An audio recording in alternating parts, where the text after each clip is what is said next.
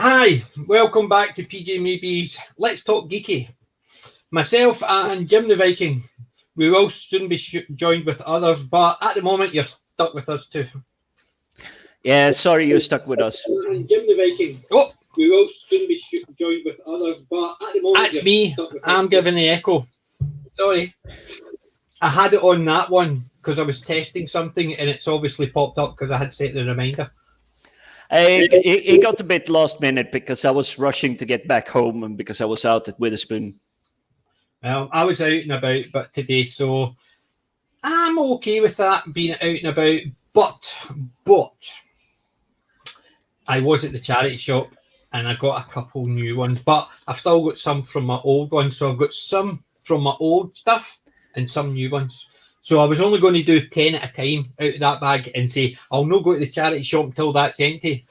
But I went to the charity shop again today. I'm glad I did. I am absolutely glad I did because some of them I got, I was, wow. I could not believe what people had put in. There was a couple I couldn't get because there was a disc missing. And I was, no, because there was some crackers, just a disc missing. So I was not a happy chappy. No, I can relate. I've had a weird week. So I ran through the usual charity shops on Tuesday, Wednesday, Thursday. Absolutely nothing. As in, okay, I could be persuaded to buy something like that. But it wasn't like I have to go and get that. Yes. But this afternoon, when I had to run out just before I went to Witherspoons with friends, all of them suddenly had new stuff. It was like, I need to actually budget. I can't throw too much money at it. Yeah. Well, I spent a total grand total of £4.99. I'll show you one of the things I picked up today, and it's not going to be in my bag because it's not necessarily geeky. Well, you say not necessarily geeky. Yes, both my brothers are really into that. They love the like fishing, extreme fishing, whatever they do. Well, that 10 DVDs, it was still in the wrapper. I just took it out the wrapper just to check it, and the box was perfect. It cost me a whole sum total of £3. Brand new, not even out the wrapping. Somebody had obviously got it for Christmas and went, so I saw it and I went, oh, I'll have that. So I've got a lot of fishing stuff to look at. But that was my most expensive buy of the whole trip. Probably the same stuff I got in the charity shop. The rest of it probably cost about the same price as that. So, we've got a few guys in the chat. So, hi, Lord Nyman. And hi, MC. And hi, Darren. So, hi, guys. Thanks for joining us. We are just basically catching up. So, you've done the charity shops. Watched anything decent this week? The one that stood out for me is a weird one. It's with Chloe Grace Moritz. And I'm not sure if it's on Amazon Prime or if it's on Netflix, but essentially she's a gal from World War II. Mm-hmm.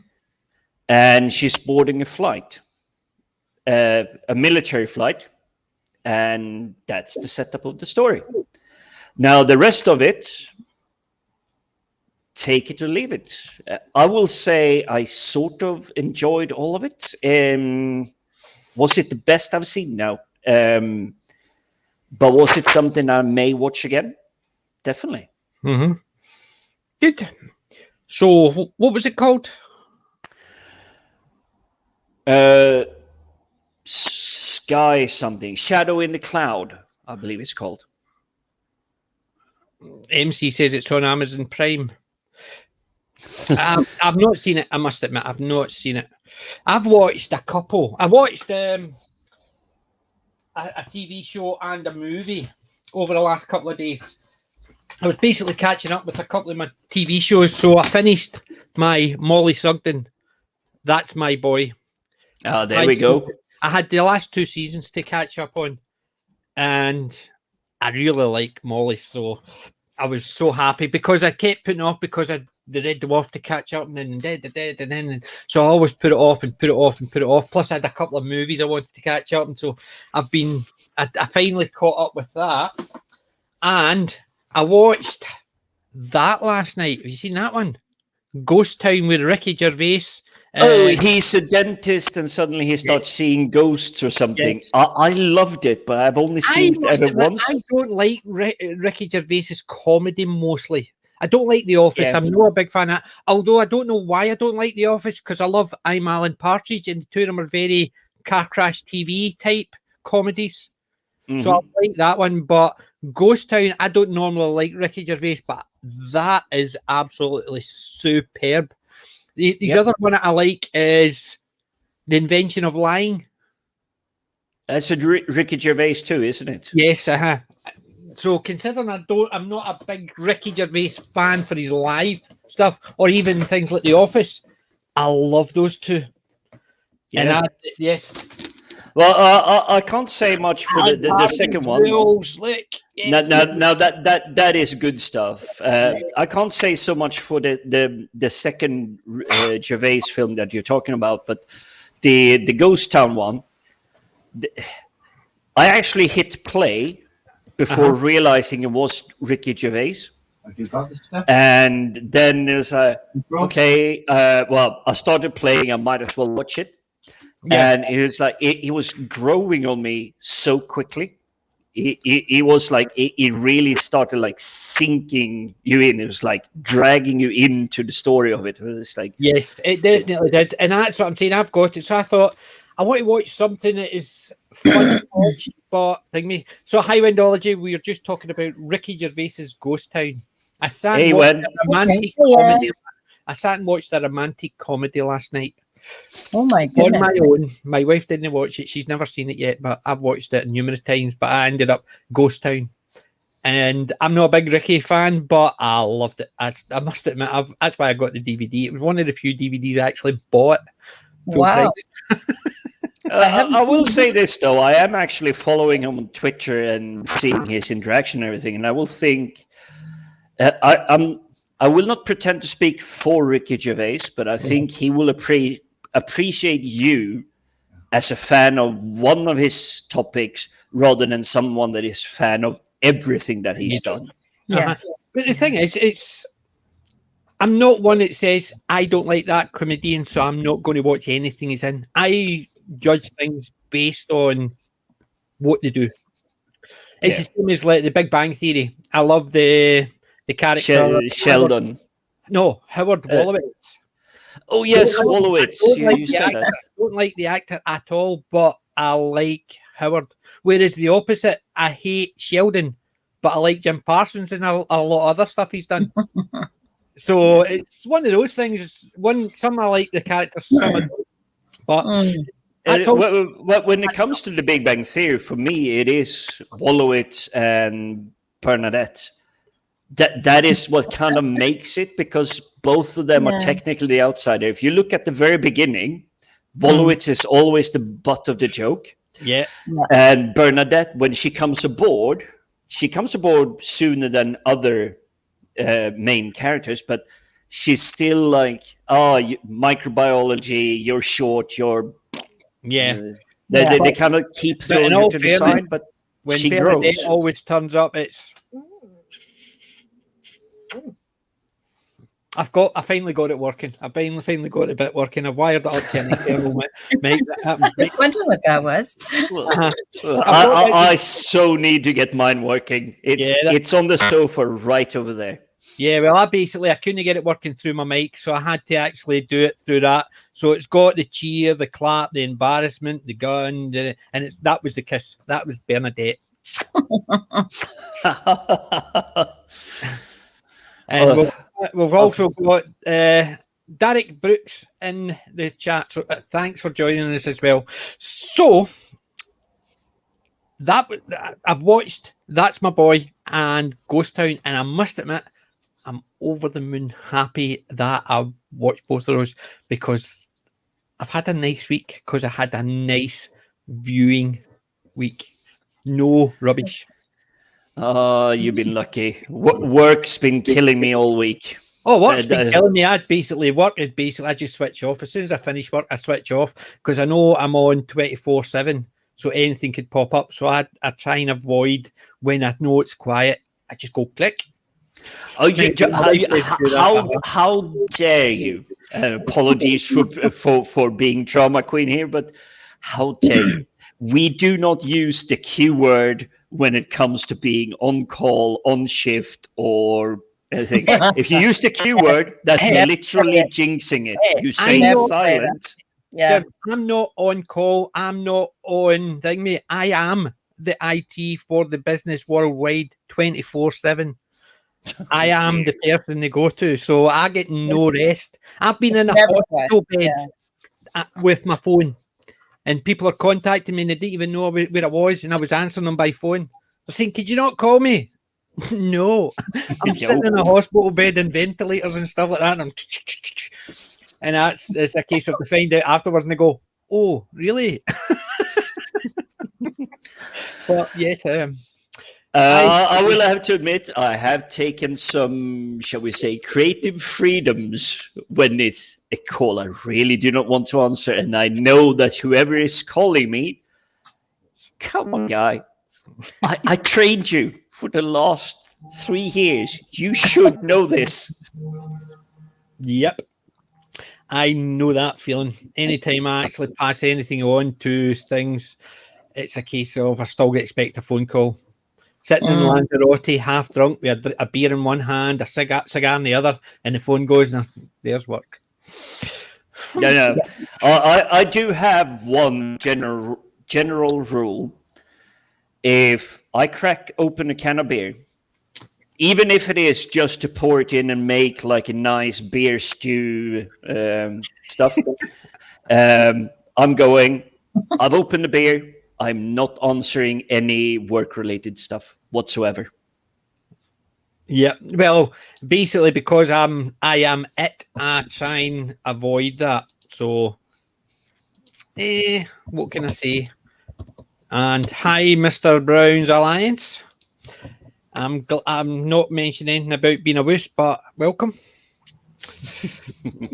He keeps on calling me a pussy every time he's on his stream talking about me, so I thought I'd get him back. But, Mr. Brown. Oh, that's very nice, though. It looks like we have a really lively chat this evening, though. So, yes. Hello, everybody. Because we always have the great chat. Definitely. We do. Yes. Definitely do. We do. So, what have you been watching this week? Or doing? Oh, goodness. What have we been watching? I don't know what day it is. We just finished classic Star Trek. Of course, yeah. We just watched the very final episode of Original Trek Classic from the Blu-ray set. Yep, We've been superb. working our way through that, and that's always wonderful. Yeah, a little bit sort of sad they didn't get a final send-off episode because obviously the show got cancelled. But yes, it's still Star Trek. It's a definite article. I'm going to say this when it comes to the original series. It's okay. Yeah, it got cancelled, but I don't think it was cancelled per se. It was more they didn't understand what they had. it was ahead of that its time. Yeah. Hi, Sadako. Yeah. Thanks for joining us. And Welcome, it Sadako. got quite popular after because everybody sort of once it hit syndication, they said once it hit syndication, it seemed it hit the running. But we're just talking about the original Star Trek, just in case you missed what we were talking about, Sadako, when you joined us. Hey, Sadako. Hello. I went already. So, I remember old Star Trek. yeah, the original Star Trek is just I love classic. What can I say? Yep. It's classic. I've got one of my recent birthday presents on tonight. I don't know if you can see it. Oh, look Classic. at that. Superb. I think you need to stand up if there has. Yes, it does. Turn him. Dude. I love that's my favorite. Yeah, I'll just sit back and play. Time. I'll just sit back and play. Yeah. What's that? Yeah. What does that shirt say? I was wondering. My death? My Yes, death I see. will probably be caused by being sarcastic to the wrong person at the wrong time. That goes for all of us, I think. Yes. Yeah. Yeah, don't show that to my wife because she'll probably get it and I'll probably die with it wrapped around my neck. Yes, that I actually do firmly believe this will be the murder weapon on me. Yes.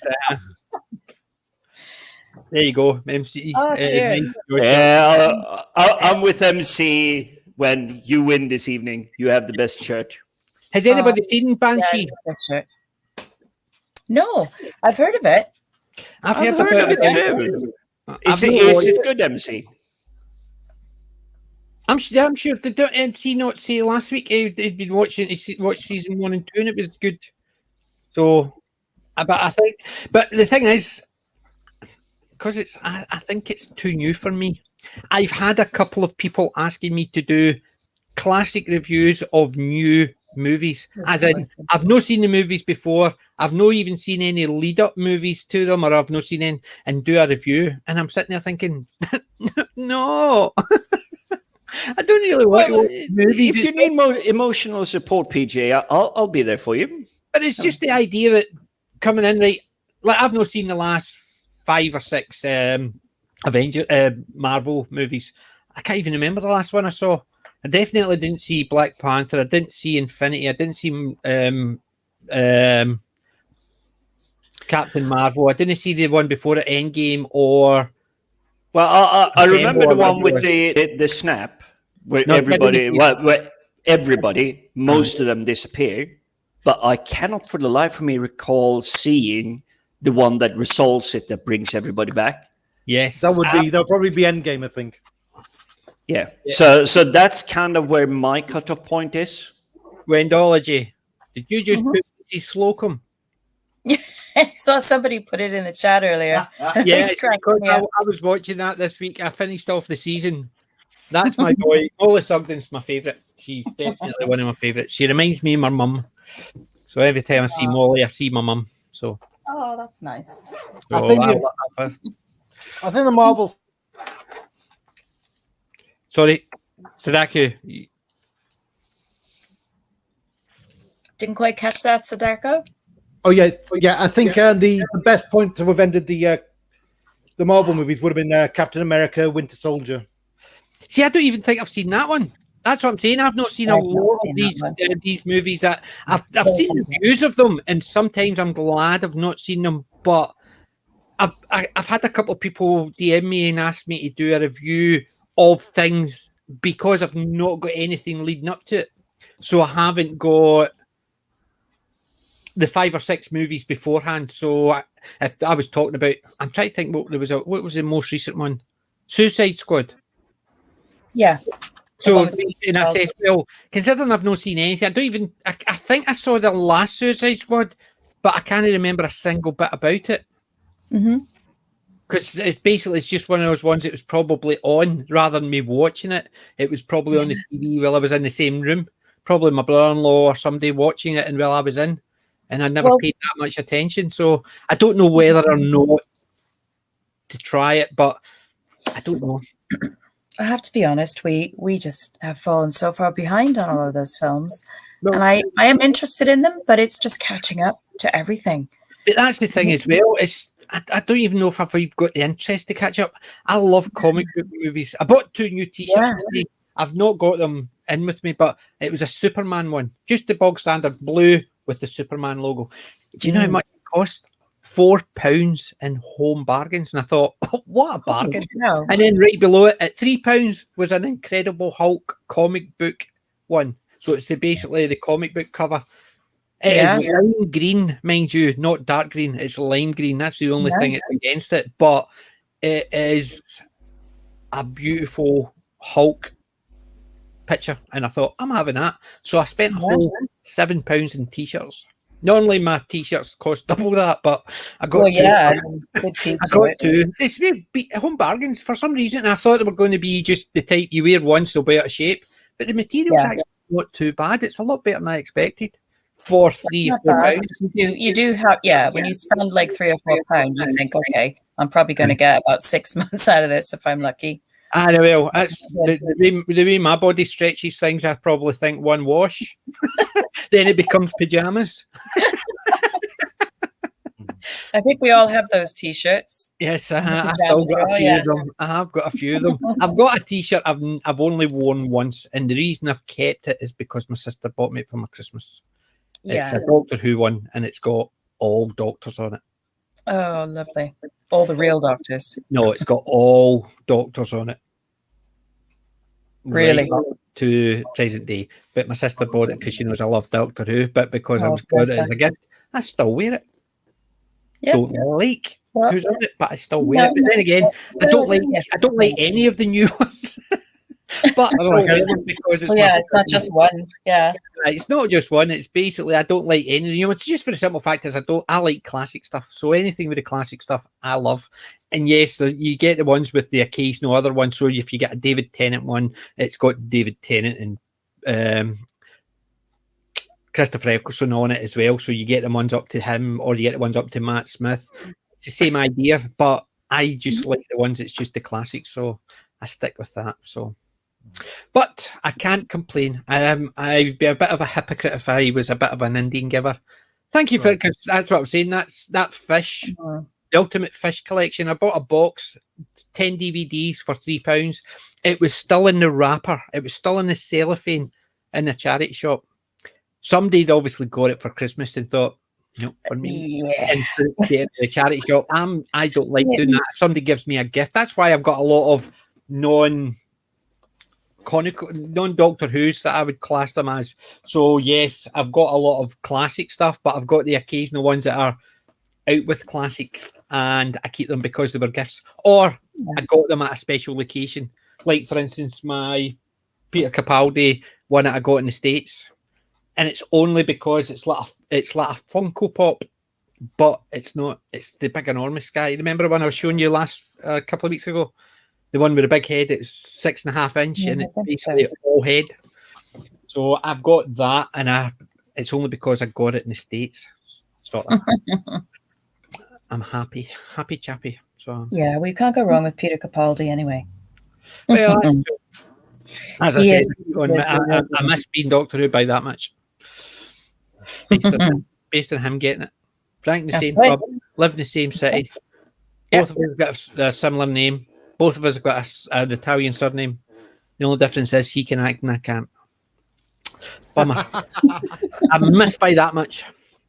Well, I do get the feeling, though, however, Wendy, when it comes to Capaldi, you might be just a little bit biased. A little bit? Just a little bit. Just a touch. Just a little bit. Just a tad.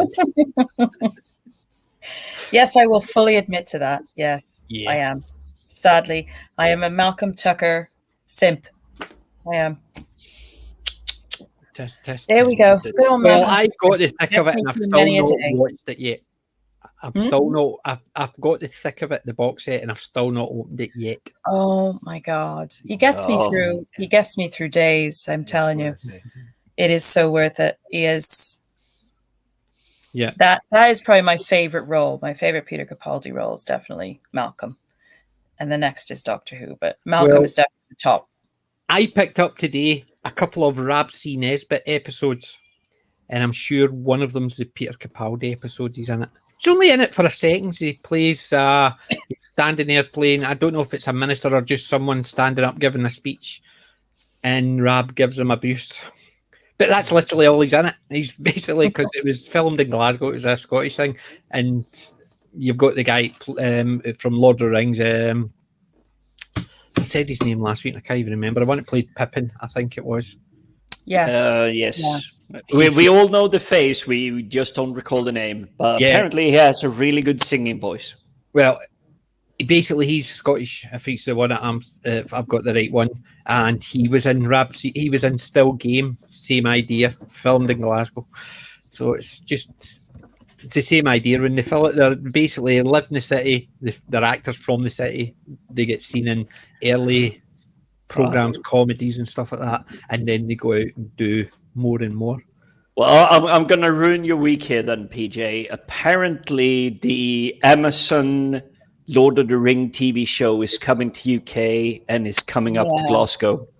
We're going to take a big pass on that one. Billy Boyd. Billy Boyd, that's his name, yeah. Thanks, MC. Pippin. So what did I say, Pippin?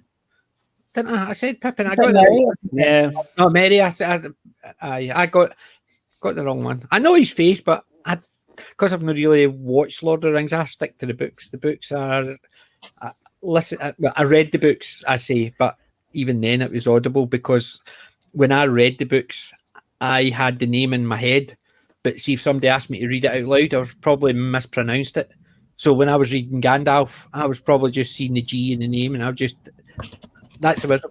That was it. I didn't actually, because the names were just too hard for me when I was reading it, because it was a good few years ago.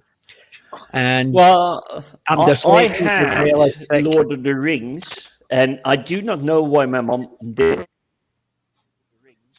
as my instead of your normal tuck you in, go to sleep, little boy. You've gotten out, Jim. She was reading. You're dropping out, yeah. Can you hear me? Yeah, I can hear you now. Yeah, good. So my mom was reading to me as good night stories or bedtime stories, Lord of the Rings, but also the Shannara. Oh, we've lost you again. You cut out again there. You said similar to Lord of the Rings, and then it went silent. I'll try again. Lord of the Rings and Shannara Chronicles were my bedtime stories from my mum. Oh, see, there you go. And I surprised to see Shannara Chronicles come up as a TV show recently. It was what I had in mind as like a 5-year-old. Oh. Yeah. Your volume keeps dipping low and high. It does. It's just coming in and out and in and out. You're getting majority of it, but in the middle you're dropping a wee bit, and we're trying to pick it up. I need to fix this, but it will be for a couple of weeks. Hopefully, this should still be audible. Yes, we'll keep an eye on it, and I'll while we're doing that, I'll actually go back to that bloody Mr. Brown's boys slagging me because I spent £3 in a whole. Well, as a Scotsman, £3 was expensive, yes, for DVDs. But it wasn't the most expensive DVDs I bought this week, but they're for my collection. They weren't out the charity shop, and they're going to be my pick of the week. So yeah, but I'll explain when I get them. But cheeky bugger.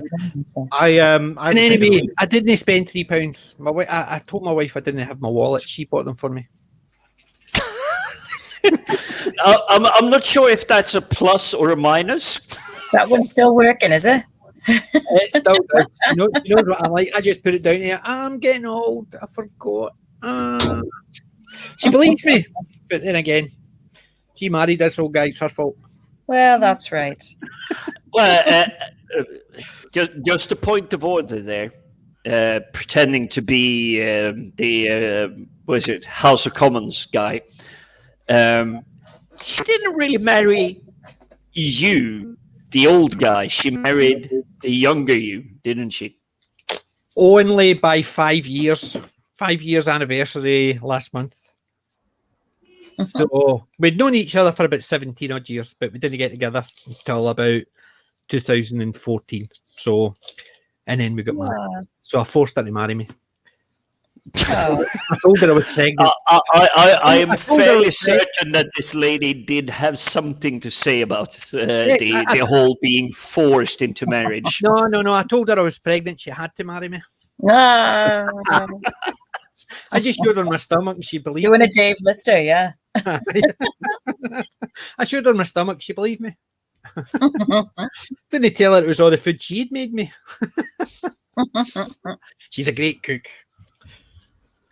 Lovely. Great cook makes a great marriage.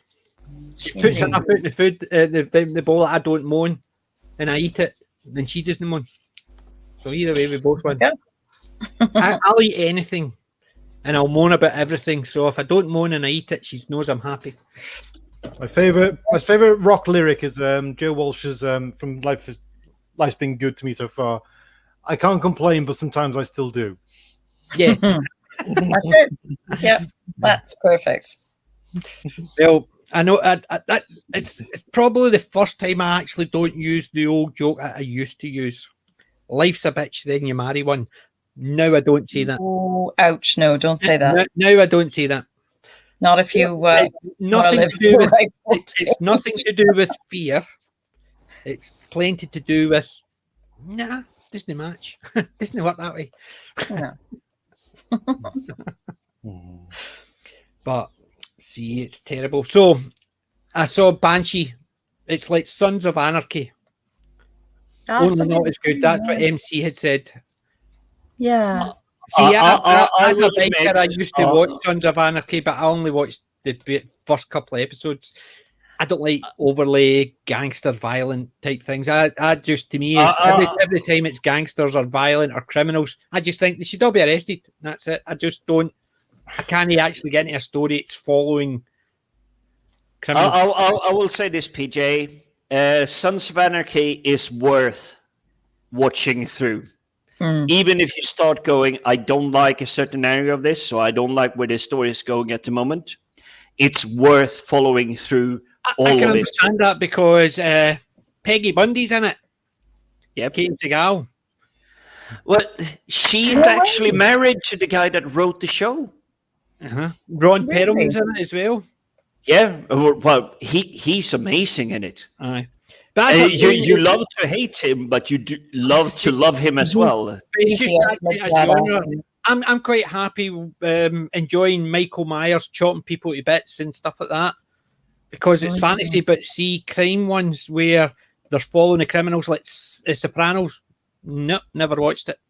I don't think Sons of Anarchy is the Sopranos kind of level. I think no, but it's to me it's the same because they're following a criminal organization, and I've no interest in watching them do anything or getting anything because, as far as I can see, is maybe they'll get shot and by the police. I'll be happy with that. So I don't anything. So, did you get into the level where? It's the Australian blonde lady. I keep forgetting her name. She's Ali something. She had like a profiler. She was a star of her own TV show. And she is suddenly coming in to Sons of Anarchy as an FBI agent. And she's a vicious, pardon the language, bitch. She is brutal. And I like that level. Okay, there's tons of violence. There's like guts and bloods hanging out everywhere, left, right, and center, and all that. But for me, it was always the overarching story. Yeah. See, and that plays really well into it. But they do have so many of them.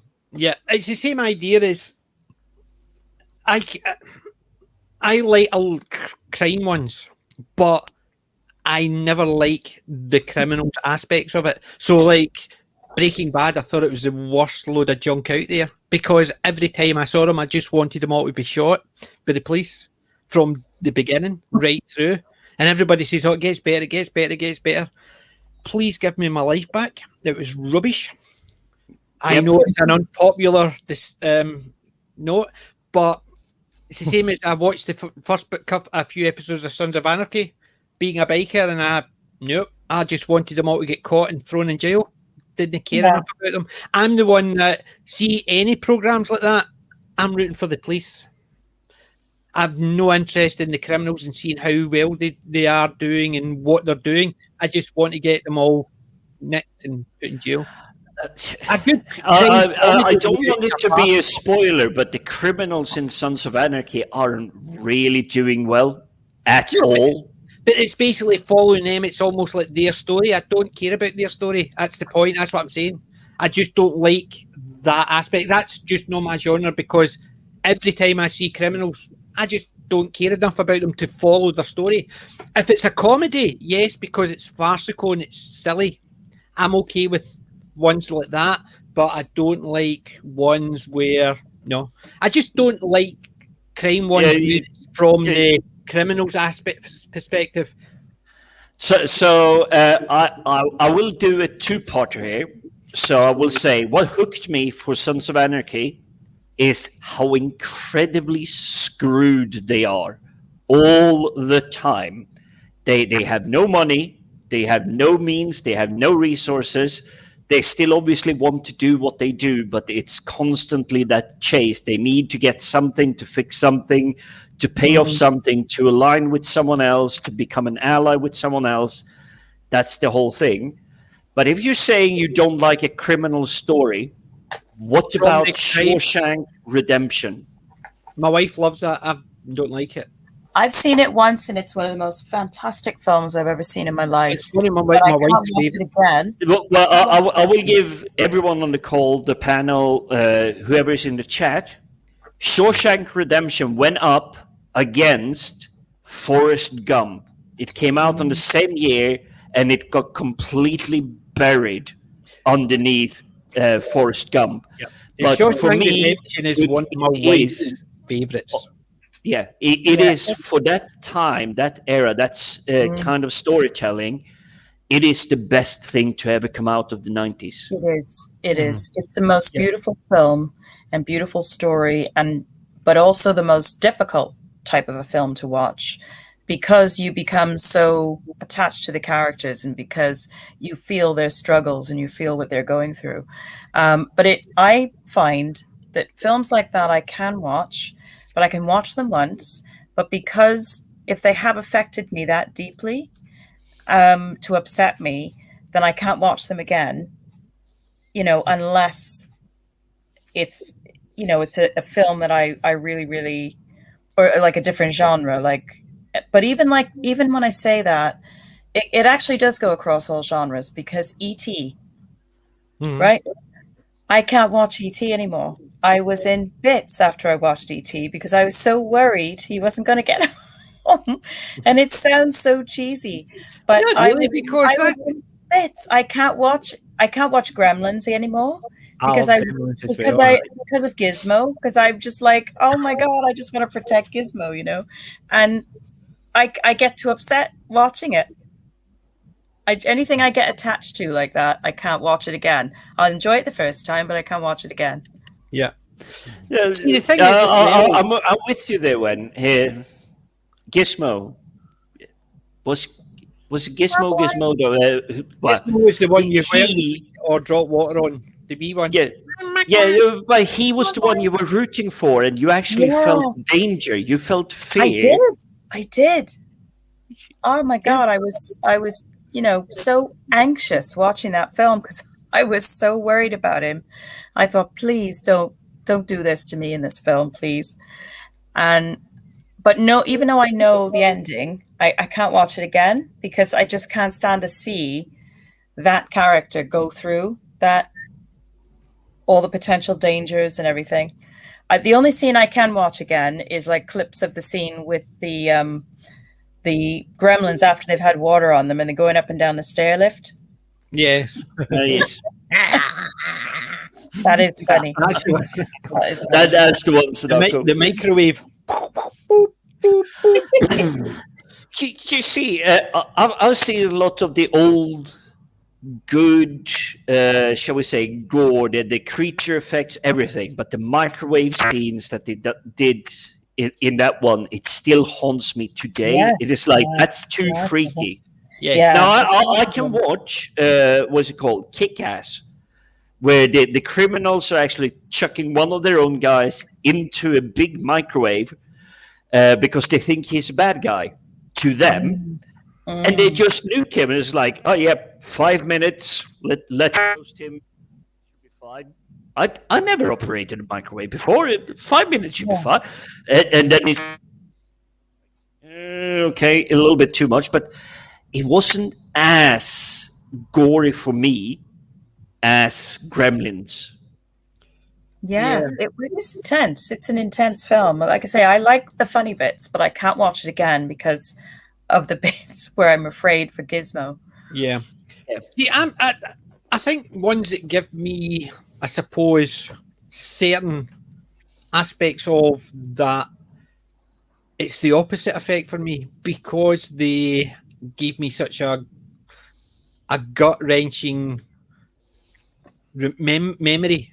I want to see it again. Like them, one of my favourite horrors, which you couldn't nowadays class that as a horror, but at the time when I was a kid, watching these giant ants gave me nightmares.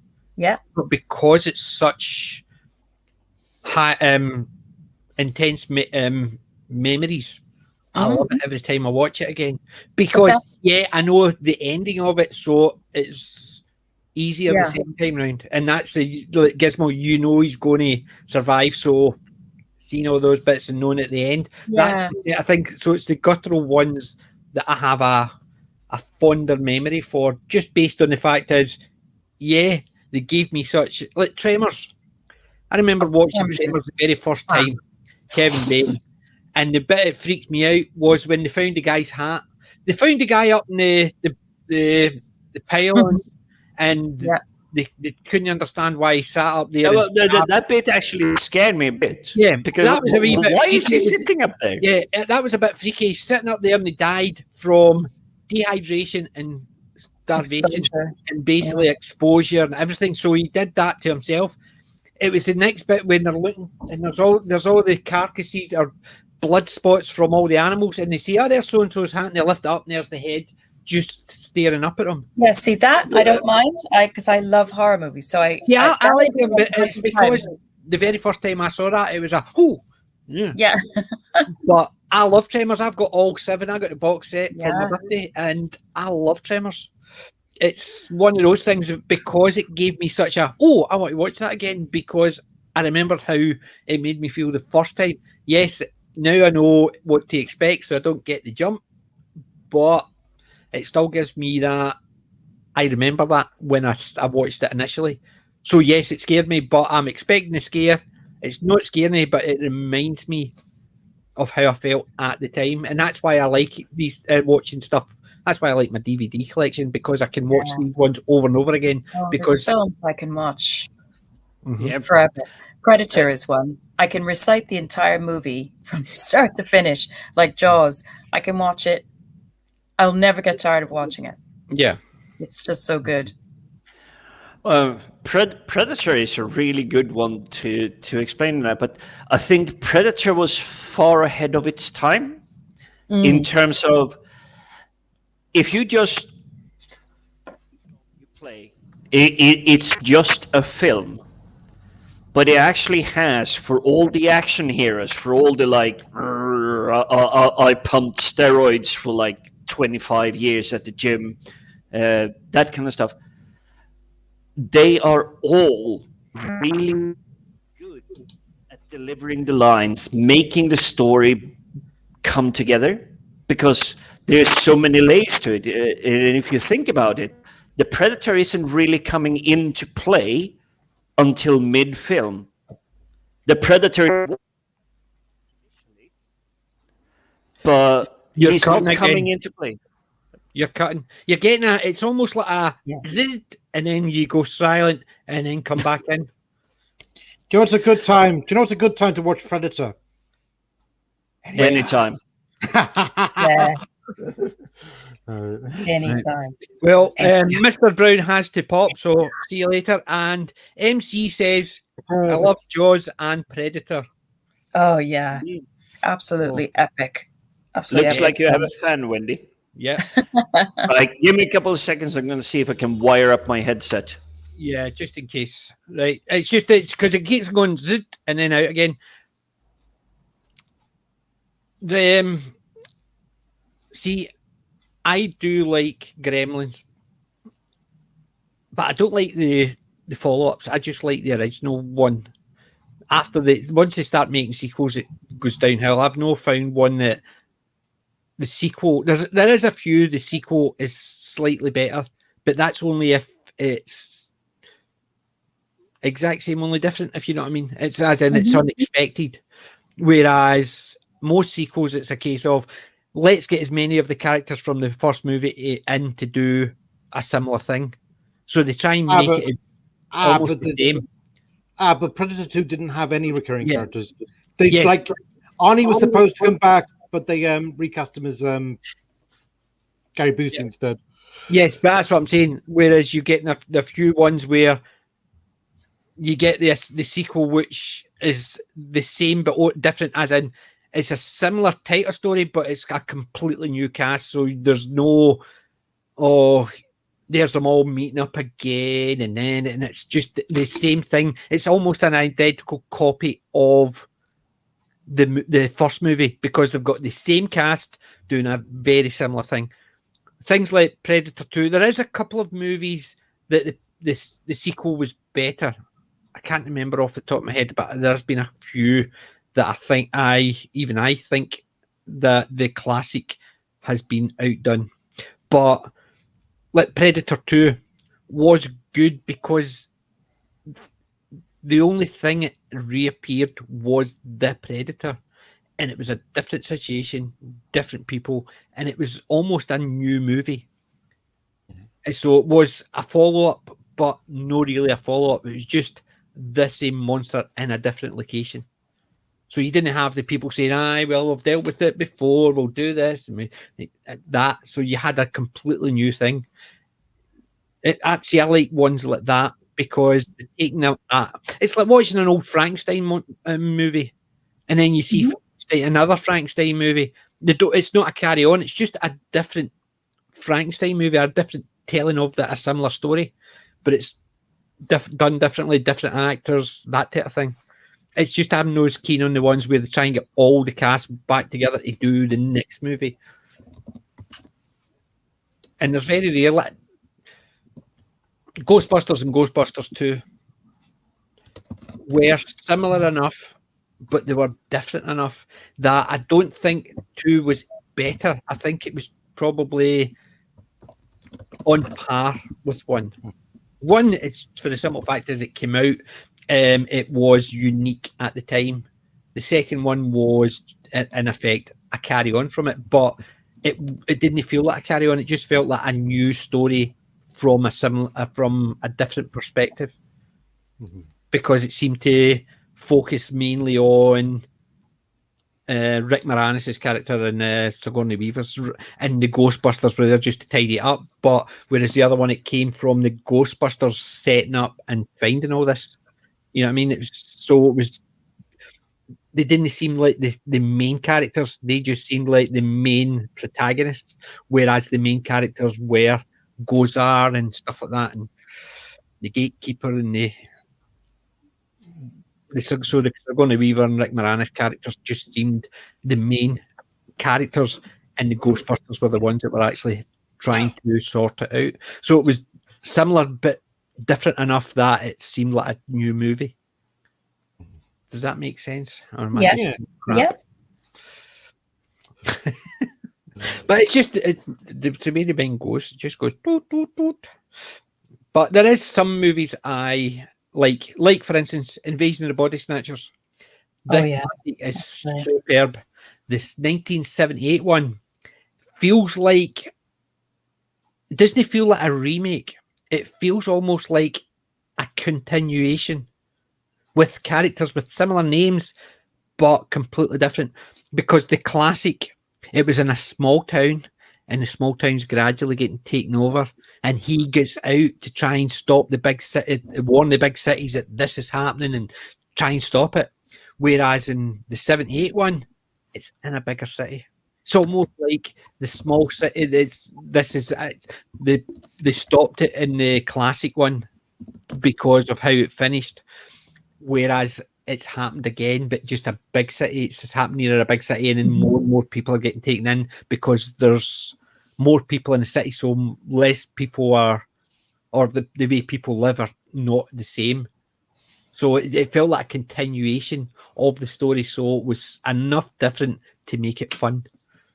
Yeah. So if you look at the original and the remake, you could take them as a follow-on 30 years later. or 20 Yeah. later. So Yes. it just feels like One wasn't trying to replace the other. exactly. Although it was technically a remake, they just did it bigger. So instead of the small town, it was in a city, and that's why I think it works. Because the character names were all different. They were similar, but not the exact same. So it's not a case of we're remaking it and this is just a bigger, better version. It's just I like both films. I think they both stand alone as being superior films. Oh yes, that's what I said in my review.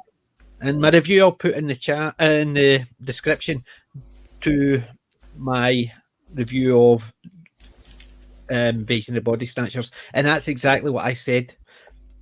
Normally, I dislike remakes or reboots. Invasion of the Body Snatchers is very one of the nervous exceptions because it was fun. It was different enough that it could have been a continuation from the original movie, but it was still Invasion of the Body Snatchers, so it was good enough in its own right. You didn't need to watch the original classic one, but it wasn't replacing the original classic one. It could almost. Thank you, MC. He says it was a good review. Cool. MC's one of my best ones in the chat. He's actually last week. I need to be better at following up on your reviews. Yes, and it was fun just actually going over it again. Yeah. Thank you, MC. But so what else have you been watching?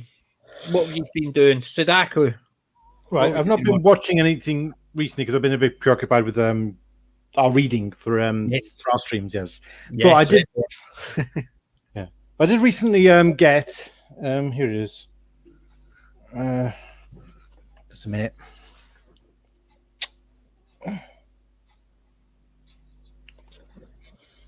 It's basically European.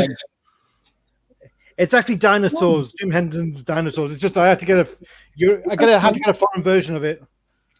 I've got Jim Henderson dinosaurs. I was known by my kids for years as Fat Boy because of Jim Henson's dinosaurs.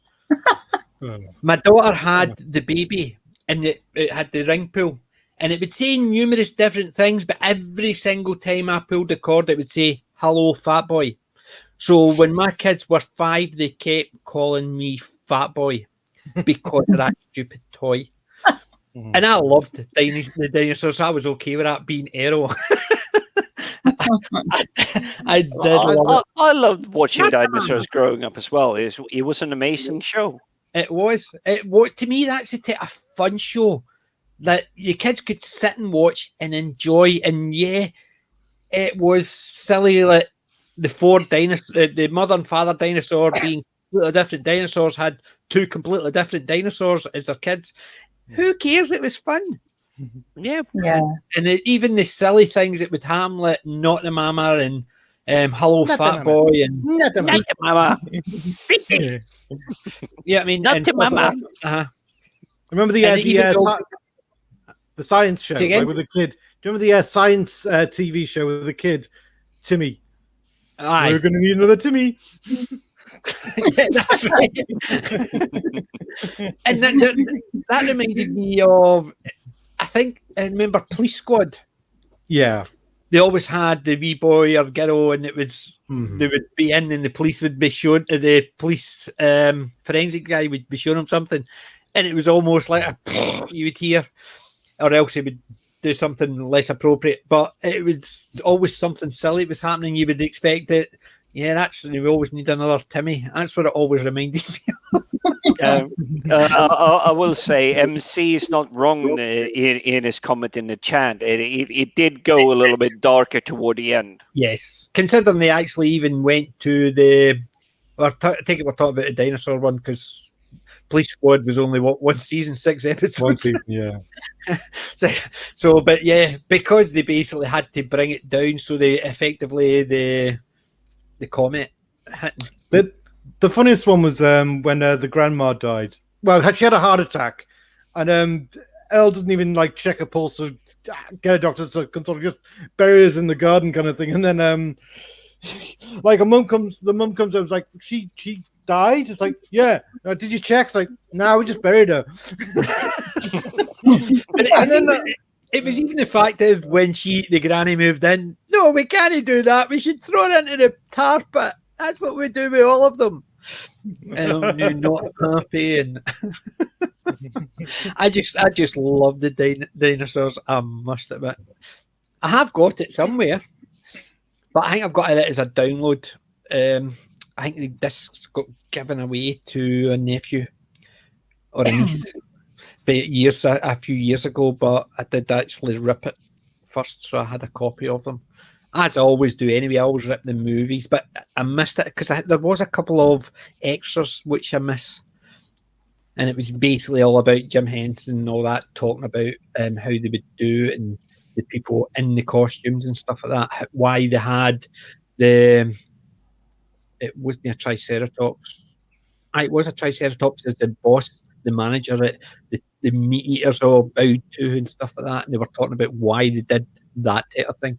Yeah, the construction company, we say so. But it was that, because I had that, and that's the only thing I missed from that set was the fact that I had extras on it. I rip, as I normally do, just the episodes off, and I missed that. So I was unhappy. We are men, heroes raw. We are macho dinosaurs. And I love what was Errol's body name? Roy. Yeah.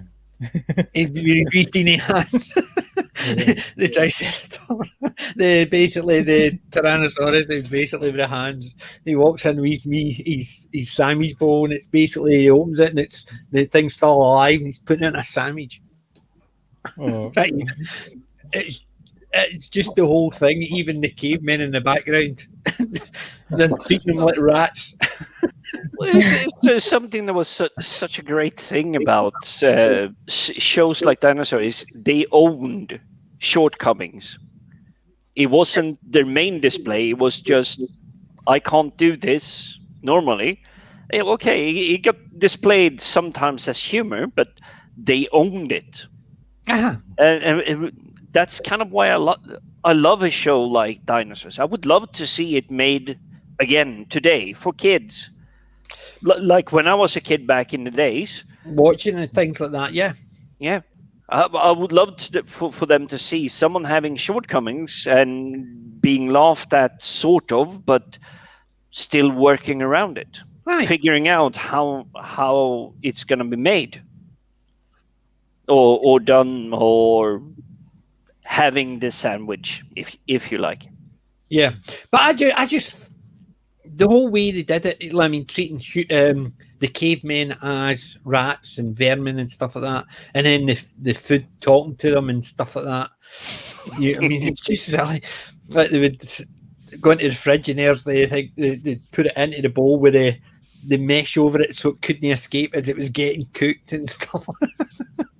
You know what I mean? It's just fun, and it's the same as like you imagine Police Squad nowadays getting made. No. But I would love to. I would love to see it made today, without any alterations, just made. Just, since we're talking about it, look what I picked up in the charity shop. Oh, fantastic! Ooh, yes, the trilogy. Naked Gun, Two and a Half, and Naked Gun. Two and 1/3, so whatever they were called, because I love the way that they refuse to go with like it's Naked Gun 1, 2, and 3. It's like it was Naked Gun 1, Naked Gun 2 and a third, and Naked Gun 33 and a third. Yep. Yeah, but I basically picked that up today. That was one of the ones I picked up today. It wasn't even from the last week's one. And it's a 3, so I'm happy with it. The full set. The best apart from the third one is when the actual when Frank Drebin has to impersonate one of the hosts of the award ceremony. He gets it wrong. He reads the wrong cues, and I like Police Squad arrive at the scene. It's like, we're Police Squad. They arrive in the studio. We're here to prevent a disaster. It's like, and the director's going, "You're too late for that." See, the thing is, Leslie Nielsen, he was a dramatic actor. And when he got first police squad or airplane and stuff like that, they didn't expect him to be funny because he was such a dramatic actor. And it was basically, they said to him, what we want you to do is just play it straight. And he did it so well. The humor, even when people were knotting up round about him, he just continued on. Even when the camera crew were snickering while he was actually doing his lines, he just played it as if nobody was laughing. He wasn't saying the most ridiculous things. He would just continue on and do it as if it was nothing. But it is. I can't say that I do know that aspect of it, but it is part of why I love the Naked Guns, the airplane. For us, it was like, oh, look, we're flying. Yeah, I think that was the name in Scandinavia, but it was still him just plowing through it. That was the amazing part of it. It is like he was just going straight-faced. Whatever the joke is, I'm just moving through, and everybody else is just falling apart. And I think it is a good cooperation between a director and a cameraman, knowing what to capture, because he's just plowing through it. Yeah. And MC says, Forbidden Planet, he was great in that. And I picked up Forbidden Planet, and I'm going to do a review on that. I love Forbidden Planet. Robin got the monster from the id. Yes, fantastic premise as well. I love that. Oh, it is. That was one of the first decent sci-fi out there. There was a few beforehand. You also had things like Metropolis and things like that a lot earlier. But it was one of the ones that was out into outer space. It was one of the first ones of that ilk. People tried to copy afterwards. Well, do you know what I remember about Forbidden Planet? Something that always fascinated me about that film was that it was like the id monster, right? From the projection of the mental projection of the id, you know. And in the Tom Baker years when he did Land of Evil, Face of Evil. Oh, Face of Evil. Face of Evil, I think it was, wasn't it? Yeah. Where Zoanin's mental projection is creating those monsters, you know, that it can't see, but that are like crushing objects and can actually kill you. And that's always makes me think of Forbidden Planet when I see that episode, because it's a very similar premise. Well, see, that's what I'm saying. A lot of things took things from Forbidden Planet. It's the same as Them. Them was for one of the first giant monster movies out. Obviously, they were doing it in Japan with the Godzilla and Gideon and stuff like that. But Them was one of the first ones, and because of that success, there was other ones that came after it. You might have had ones of a similar idea, but they just didn't take off, or else they were a niche. That was one of the first times it was going. And the Forbidden Planet is the same idea. It was the first time when a science fiction movie was played seriously, not like people dressed up with silver and beat boot and stuff like that, and big robots and stuff. This was played serious. They filmed it as if it was a high drama.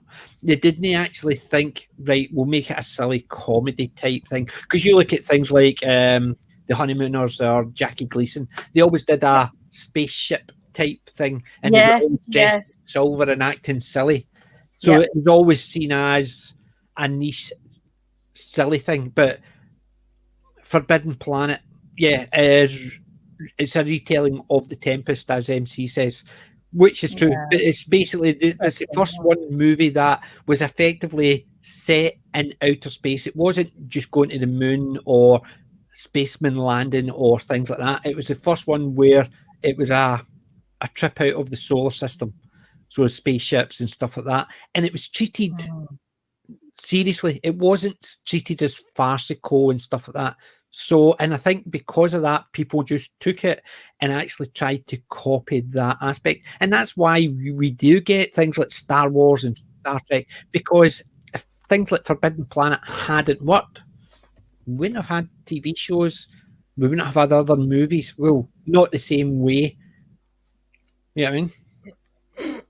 And hi, Rookie Fever, thanks for joining us. So that was my talking's worth about Forbidden Planet. I love that. And it's not just because it was a comic book store as well, Forbidden Planet. That's right. My daughter used to work in Forbidden Planet, so she did. I used to go down there, and the guys all knew me. Even please tell me you got the discount. Yes. Even when my daughter wasn't in, the guys all gave me the discount because they knew who I was. Yeah. Oh my God, I basically just keep my salary. I'm just pay me in stuff. See, the funny thing was, like, if I would go up and I would buy stuff, obviously I never expected the discount because it was my daughter who was working there. I'd go up and buy stuff and somebody would be ringing it up and the guy would come in and say, give him Jennifer's discount. I'm basically, no, that's her dad. Give him the discount. I would not myself. Even if she's not there, I would get this. Even when she quit, or she got another job, for the first few months, they still give me a discount. Never asked it, but because I was in there quite a lot, because I moved out, I'm not in Glasgow anymore because I was quite near, so I was always into it. Because I'm not in Glasgow anymore, I don't go up. I still go in when I get a chance. That's where I got my Patrick Troughton. I got him in Forbidden Planet. They do there's fantastic stuff still. In Cardiff that we used to go into a lot. Not very big, but it's not the same as it was quite a few years back. We used to go down at least once a year, but it seems to have just, I don't know, they didn't seem to have much stock in there at all. See, I think the stock seems to change because anyway. I've been to a few Forbidden Planet. Anytime I go to a different city, if they've got a Forbidden Planet, I like to go in and have a look. Even when I was in the States, there was a Forbidden Planet. I can't even remember what one it was.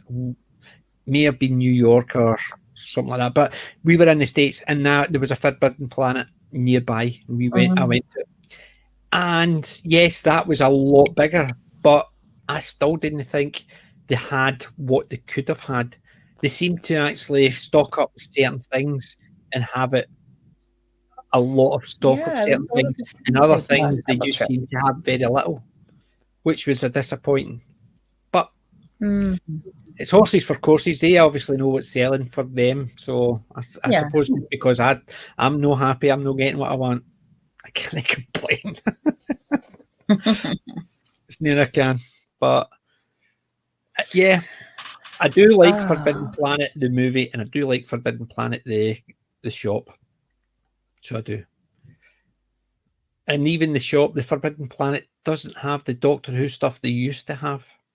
They used to have a load. Now it's very little. A good few of my pops came from Forbidden Planet because I was giving them as gifts, or I got them on discount from my daughters, because anytime she saw new ones coming in, she would pick them up for me. Hence the reason why I've got some weird and wonderful ones, because they would get first choice. So I couldn't complain. Yeah, and MC's right. Thinks the staff get dibs on the stock before it goes on the shelves. To an extent, I know that from my daughter working there and talking to a couple of the guys. They do get dibs on stock. However, things have to go out on the shelf. So if they get 5 things, 5 people can't buy them. Minimum half of them have to go out on the shelf. The staff can only get dibs, and they'll not get a discount if they purchase it off the shelf, even though they're allowed the discount. They get so if there's 5 things come in, they're only allowed to sell 2 of them to staff at a discount. So the staff would have to purchase them full price after that. So things like that. So yes, the staff do get first choice, but they don't get their discount after their allotted stuff gets done. Oh, did you just bounce? I did. All of a sudden, I was just sort of talking to myself. Yeah, but I see our signal dropped. Our signal dropped here, so seems to be back at the moment. Hi, Disaster Area. Thanks for joining us. MC was saying his friends used to work for Forbidden Planet. Did they not have the same policy, or is my daughter just getting screwed over because, you know, I wanted to buy a load of stuff? But it's the way I understood with Forbidden Planet, their policy was the staff got first dibs, but only on the ones they were allocated to get dibs on. So half of them had to go out for full price. But I mean, it could have been just her shop or her manager just saying no and just saying it's a policy within the company. Because I know that anything, if somebody else got the 2 at discount, she would have to purchase it for me full price, which was a bummer. But at least she always put it aside for me, so at least I got it, even if I had to pay the extra. Can't complain, really. Nope, can't complain about that. Yeah, not at all. I've got a good DVD recommendation to see if you guys have ever seen this. Yep. Me too. What order do you want to do things in? PJ? Well, we'll do recommendations from our collections first. How's that? We'll go round the board, do recommendations from our collection, and then we can actually go on to look at what pickups for the week. Okay. I've got one for you. Let's see if people have seen this one. I'm going to give you a solo layout. Repo Man. I need to see. I've not seen it. This is one of the best films I've ever seen. It's kind of a cult classic. I recognise the name, but I'm not entirely sure if I've actually seen it. But it's got one of the best soundtracks, in my opinion, to a film I've ever heard. I used to have a copy of the soundtrack. I need to get it again. It's got a real punk era sort of soundtrack, but it's got it's definitely very sci-fi, but it's sort of very, it's got humor in it. It's just a really cool film. And there it is. It says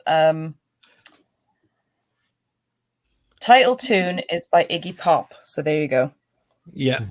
Well, that looks absolutely cool. I definitely think I need to get a hold of Repo Man. Yeah, so what's the premise of the story?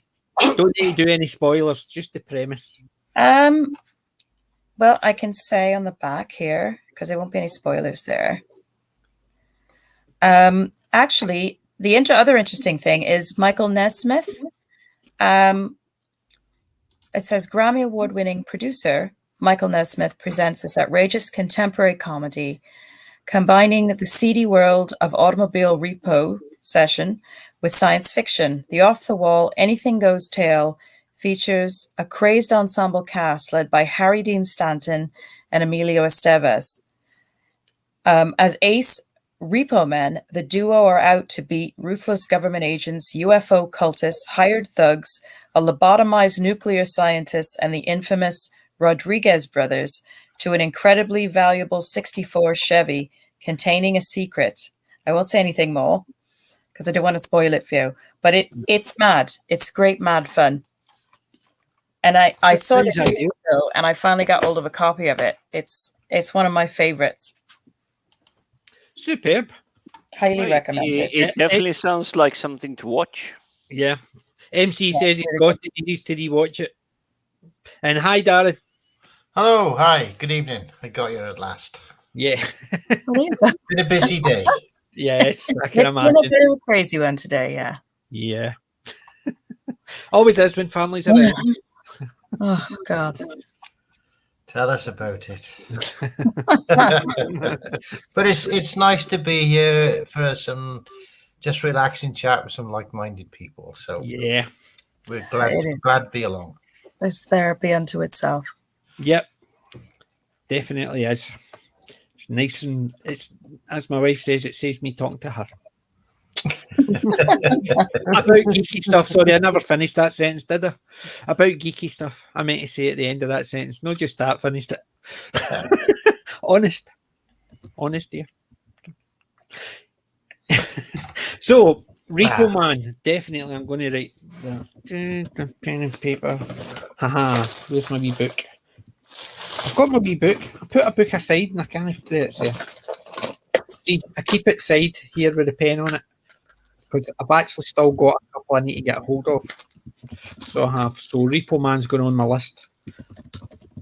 And the thing is, unless it's on Amazon, I've still got The Secret of Nim, Wreck, Grand Slam. Just Jimmy I actually watched. So the Secret of Nim, definitely. That is definitely, if you get your hands on it, watch it. You will love it. You will love the animation, the music, the story. It's just so brilliant. Overall, it's like an amazing way to tell any kind of story. Yeah. Well, it's basically that's what I'm saying. I've got it on my list, but Repo Man's added to the list as well. And the thing is, because I'm always down the charity shops, it's hit and miss sometimes, but sometimes I get good choices. So I did have a good haul. Well, it was this morning, but I did go to the shops around the area. Nothing. Tuesday, Wednesday, Thursday. It was like, come on, guys. I literally had the hours to spend, and you have nothing for me. And I went out today, and it was like, whoa, you really actually do have something. Good. But I am starting to get distracted by the furnitures, the other, like the bigger stuff they're getting. But I'm not going to charity shop to go. I have 200 quid to spend. Yeah, I know that feeling. But what's your recommendation before we got on to our hauls from your collection? Mine is, I'm trying to remember the name because I watched it this week. It's an older film. It has Justin Timberlake and the main girl. She's famous too. Friends with Benefits. No. It's something time. So essentially, you don't have money. You have time. You pay with time. I've seen that one. I've seen that one. That's the one. It's all in their arm. Their time. Yeah. It's literally written down. Seyfried? Was it Amanda Seyfried? Amanda Seyfried, yes. She's the girlfriend or whatever she is. Although it looks like it's really called In Time. Yeah, it is something like that. MC. If you haven't seen the film, MC, do watch it. It's amazing. However, my recommendation is this film that unfortunately I don't recall the name of, but In Time. Out of Time, I think it's called. MC says it's In Time. In Time, yes. It's really brilliant the way it's being told, because he's being given more time than he should be given, but he's a low-level class segregation, whatever you want to call it. But the cops, except the one cop that is chasing him, are not buying it. So he's just walking through society. I have all this time, and time is money. They literally got rid of all money, like paper exchange, everything. If you want to buy a car, that's 3,500 hours. Yep. I remember seeing it, and he broke the bank and actually had all this thing. He went down to the poor and started giving it out. Yeah, I remember seeing it. It was, I quite enjoyed the premise of it. So I did, but it's just typical. If they actually gave away all that, if they basically stopped currency, where did people actually have the money to build things? How could they build? How could they actually pay people and stuff like that? So where did they get the time from? And the good idea, but a lot of it didn't make sense and things, because that way you couldn't go and get a loan. Yeah, it's sort of part of what I like about it is if you run out of time, that's it. There is no do-over. There is like that's what I'm saying. The idea was good, but the premise of basic life, as it were, how did they get the finances to build cars, for instance? Yep. Your bank can't give you a loan of time, just get it paid back. You see what I mean? The idea was good, but if you think about it in real thing of money, it doesn't really work. But I like the premise of it, where things were paid in by money and time and stuff like that, and people would sell time for food, and I can understand where it all came from and stuff like that. It's a comment actually coming from World of Warcraft from my perspective. It doesn't necessarily make it true for anyone else, but there is a race in World of Warcraft, and you walk up to them, and their greeting phrase is "Time is money, friend." It's essentially what they mean. It is like, don't waste my time. Yeah, you're gonna buy something or you're gonna go away. That's what they're saying. So they say time is money, friend. Yeah. MC was saying In Time was a little bit like Logan's Run, but only a little bit.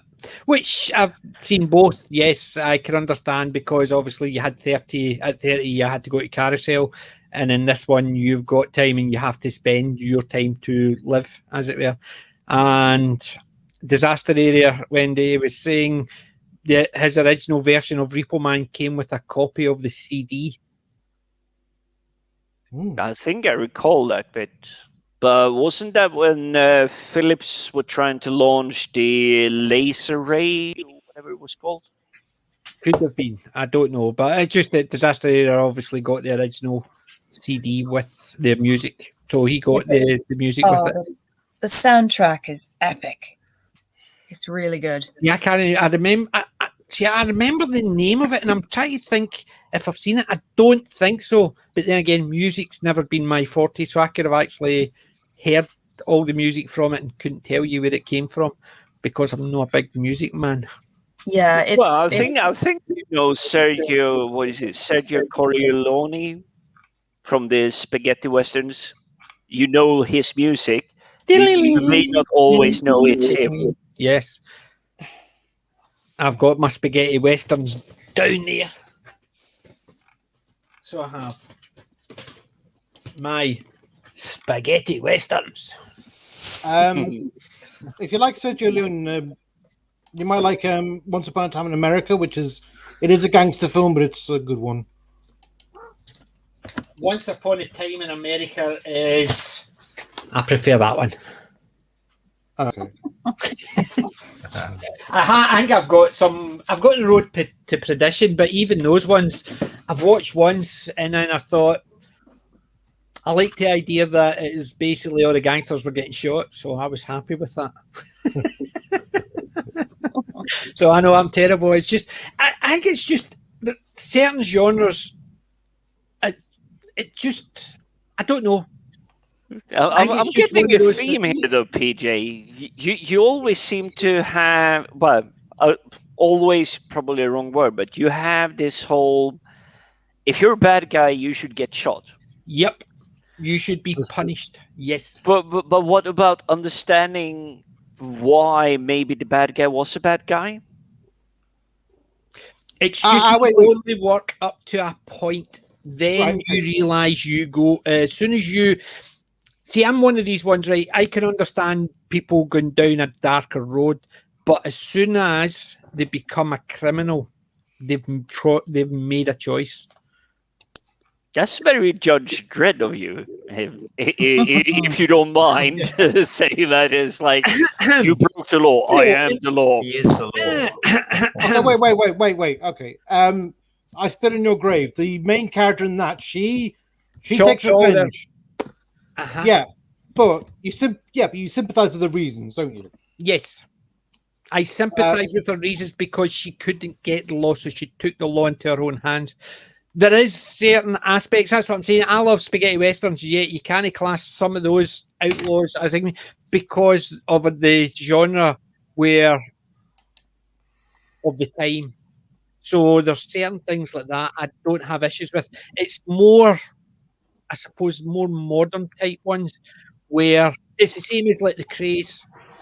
Everybody kept going on about how the Krays are this, the Krays are that. No, they were a pair of thugs, and people were actually actors and actresses were swooning over them as if they were great. No, they were criminals and thugs.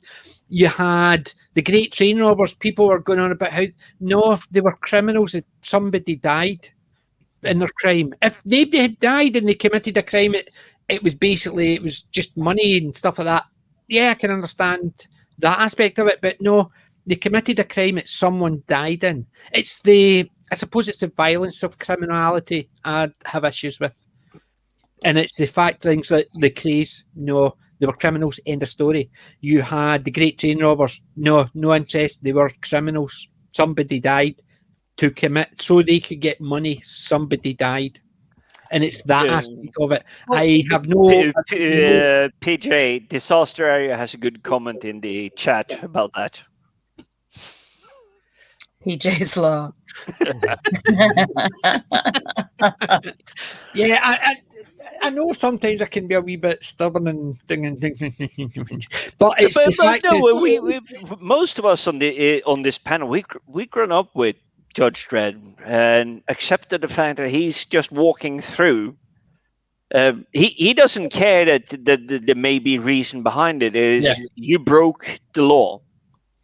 That there is a price to pay for what you did. You know, the best one of that was the Thank you, MC. Was the comic where where Judge Dredd breaks up this black, like the black market where people are actually doing organ donations. And there's a patient that really needs an illegal transplant of a kidney. He breaks up the operation. He busts all the people doing the operation, and then he busts the patient. He said, "What am I arrested for? Receiving stolen goods." Yes. See, exactly. See, that's why I love Judge Dredd, because in Judge Dredd's world, it's black and white. Judge Anderson's world, it's shades of grey, because she can see into people's minds and sees things that other people can. But sorry, I'm one of those ones that if you commit a crime, you have to do the time. There's no justification for crossing that line. And I know I didn't mean it to rhyme. I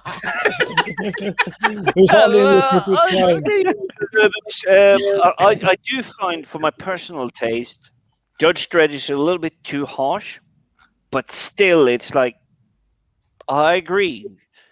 You did cross the line. There is a price to pay.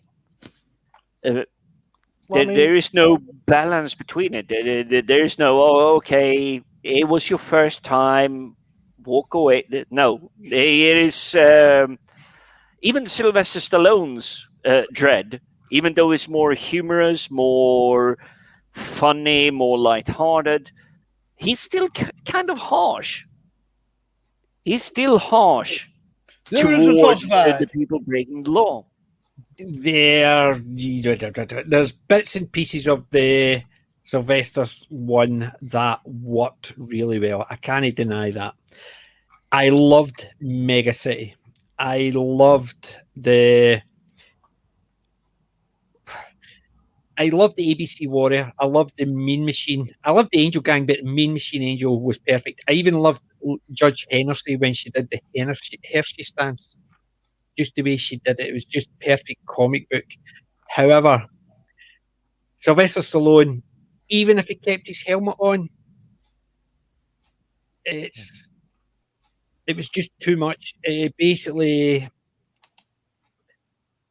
even the speech, some people in me could have still have that air of authority with the law, but it's just things like that. It's just Judge Dredd didn't just say, "I am the law," and that was it. It was basically, "I am the law, and this is why you are getting punished." And then he wouldn't actually do stupid things like the guy, You know how I remember Billy, they'd say, resist no rest, and blow up the car and stuff like that. No, he would get it towed. He wouldn't go through this, I'll show you, bang, and blow it up, because that just seemed petty. So it seemed petty, but for the film, considering what was the it was one of the like the famous costume designers that did this, like Gucci or whoever it was, and it seemed more in the flair of what they consider it. For the movie, the way they were going, it probably fitted in with the movie, but for the Judge Dredd, it didn't fit the same as taking his helmet off. It didn't fit the same as Rod Steiger and his Fergie. Fergie was not a clown.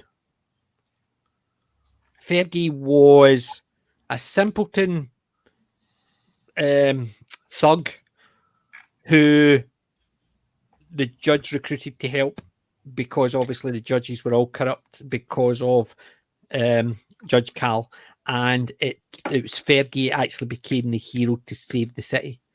But in this one, Fergie was a clown, and things like that. So there was good and bad. There was more good in. There was more bad in Dredd than there was good in Judge Dredd. That's what I was going to say.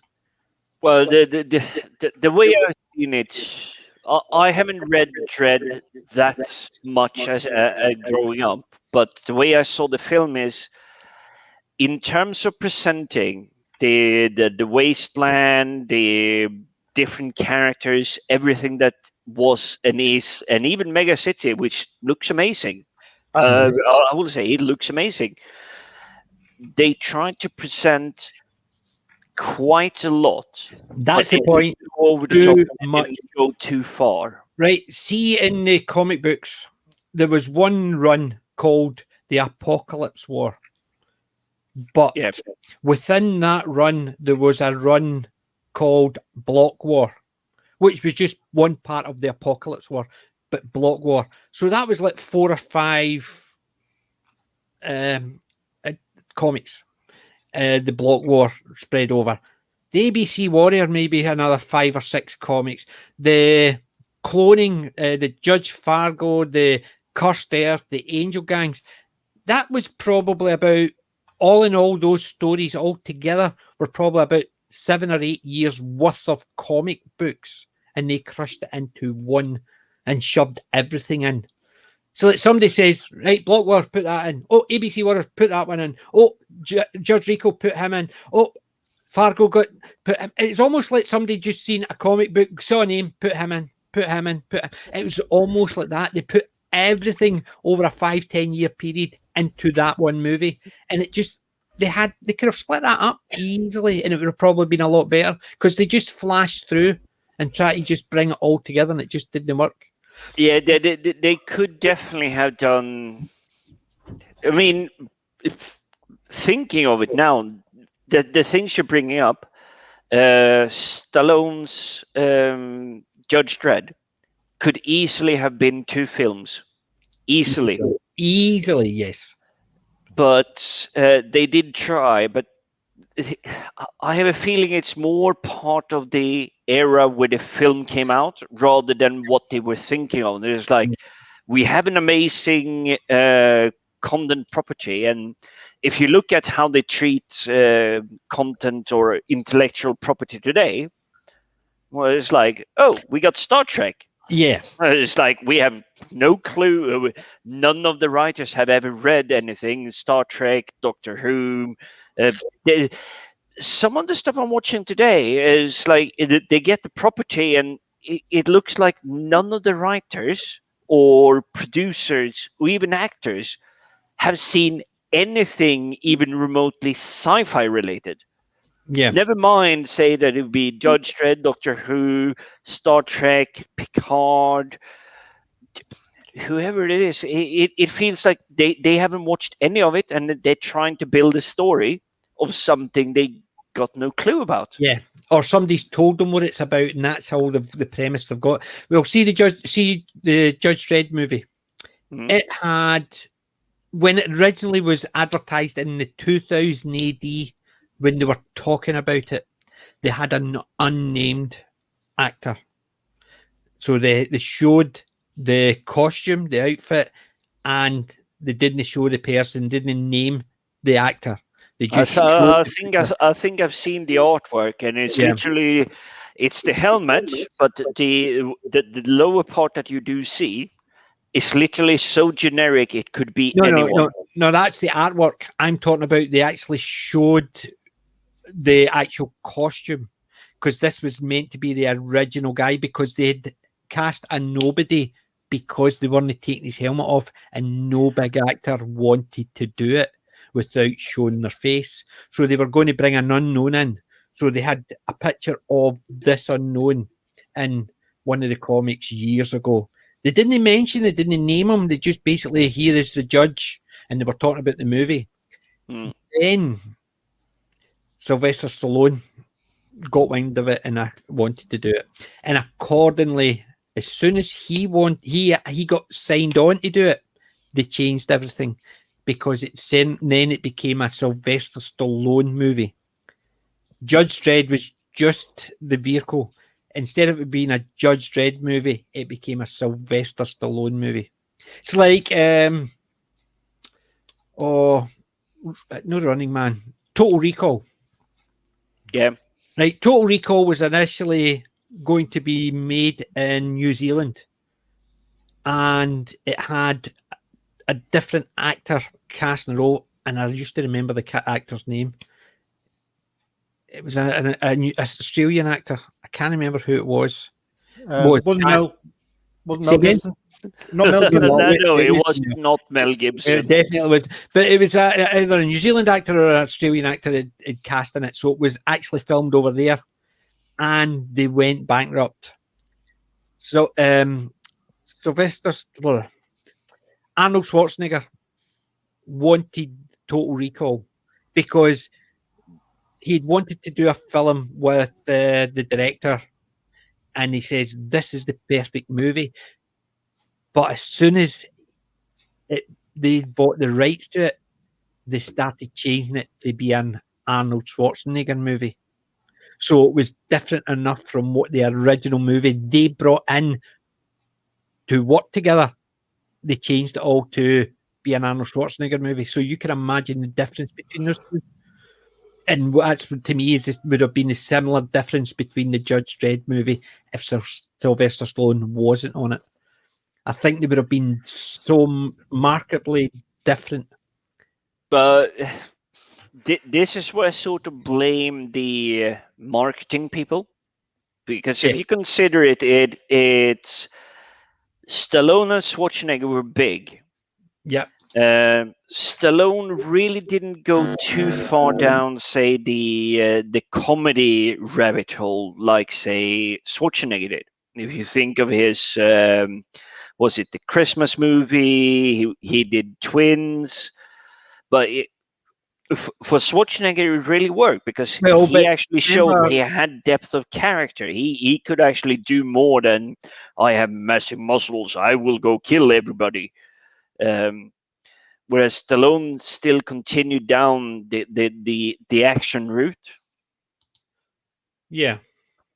And I think the marketing people kind of followed on that. So Schwarzenegger, humor, cheeky, child-friendly. Stallone just, I'm gonna do action. I'm gonna stab someone in the skull. Yeah, but Stallone actually did do comedies as well. He did one with Estelle Getty. Remember old Blanche from Golden Girls. The old mother. Stop or my mom shoot. Yes. And by the way, the movie I was thinking about or the actor, Patrick Swayze. Oh yeah, he was on his, but he started more light-hearted, but he started becoming more. Unfortunately, he died quite early. But he started moving into the action. He'd been signed to play Quaid, and the movie began pre-production in Australia with Bruce Beresford as the director, However, early in pre-production, the company went bankrupt. And after Arnold Schwarzenegger heard about it, he persuaded the company to buy the script for him, and then it was customized to be. So you can imagine the difference between Total Recall with Patrick Swayze compared to Total Recall with Arnold Schwarzenegger. Now imagine the same with Judge Dredd with Sylvester Stallone, with Judge Dredd with an unknown actor. That's the aspect of it. Did we lose Windology? I think we did, yeah. I'm just to try and find a way back, probably. Darren's quiet. Yes. Hi, Dildo Gaggins. I love that name. Big fan of the show. Great success. Thank you. Yeah. And hi, Big Timor. Thanks for joining us. We're just going over some of our recommendations. And it was Jim that started off, and that's why we went on a tangent. We somehow ended it here at Total Recall. What were we actually talking about, Jim? Well, it's what's so great about joining this. I'm loving my weekend suddenly again. It's good crew. You give me so many recommendations of stuff to try and hunt for, watch, look out for. Even MC is giving me something to watch now. And yeah, I'm sorry, MC. You're being overruled slightly by something I picked up this week. Well, actually this morning. But it's on my to-do list, and unfortunately, I do have like it's 78 lines long now in my notepad of stuff that I've been told that Wendy says go watch this, Sadako say go watch this, Darren, Darius, all of the people that have been on the panel. It's like. Go watch this. This is amazing. It's like, yes, I still have tons of Doctor Who stuff to catch up on, and unfortunately, I love Red Dwarf. Turns out I stopped watching it about season 4, and there's about 13 seasons. So I have 9 seasons I haven't watched. Hey, there's 13 seasons, 4 books, and Sadako and myself are actually on book 3 coming up. Yeah, yes, we've done 2 of the books. We've gone backwards for this week. Yes, but I'm telling you, I have this massive backlog, and these are things I would like to get into. I like Doctor Who, the older ones, but for me, I caught up on Doctor Who mostly for the Christmas specials. And it's like, okay, this is the Doctor. Oh, too bad they died. There's a new Doctor. That's essentially my connection to Doctor Who. It's they die and someone takes their place. Well, that's not how it should be. You're not missing anything at the moment. The thing is, I hear all of you talk so passionately about the doctors that you really like, and I cannot admit that I know who they are. The thing is, the good thing is the classic stuff. There is a lot you could pick up. There's certain ones, even the classics, I'll admit, they're not all great. But there is certain ones you could pick up that is a story on its own. Even if you've got a very brief understanding of who the Doctor is. Yeah. You don't need to have a long catalogue. Like, one of my favourite ones, I'm a big Tom Baker fan. Yes. Ron Pertwee was my first Doctor. But my favourite story of all is a Patrick Troughton one. So Patrick Troughton's The War Games. And that, yes, there's they bring in the early Time Lords and stuff like that. But you don't really need to know a lot apart from anything else that the Doctor travels through time. That's it, because there is playing with time in this one. But you don't need to know a lot of his backstory or anything like that, and that's the thing. And then you've got, we've all got ones from each Doctor that, like for instance, the Horror of Fang Rock, Tom Baker. Oh, brilliant story. Based on a true story. Very loosely based on a true story. But which I've read about anyway. But it's still fantastic. You don't need to know about the Doctor again. Yep. You just need to know the basics of it. Oh, that's one of our definite all-time favorite stories. That one. Yeah, and then you've got John Pertwee. Peladon is a great series. Yeah, so it is with his son. I love Pertwee as well. With his son. No. It was Patrick Troughton's son, David Troughton. Patrick Troughton's son. So it was. John Pertwee was in later on. He has done something in it. I don't know if he actually starred in it or he was a bit part in any of them, but I'm sure Sean Pertwee did something in the back. And I can't remember what it was. I heard it a while back because there's Patrick Troughton's other son. And everybody knows who Patrick Troughton's other son is, Michael Troughton. Piers Fletcher Dervish from Alan Bastard's The New Statesman. And most people actually didn't know that was Patrick Troughton's son. And then you've got Patrick Troughton's grandson in Harry Potter. He plays the bigger guy with the glasses. Or is it the bigger guy with the glasses, or is it Harry Potter's cousin, the one that's what do they call people without actually powers? Oh, a muggle. A muggle. Muggles, yeah. So it's either the muggle, the cousin, who, when he lives under the stair, that's Patrick Troughton's grandson, or the Patrick Troughton's grandson's the bigger guy with the glasses. I can't remember what one it is. He's got. I saw a picture of him once, and I'm not a big Harry Potter fan. Just don't tell my daughter; she'll kill me. But that's what I was digging at. I still look at Leslie Nielsen's face there. That's Mr. Dramatic. He was a big name film star. Oh God, yeah. He always played the leading man, the handsome role, and then he absolute heartthrob, yeah. Yes, and then he got brought in to do things like Police Squad, and he played it so well that. Anyway, but love that movie. Love it. Robbie the Robot. So I do. I want a Robbie the Robot. Doesn't it be enormous? It could be that size. I don't care. I just want a Robbie the Robot. I can get them on eBay and stuff like that, but they're in some states, some of them, and they're quite expensive. Other ones, I want to find one somewhere, just like I find my other bits and bobs. Nice and cheap. Just like a true Scotsman likes. So, right, Jim, so what was your recommendation? It was so long ago, I'm starting to forget. I'm getting old. Easy away. Right, Sadaku, what was your recommendations from your collection? Probably dinosaurs. I guess that, because that's a fantastic. It is. I love the dinosaurs. Definitely do.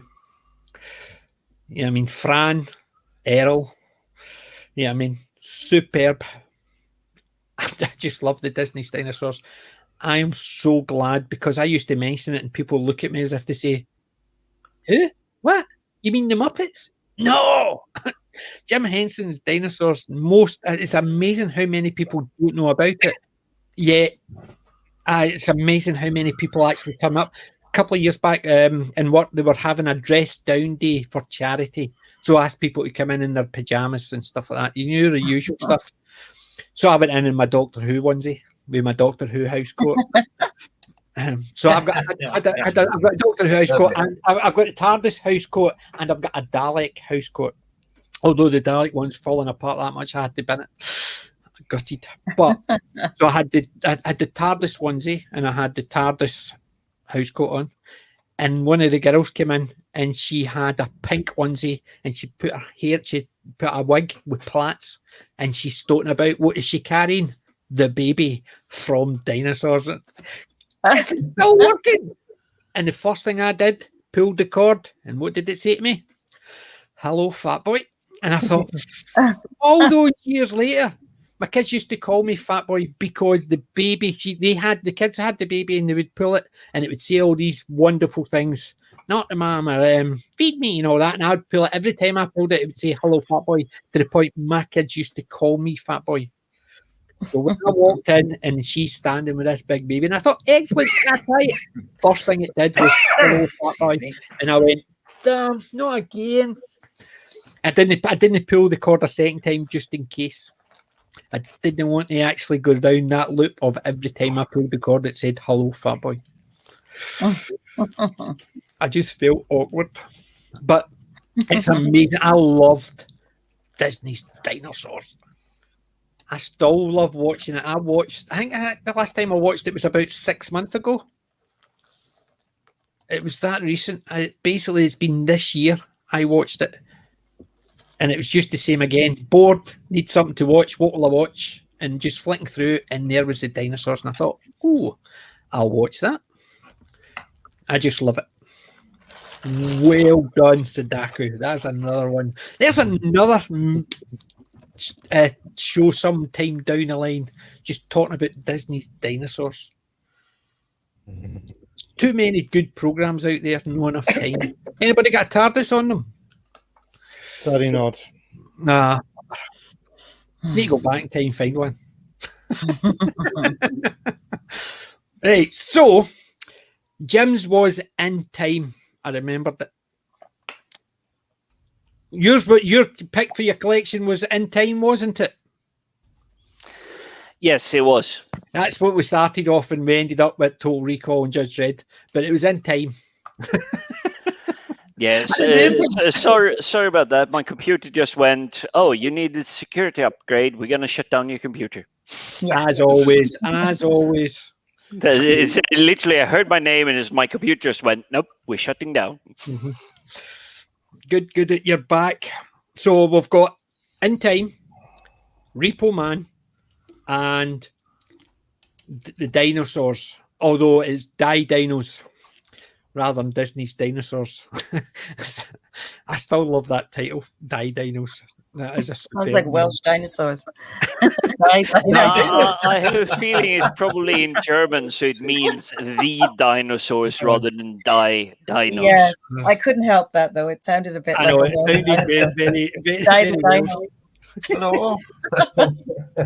So I'm going to go on to mine because Darren, unless you've got a completely different option from Wendy. I've got a collection recommendation, yes. Go with it then. We'll do yours first. Right, okay, here it comes. I'll just start my camera, so stand by.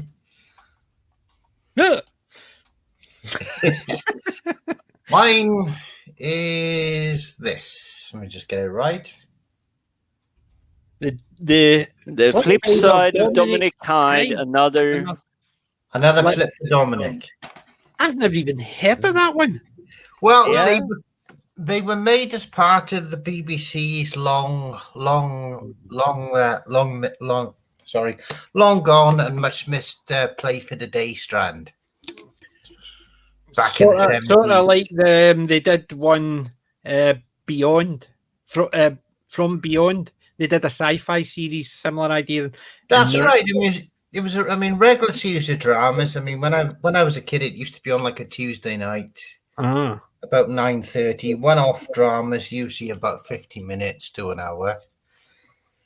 And a lot of them were obviously a very sort of domestic settings, modern story dramas. But these two from the early 80s were actually had a sci-fi theme. And the flip side of Dominic Hyde is definitely worth seeing because it's a wonderful story. It's about time travel, one of my favorite themes. Yeah. And it's about a man who comes back to, I suppose, what was then modern day London in 1980 to track down his ancestor. And it's also partly a love story because he meets this woman, and the story develops from there. And it's an absolutely wonderful story. His time machine is a flying saucer. So I can remember, I think I was about 11 I think 11 or 12 years old when this was first on, and I was absolutely captivated by it because I always like, you know, Doctor Who, Star Trek, anything sci-fi. Yeah. You know, I was sort of allowed to stay up as well because that was a school night back in those days. It's got a song, the song that introduces the drama, the theme song for it. I can't remember the lyric is "Are There Somewhere I can't remember the name of the song, but it's an absolutely wonderful story, and it stars Peter. Let's have a look at my decrepit glasses here. Peter Firth, who went on to many other things, and it's a lovely story, and it's definitely worth tracking down. Excellent, and there you go. MC, it's a new one in him as well. And MC has got a lot of knowledge out there. He's the one that usually has the answers when we ask him, and even he's not heard of that one. It's amazing. MC. I'll see if there's a link out there. Oh, definitely. I need to actually get hold of it. Hopefully, what we'll do is we'll just search on YouTube. They'll have something. So they will. But I've never even heard that one. The flip side of Dominic. What was it? Dominic Hyde. Hyde. So it was. I was going to say it right, and I thought it's Hyde the right one because I thought I'd actually caught it with some Marjorie Hyde or something like that. The Dr. Jekyll and Mrs. Hyde and stuff like that. You know what it's like. There's been ones like that in the past. I'll just drop the YouTube link into the private chat. There it is. Yep. Ideal. I'm going to actually check that one out. I'm going to actually just flick it in just now, just so I've got it in the tab, and I'll make sure I pause it. So, and it's a VHS rip. But what we'll do is... thank you for that one. It is definitely on my list. It's now on line 79 of Please Try. What I'll do is I'll put it into the chat for any of the guys that want to actually check it out as well. That's ideal. Right, cool. You want to see Mines. Mines is a special one. I got this. It arrived today. It's been on my list. I've had it on my wish list for a while. I have seen it numerous times. However, the reason I didn't pick it up is because for season 1, they wanted £12. This is on eBay secondhand. For season 2, they wanted £15, and for season 3, they wanted £15. So if I wanted the 3 seasons, it would have been £42. And I thought, I'll see if I can pick it up in the charity shop. And then when I was online, I was basically online. I was getting some Magic the Gathering cards, so I was, and it just popped up in my recommendations. Somebody was selling season 1, 2, and 3 for £13. So £1 dearer than season 1 alone. I got all 3 seasons of.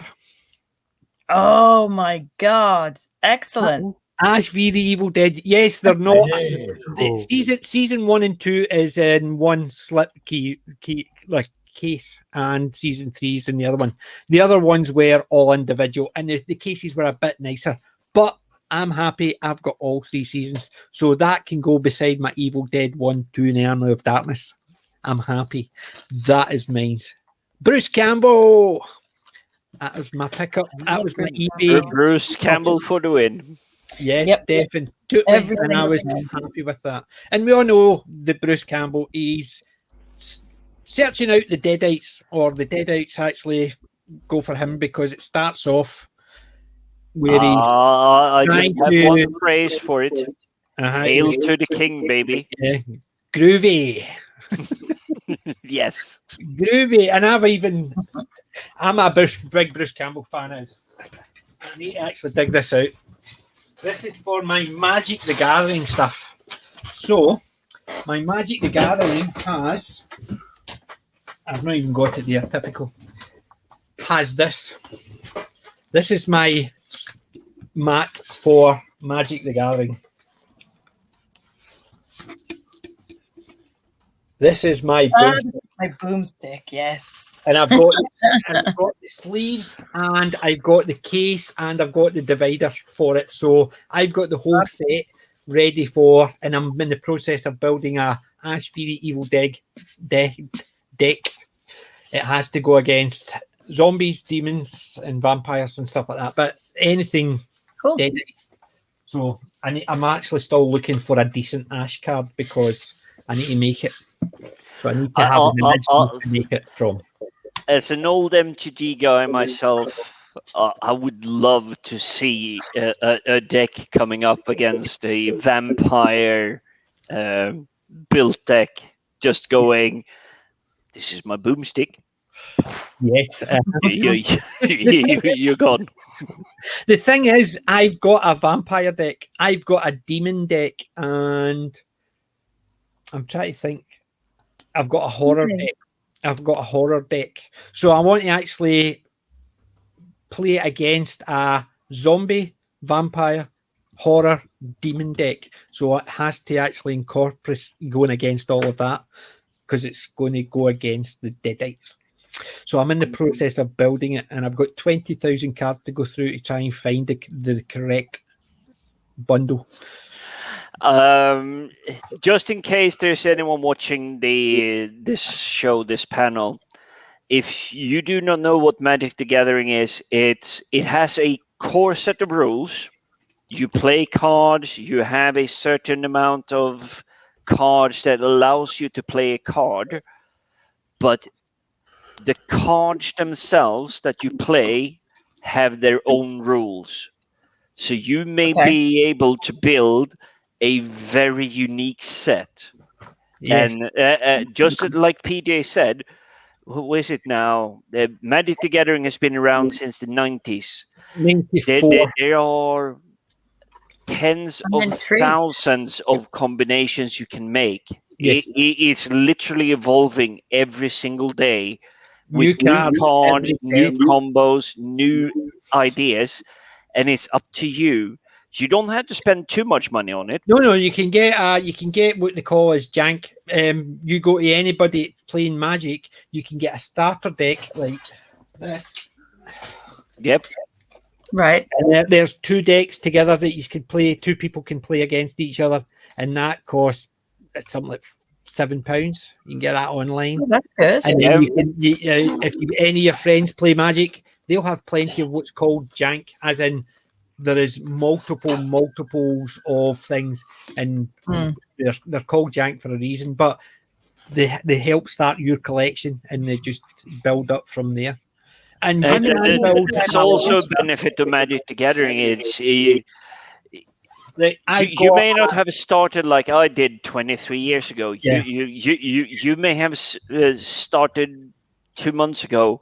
You bring up these champions decks, whatever it is, the ones that won the world tournament, and if you get to be a really good Magic the Gathering, World of Warcraft, World of Champions, whatever it is, you're gonna win a lot of money, but you're gonna play with cards and combinations that people never thought of, which is really brilliant about Magic the Gathering, because that's what it is. You can purchase. I play Commander mainly. I don't play Pauper or Standard or anything like that. But you could buy a deck. That deck there, it was £37, but that was an unusual because they went down to something like £20 for a Commander deck, which is 100 cards, all different except your lands. But it looked like you had a foil card there as well. The foil is part and parcel of it. The foil is part and parcel of it. So you get foiled, and it's basically a shiny cards. You get foils, you get special borderless ones, and there's special collector's ones, which I love. These are my favourite collector's ones for obvious reasons. Godzilla set. That's a Godzilla set. Okay. So it's got Godzilla, it's got Mothra, it's got... Oh my god. I feel my bank account draining. Yeah, Just thinking about it. Well, these ones are actually. Well, you're not wrong on that one, Wendy. It will definitely cost you money, but you don't have to spend You that don't need much to money spend on a it. lot. That's the thing. You don't. You could buy a deck, never upgrade it, and it'll play. If you say, for instance, all your friends are playing Commander, you can get a Commander deck just going off the shelf, purchase it. The cheapest one's probably like £20. You could just use that one. And every so often, maybe buy a wee packet of cards, which are like £4. You get 15 cards in it. You might find one that you want to slip into that card in that deck and just upgrade wee bits that way. That's all you do. It can be expensive if you want it to be. And considering the amount I've got, I'm a bit of an OCD collector. And if you look at my man cave video, you'll see I've got a folder, the big, the wide folders.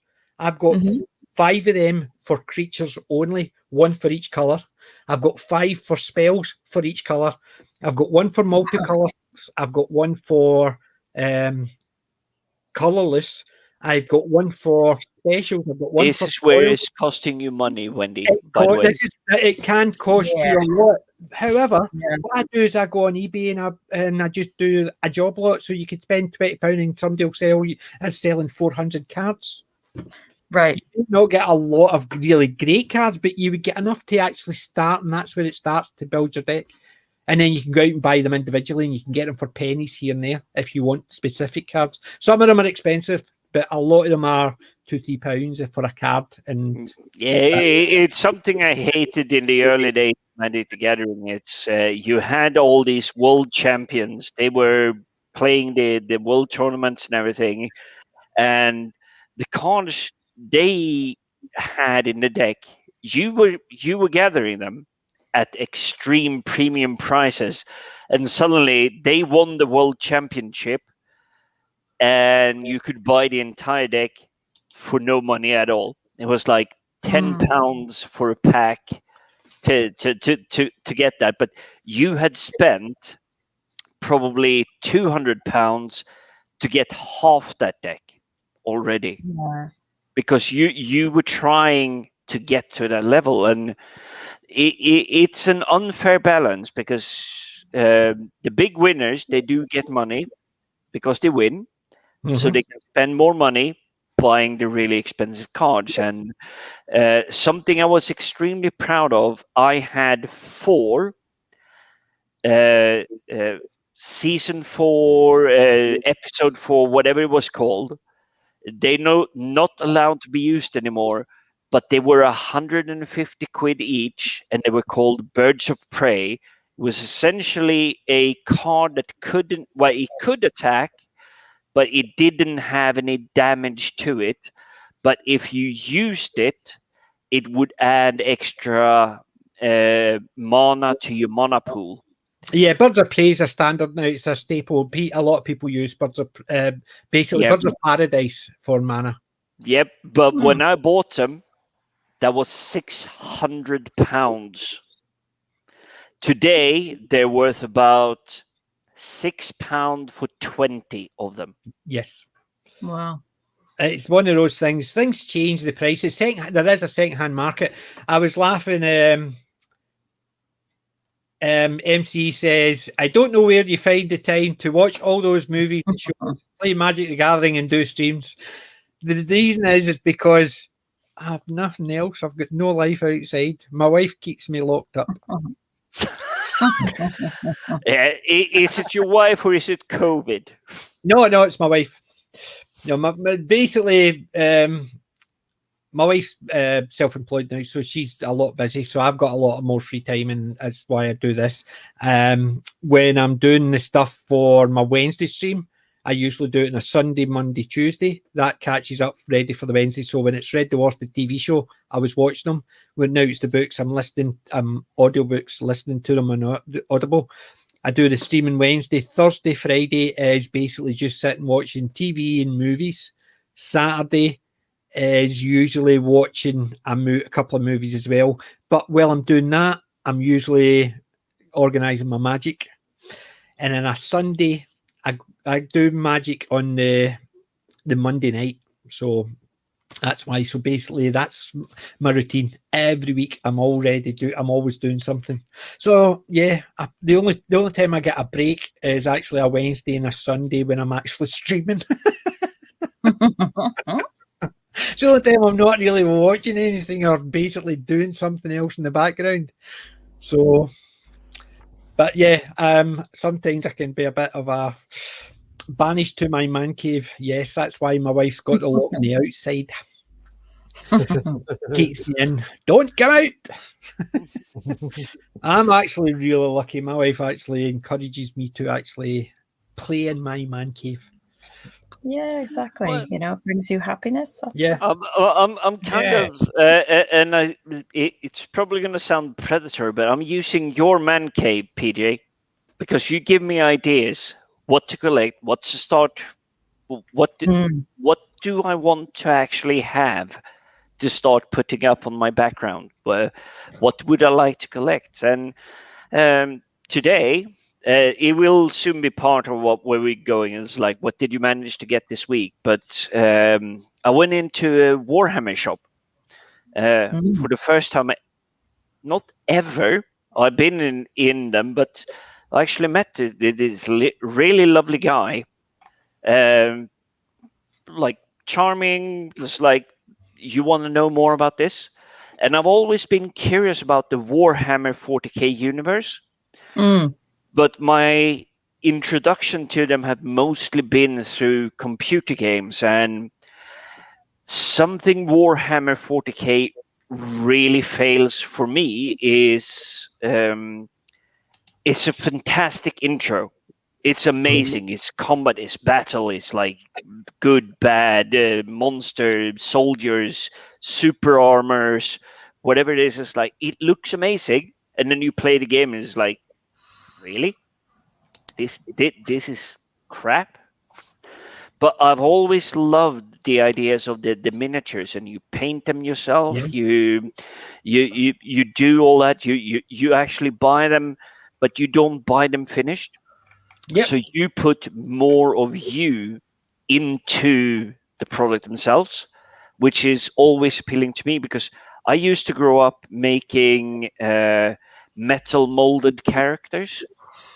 And yes, it sounds dangerous, like you needed a forge and you like stuck stuff into like a big massive flame. And no, it was basically, you had a pan, instead of throwing it out because it was done and dusted, there was nothing left, it couldn't cook food.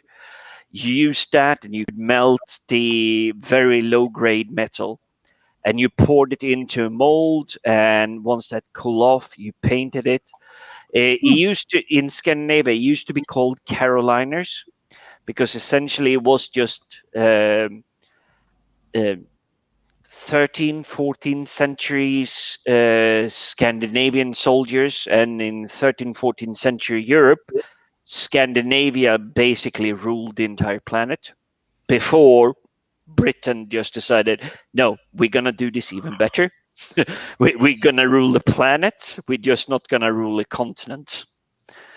But you still had the amazing cast in metal, and you just painted, and it was like a musket, bayonet, the whole thing, and you got to paint it. And I've always loved that, which is why I have the attraction to Warhammer 40k, even though 40k is still struggling to persuade me, because it has amazing introduction, but when you start playing it, it's like, I don't really want to.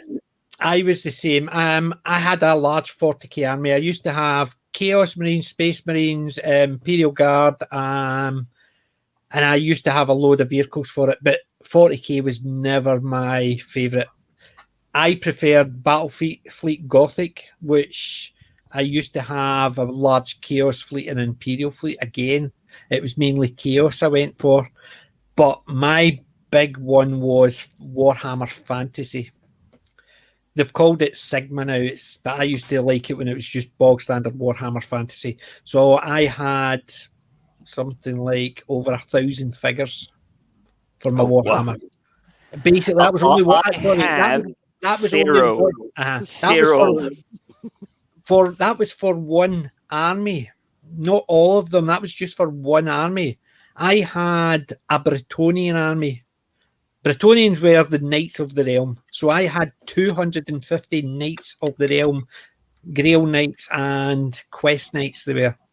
And I had Squires, which is another load in horses. Then you had Bowmen, you had Spearmen, and basically I used to have every figure, and I used to have multiples of everything so I could have different colours. But I also had multiple armies as well.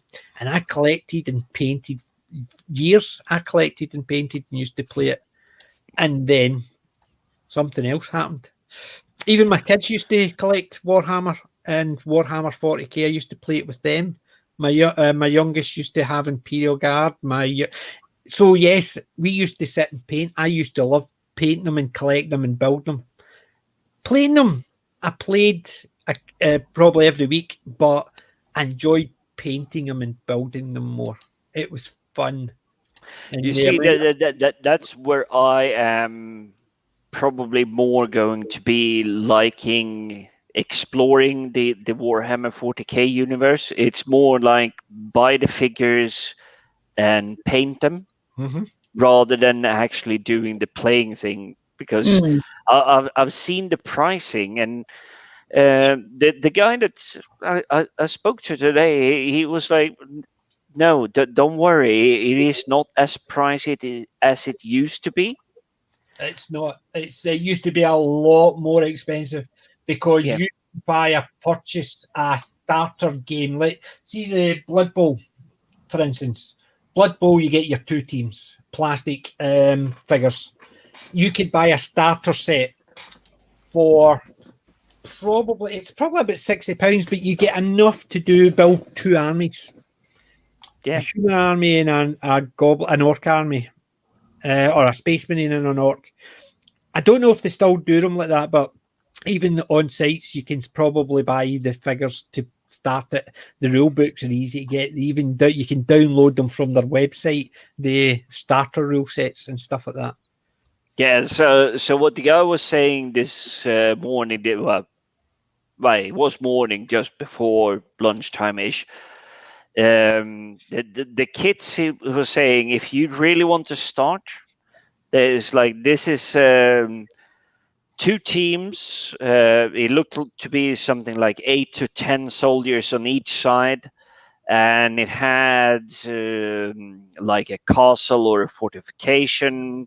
And he said it's about 30 quid-ish. So basically 2 squads. That's what it is. It's a skirmish game.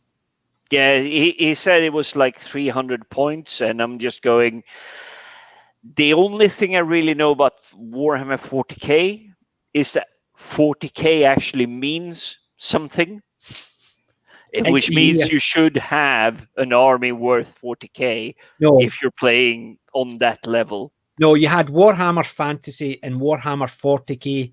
40k is the year 40,000. Okay, well, again, I'm a complete rookie when it comes to it. You think about it, right?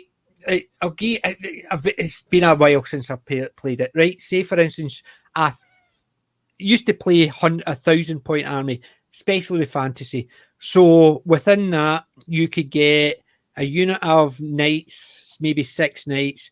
You could get a couple of lords. You could get a wizard. You could get probably about 15 to 20 bowmen, 15 to 20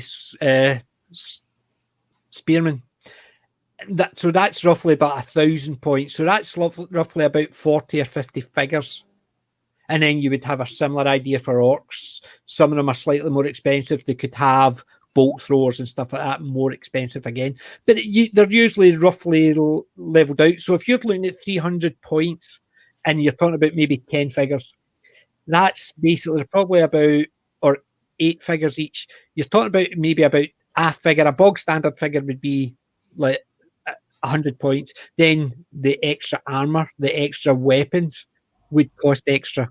So the more you could have 4 guys, really big weapons, really big armor, and so it would be harder to hit them, harder to do the damage. However, a guy could have a lot of cheap soldiers that just keep throwing a lot of dice just to get through, just by weight of numbers. It's that type of thing. It's just your cost in points is basically you purchasing weapons. You see, I'm not at that level yet because I love the just going past, say, a Warhammer shop. You see the stuff to put up in the windows. It's like, it really looks amazing. So I will say that's my understanding of Warhammer more than you have 25 soldiers and this is your 1,000 points to produce towards something. And the guy that in the shop that told me is like, okay, this is starter pack. It's worth like 300 points. I'm going, okay, that's fair enough. But I'm looking 300 points. That's 30 quid. So I need 1,000 points. That's roughly 100 quid. Yeah. And that's not including your paint. That's not including your glue. That's not including your special. No. I'm actually one of those. I have airbrushes. I have probably like 10 to 20 liters of paint of the what's it called, the acrylic paint thingy. Yeah, well, I have it. So paint will cost me absolutely nothing, and I will love it because I do like doing like the painting, like the small detailing. I even have friends coming across asking me to paint.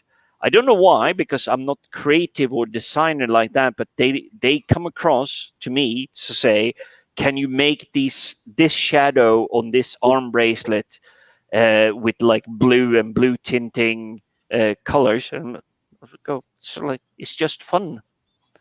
Well, that's the thing. I used to do that, and it was literally the enjoyment of painting. Now I can't paint to save myself. I couldn't paint it if it was the size of me, just for the simple fact is. But you do have the. I'm actually trying to find. I've got a couple of sites that I'm on which actually play games. What you do is remind me on Twitter, and what I'll do is I'll dig out the links, and it basically the guys talk about building the army, how many points and stuff like that. I just lost Sudaku. Oh, Sudaku. Back to the whole Warhammer thing is, I don't know yet. I will understand probably in the future about what the point system really means. Yeah. But for me, it is, if I would actually buy a packet or a package of Warhammer figurines, for me, it would be the painting. That would be my complete enjoyment. I would love that part. The good thing is you can build your own dioramas. So I know people who purchase Warhammer Fantasy or 40k, and they do a really good paint job, and then they build a diorama with the figures and never play them, so they enjoy the painting, the building, and stuff like that. But there is some websites out there about how to build armies, and it gives you idea of points and costs. I'll dig them out. I probably have to look into it because I'm curious about it, because it is an area I have not explored. Yeah. I mean, I love the paint job. That I love. Yeah. And that will I really love the game? I don't know. It really depends. If you like dice rolling, and I suppose it's a bit of strategy, but you're also knowing where to hit and where not to hit, because you know what it's like. Any of these dice games, you get, some of them gives you a lot of dice, some of them give you a lot of add-ons so that they have to roll higher on the dice, which makes it more difficult. But it's all to do with that. It's all to do with the tactics of how you play it. But there is some websites. I'll dig Facebook page, YouTube sites that I've got. There's ones that do 40k fights. One of them do Blood Bowl, which is American football type. Then you've got ones that do fantasy gaming and stuff like that. There's ones that do gang fights, which is Necromunda and stuff like that. So there's different aspects of even the 40k. Yeah, I have tried the Blood Bowl games on Steam. Well, I've got. I just haven't had enough time to like sink into it, but I do like the whole thing of you move your character here, it can bash the face in of the opponent. See, maybe for the simple fact is it is a lot more strategy, because yes, you can have a team that can just blitz through and beat up your opponent's team, but all they need to do is actually be able to run faster than you, and then you're stuck. And you could pass a bomb and just basically, scored. That's it. I won. But I have got the board game, but I don't have anybody to play it with. That's my problem, because a lot of my friends, because I've got nobody down here, I don't want to cart it up to the shop, the pub every time I want to go and play a game. That's all right. I'm not too far south of you, so I come up to Calendar or wherever it is, and we'll go to a pub and play it. I may not be familiar with the rules, but I've got a big enormous table back there. That's like me easy peasy for the table. But it is one of those games you can play and it's fun. It's even the starter sets. I love playing Blood Bowl better now. I used to love playing Warhammer Fantasy. I used to play 40k as well. I've played Space Hulk and stuff like that. There's board games where you've got you've got Gene Stealers, like 40 or 50 figures of Gene Stealers. You've got maybe 5 or 6 Space Marines, and you have to go through a Hulk, and they're laid out. You lay it out as you go, that type of thing. And there's board games that way as well within the 40k fantasy setting.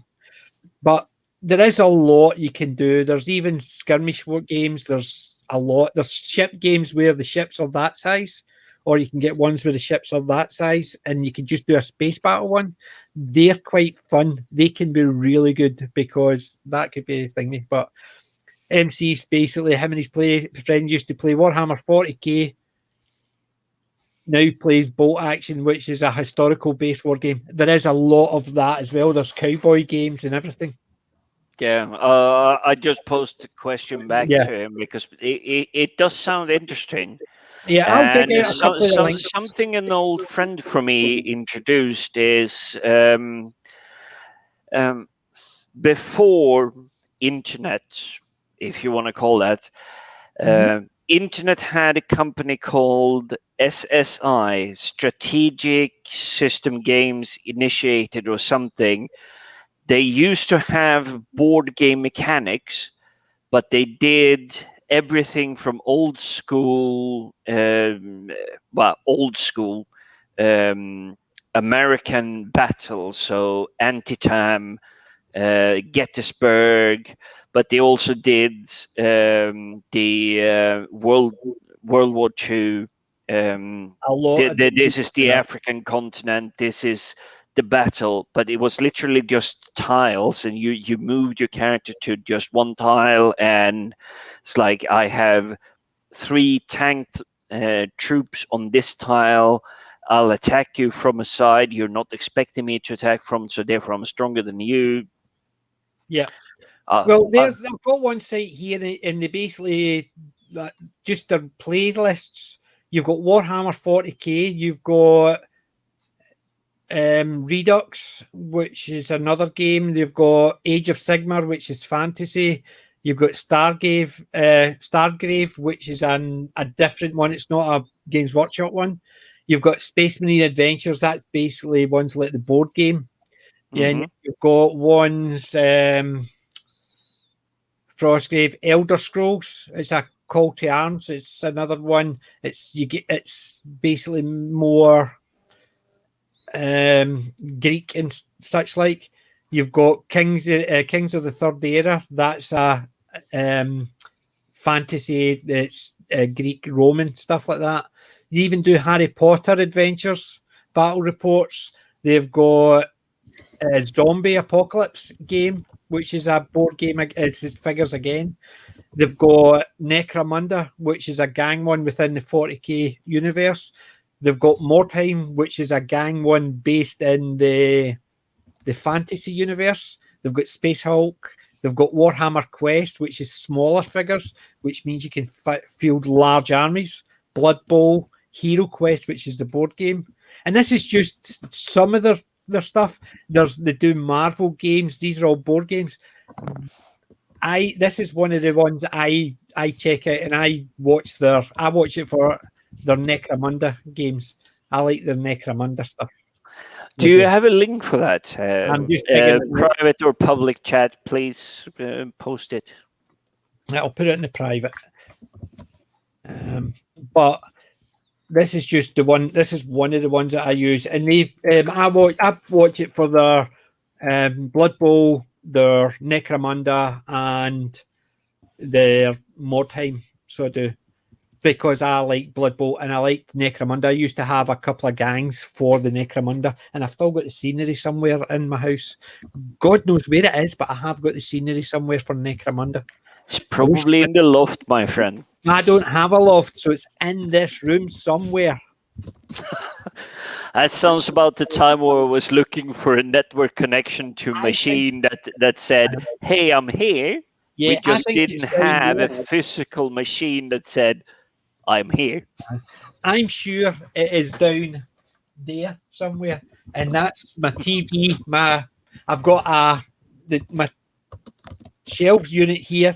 My TV's right next to it. So look, it's basically down there. So I've not got a lot of space to get to it. So I'm suddenly feeling so happy that this is my entire current level. I mean, I have an entire sofa just filled with DVDs and books and everything. I do have stuff to the side, which will be shown later on. We're going to get to that. These guys will be shown later on. Oops. They will be shown later on, but I'm feeling happy that this is my current man cave, so to speak. That's the thing. You build your area around what you want, and that's what I say. It's basically, I'm a bit of a OCD collector of everything and anything I like. So if I like it, if I watched it in the past, I'll collect it. I'll try and get something from it. I try and do that for everything. So hence even things like if I can't find a Space Invaders game, I'll buy a Space Invaders t-shirt because I used to love playing Space Invaders. But it's that type of thing. We all have our needs. Well, not only that, what I love about being part of this panel thing, it's you all tell me these are amazing things, and my curiosity will go as like, okay, you say this is amazing, and I will go, let's explore it. Okay, yeah. I wasn't persuaded, but actually I found something else just beyond it, and it was like, that's really awesome. And I will say that there's one person in this panel that is more responsible for me spending more money than I would like to, and it's Wen. so sorry to dunk you into it, but you are the one that is like, I love this stuff. This is amazing. And I'm just going, thanks. Just drop that I would love a steak, but I could do with a salad and maybe buy this. Yeah, I do appreciate that as well, I must admit, because it is one of those ones you go, ooh, that sounds fun. Yeah. But you have a tendency to like, hey, go have a look at this. It's like, not to. Oh, hang on, that's shiny. I would like that bit. I know that feeling. Yeah. I'm completely intrigued by this gaming discussion and the figures. See, I would be totally into like doing the figures and creating a whole diorama and like have it, but it's the room. It's finding the room to do it, first of all. And that's like the biggest issue is just having the space to do it properly. Well, that link I put in the private chat, they actually even have painting guides and stuff like that, just so you get a rough idea the type of things you get and what you can add to it and the space you need. And you can, like the space I've got for my computer, if I started painting on this space, this would probably just be enough. But in effect, you could get a tray and that could be your painting space. It's organization, you know what it's like. If you're painting figures for Dungeons and Dragons or whatever, it's the same principle. You could have 50 figures, but if you've only got a space and you paint one at a time, it's just the way the cookie crumbles. So, exactly. Because I used to do that. I used to paint. Sometimes I had, when I was doing units, I would have 50 bowmen and 50 spearmen, and I wanted them painted the same coat of arms and stuff like that. So I would have them all painted. So all the blue done and all the blue done, and for 100, and then go back, and then go back. Yeah, that makes sense. Yeah, it basically can be a pain in the backside if you've not got a lot of space. Or you have two psycho cats that. Things. Well, see, when I was doing it, I had 3 psycho daughters. I used to spend more than my daughters. We've seen the effect of your. Well, I'm not going to call it psycho. I'm just going to call it a cat. But we saw the effect. What was it? Last week.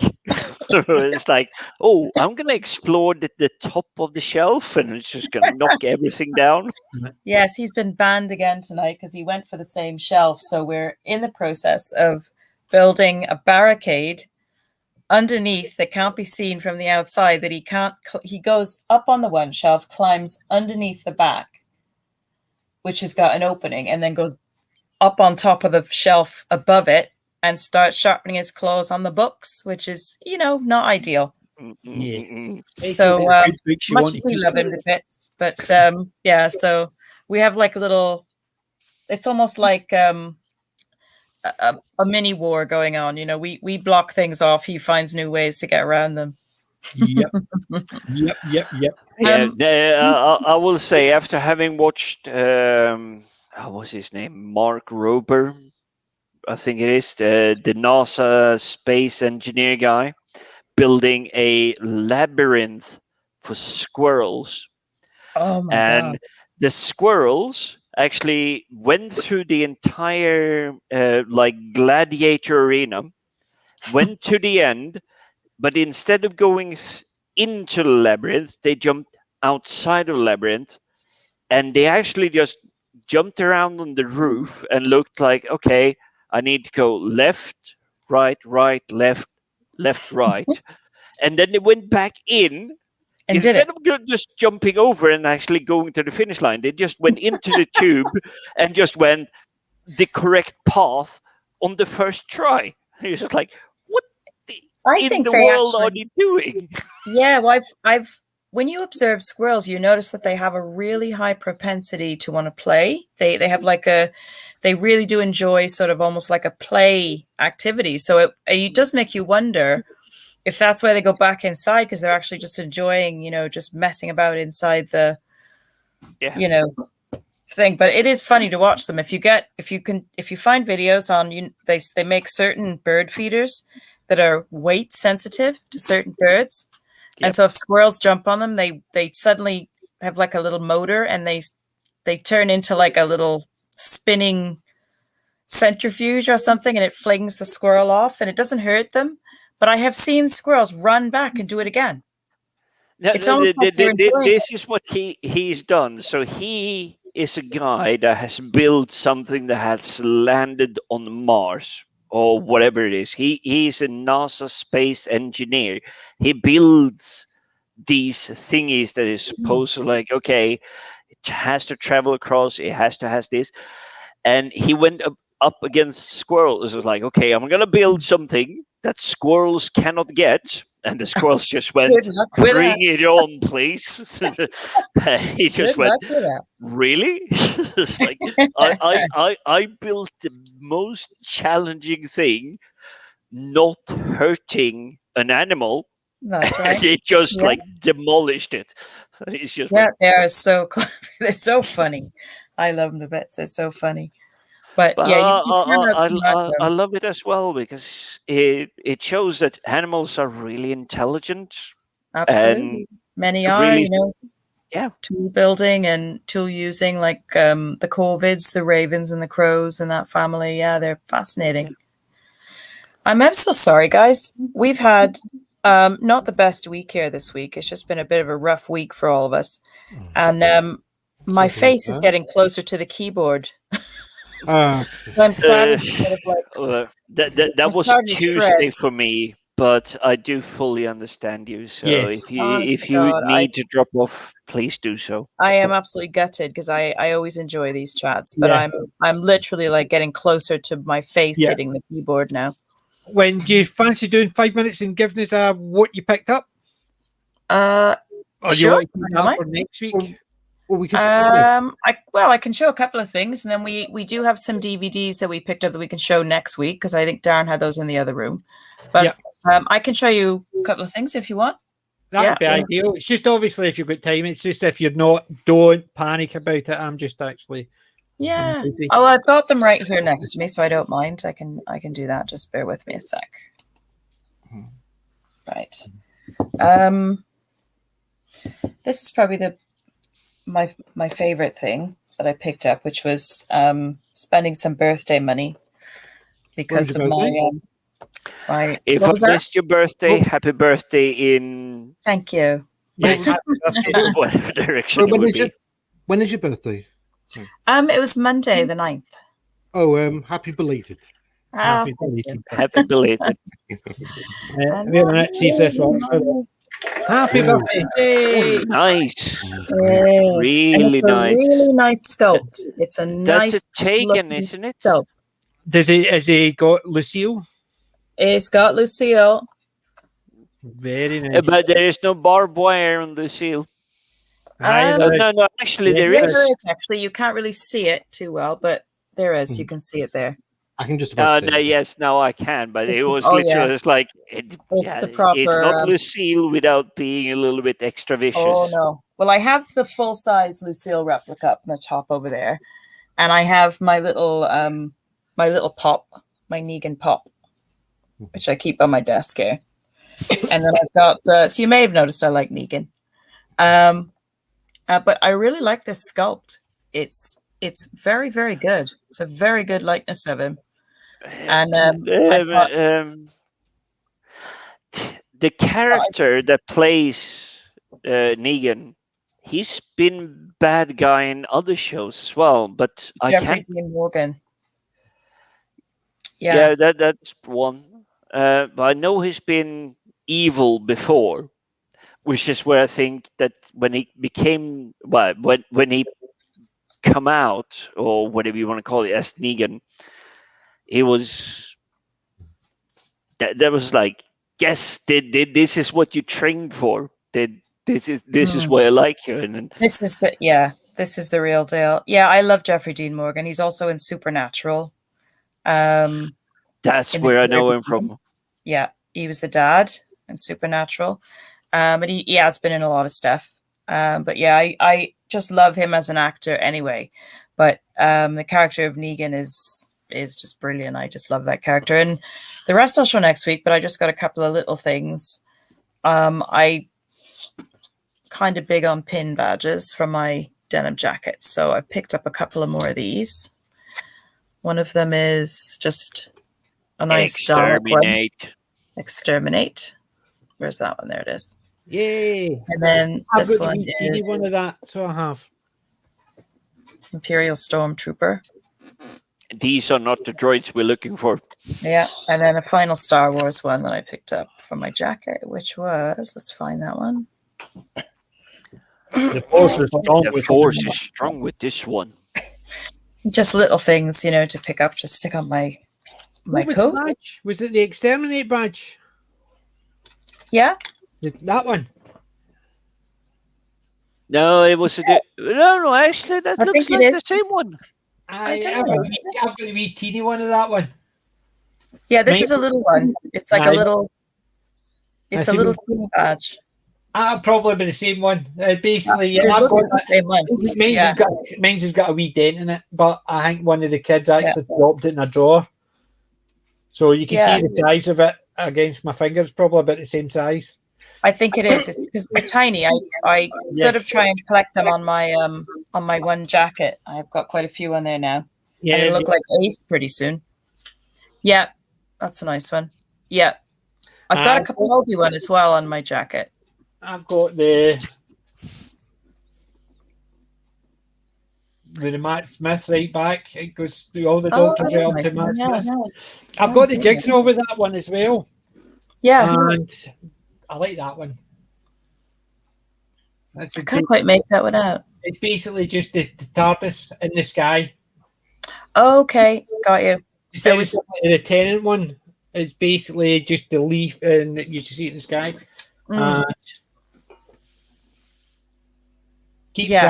one I've seen. Yeah. I picked up those. I can't even remember where I picked them up, but I probably picked them up when I was down at Cardiff. I'll have that because I had plans to put them all in a fez, but because they're pins rather than actually pins through.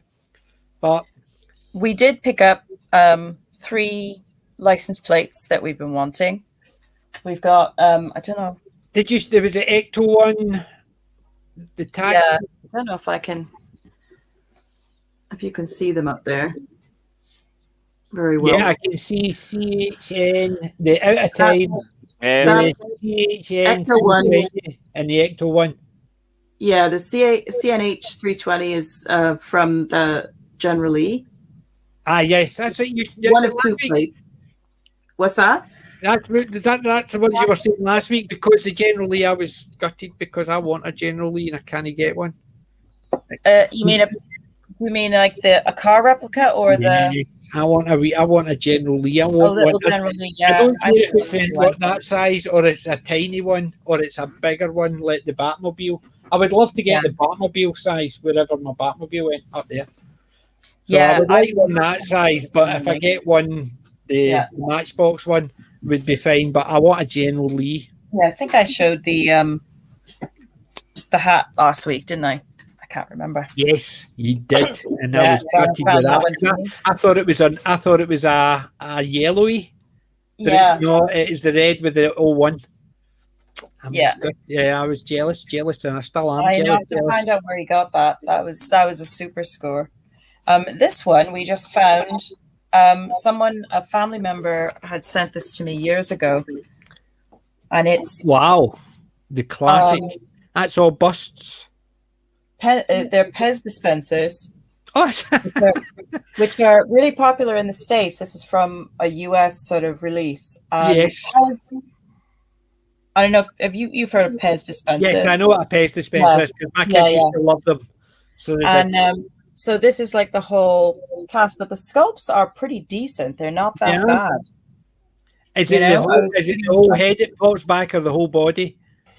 I've never taken them out of the box, so I'm not 100% sure. But it looks like it's the whole body. It's probably unlikely just the head, because I remember my kids used to have the ones, and it was basically the mouth was just and pop out. Yeah, and it's got like the little commemorative.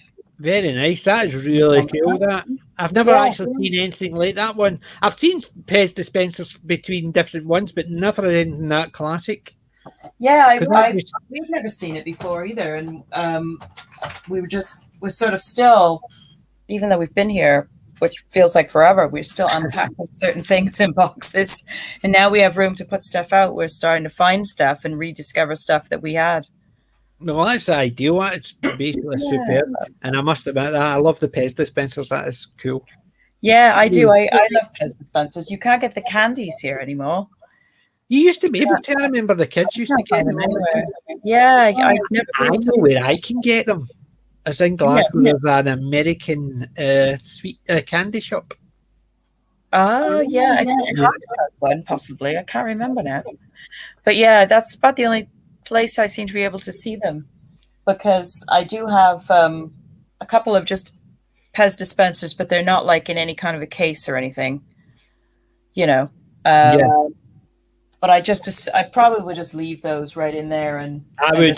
They basically they look too nice to actually. I would never use them. Yeah. Yeah. You don't want to accidentally just go read a bit too much. Oh my god, yeah. And they're like so tidy in that box. They're just like they just look cool.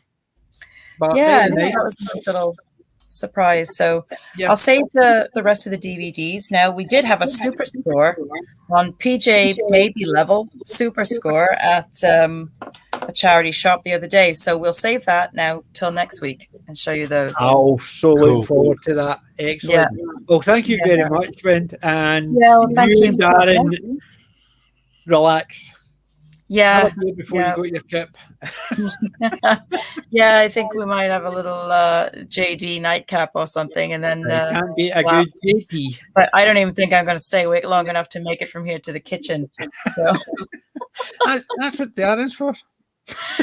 Oh God, what a week! I'm telling you, I don't want to repeat this week anytime soon. So, thank you very much, everybody, and I hope you have a great rest of the stream. We'll watch the rest back tomorrow.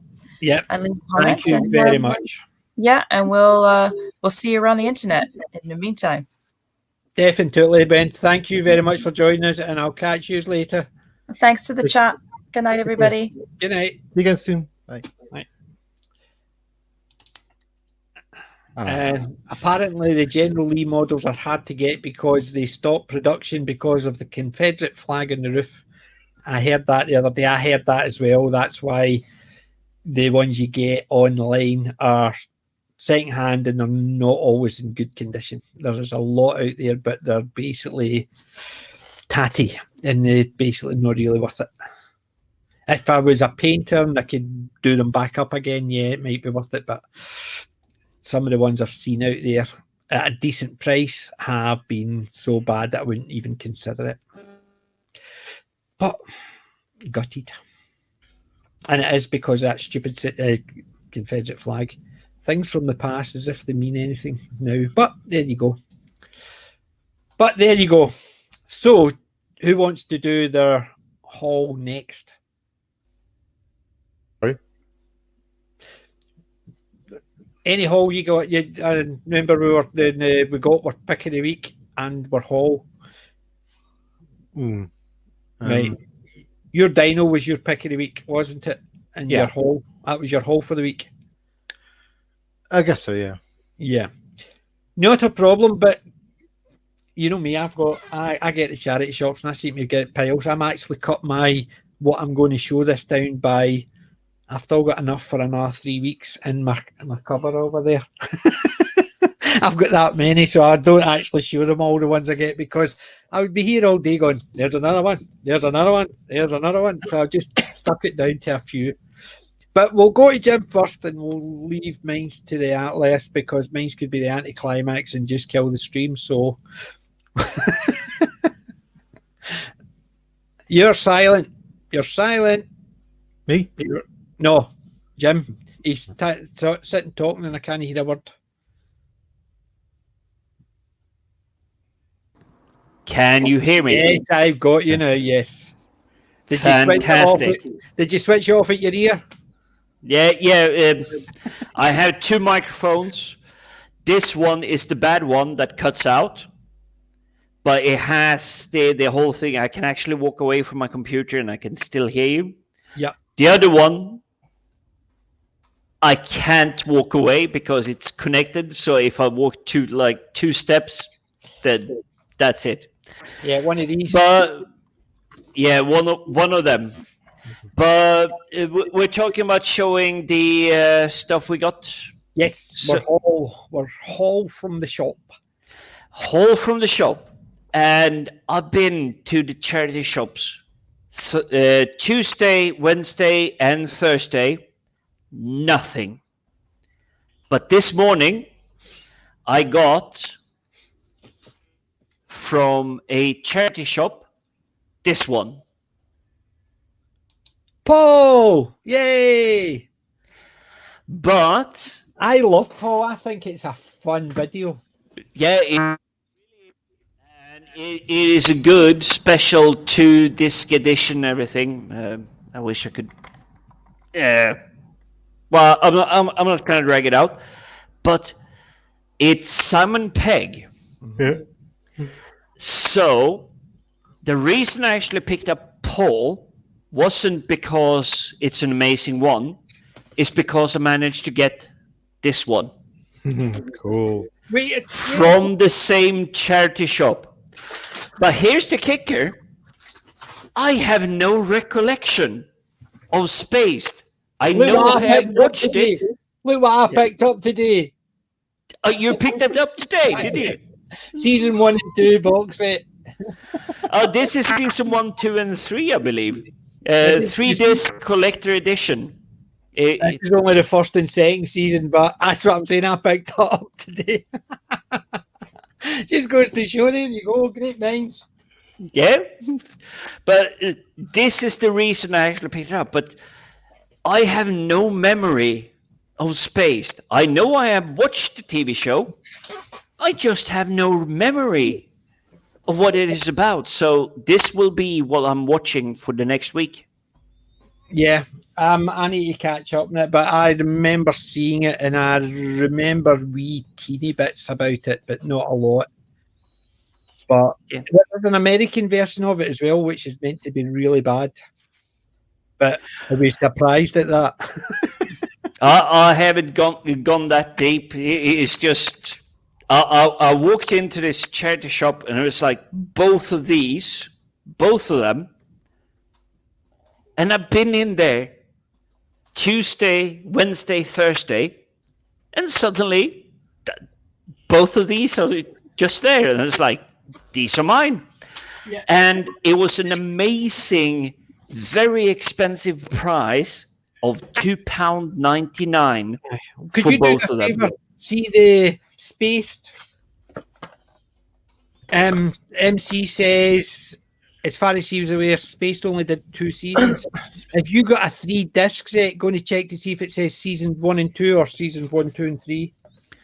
Well, it says on the package, 3-disc collection edition. I do not know if it's 3 seasons. To be fair, I'm opening it up. So whatever they have, as you can see, it's probably you've got the bonus disc. I've got 2 discs. It just says first and second season, and it has got some special features on the second season one, but yours might actually have it so it's all individual, separated, so they're not all the one disc. Yep. If you want to screenshot that, you can. Right, hold on. That's the back of the. I'll give you a solo layout for that one. Yeah. Season 1, season 2, and includes. So it's the same. It's 2 seasons, but you've got exclusive feature-length documentary, Spaced by and cast and crew. Yeah, basically, I think I've got some, but I don't think I've got the documentary feature. So it's 2 seasons. It might be that it is that thing, but because I saw this, it was next to this box. I was just going, I'm getting them. But it just goes to show that. How's that for pure fluke? Yeah. How's that for pure fluke that I picked that up today as well? This was my, I got them about 6 hours ago. I know it's midnight, so 8 hours ago. Aye, that's what I'm saying. That's just pure. I'm glad I didn't keep that as my pace to resistance. Look, you've already beat me to it. I'm sorry. I aim to please. I think you've got the, as you said, the collector's edition. Mine is just the bog standard box set with the 2 DVDs in it. I think yours third one. I think there's a word for that. Entangled. Yes. That's a Red Dwarf reference, Jim. So. Yes. Quantum entanglement. Quantum entanglement. So is that the two you got? They are two excellent. I must admit, I picked up Paul a wee while back. I did like Paul, and I've got Hot Fuzz, and I've got World's End as well. Simon Pegg's 3. You see, the reason I picked them up is because it was Simon Pegg. There was no other reason, and I know I've watched. I love Paul. I know I watched Spaced, but here's the kicker: I when I try to rack my brain, I don't recall what Spaced is. I sort of remember. Oh, pardon me. I sort of remember there was a girl in it, blonde hair. The two of them share a flat. Nick Frost plays the sort of military wannabe. Yep. I sort of remember that aspect of it. Yeah, he plays the sort of military wannabe guerrilla. Yep. So, see, you've got the collector's edition. I've just got the bog standard one. It literally just says Spaced, the complete first and second season, so nothing fancy. But I sort of remember that is it. I don't remember the story. All I know is Simon Pegg and the girl, I can't remember her name, move into a flat together on the first episode because one of the two of them got thrown out, or both of them got thrown out from their girlfriend, boyfriends, whatever happened, and they end up staying together. And Nick Frost comes in and out because he's the friend, and he's the military psycho type. So I remember that's it. I don't know what the story is, how the story goes around. I remember seeing it. I just can't remember enough about it. So, that's the reason I actually picked it up. It was like Paul on its own. I would have picked up because it is the shiny kind of packaging. Yeah. If you see it, it's like foiled, whatever it is. It's like it's nice, shiny. Yes. All of that. I think you got that was the thing, but the Spaced was next to it. I was like, see, you got a better box set with both of them, I think, for me, because you definitely beat me in the Space box set, because mine's is just the bog standard one. Yours is the one that's nice picture on it and all that, and I'm jealous as hell. And I think you beat me with Paul as well, because Paul, I've only got the bog standard one. I don't have the shiny one. It's up there somewhere. I spent the whole week last week cataloguing my... So Thursday, Friday, I catalogued where my DVDs are, so I can look at my spreadsheet and go, there's that shelf, there's that shelf, there's that shelf, there's that shelf, there's that shelf. I'm that sad that I lost that a lot of them. But Paul is up here somewhere. But I think you're better. I think I've just got the cartoony one. Yours is yours is a far superior. That's just a bog standard matte one. Oh, we've lost Sudaku. Oh, did we? So that's but even so, I find it kind of amusing that both you and I went for the Simon Pegg kind of stories, unbeknownst to each other, because we don't really talk between these weekly shows, and we go that this is the stuff we like. We're gonna go out, but I will blame you completely because this is a charity shop gathering. I usually do the easy go to Amazon, go to do this, but I definitely started keep an eye out on the charity shops. Sometimes however, the furnitures that you do see in some of these is like, that's really nice. Mm-hmm. I don't have 70 quid to spend, but it's really nice. Yeah, but sometimes you got a couple of quid to spend on a couple of DVDs, and that's a good thing. Yes. MC was saying, and I quite agree, it's a nice box set you got, and it is definitely. I thought, I got a nice wee box set until I saw yours, and then I've just got a box set. I win. I win. That one. Right, Sudaku, did you get kicked again? I accidentally pressed the refresh button rather than the mute button. I know that feeling. Right. I'm going to show you my picks for this week. See these ones here? All James Bond. Yes. I got Die Another Day. Yep, I definitely love that one. That's a special edition one.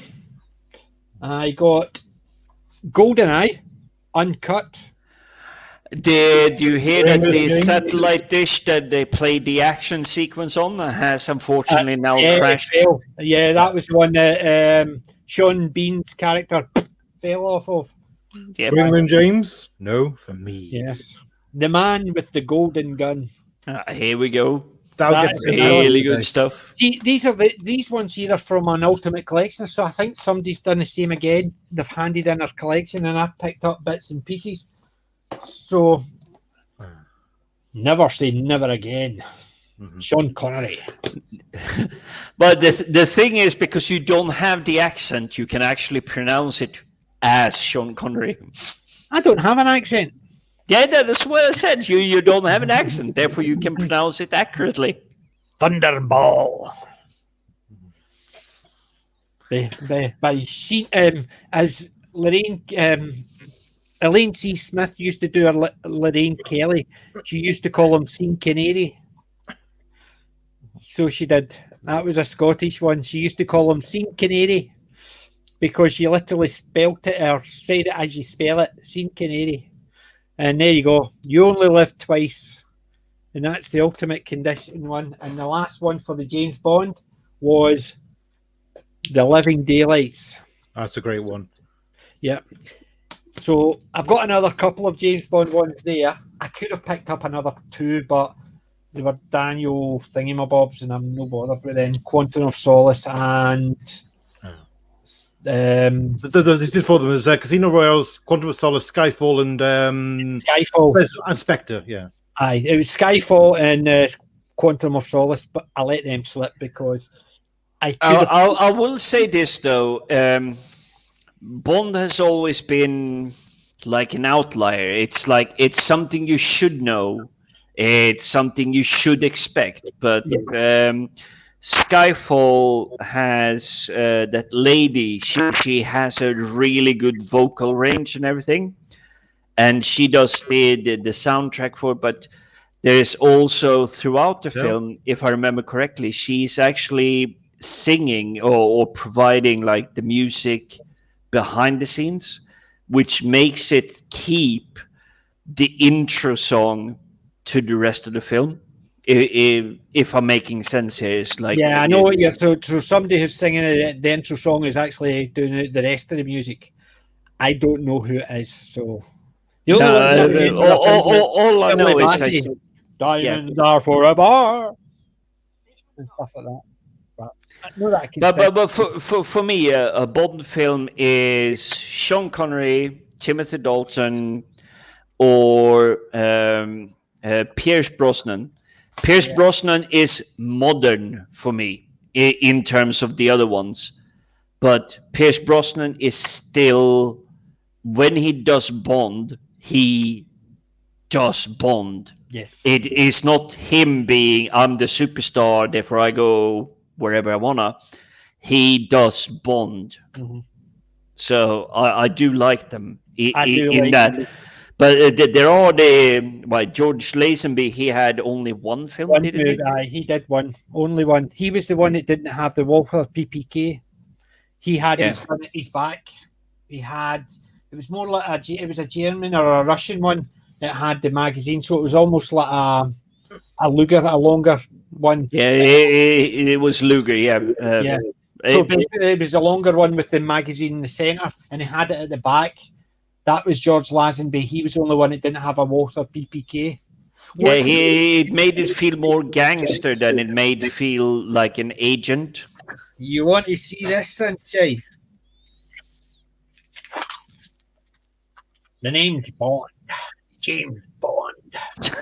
My Walther PPK, and I have got somewhere, I got the silencer for it, but it might actually be in somewhere else. But I've got a Walther PPK, a BB gun. So I have in my holster.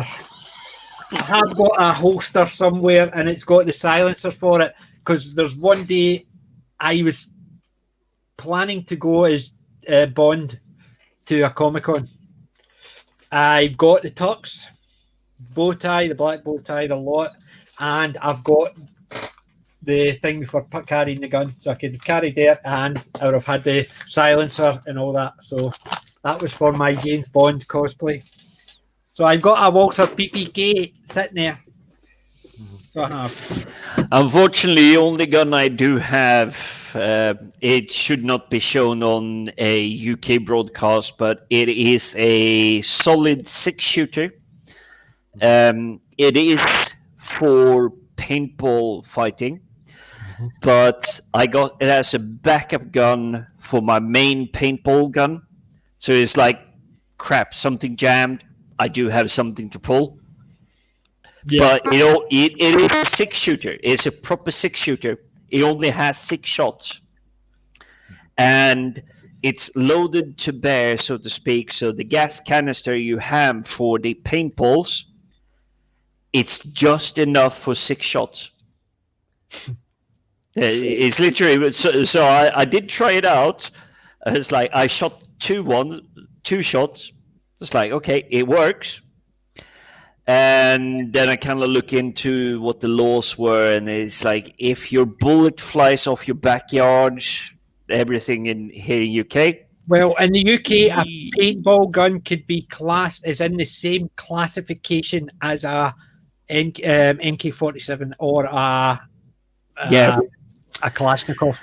It's essentially, you're allowed in your back garden to shoot a paintball gun, but if the projectile goes outside of your back garden, you're gonna be charged. So I just went, nope, I'm not touching this anymore.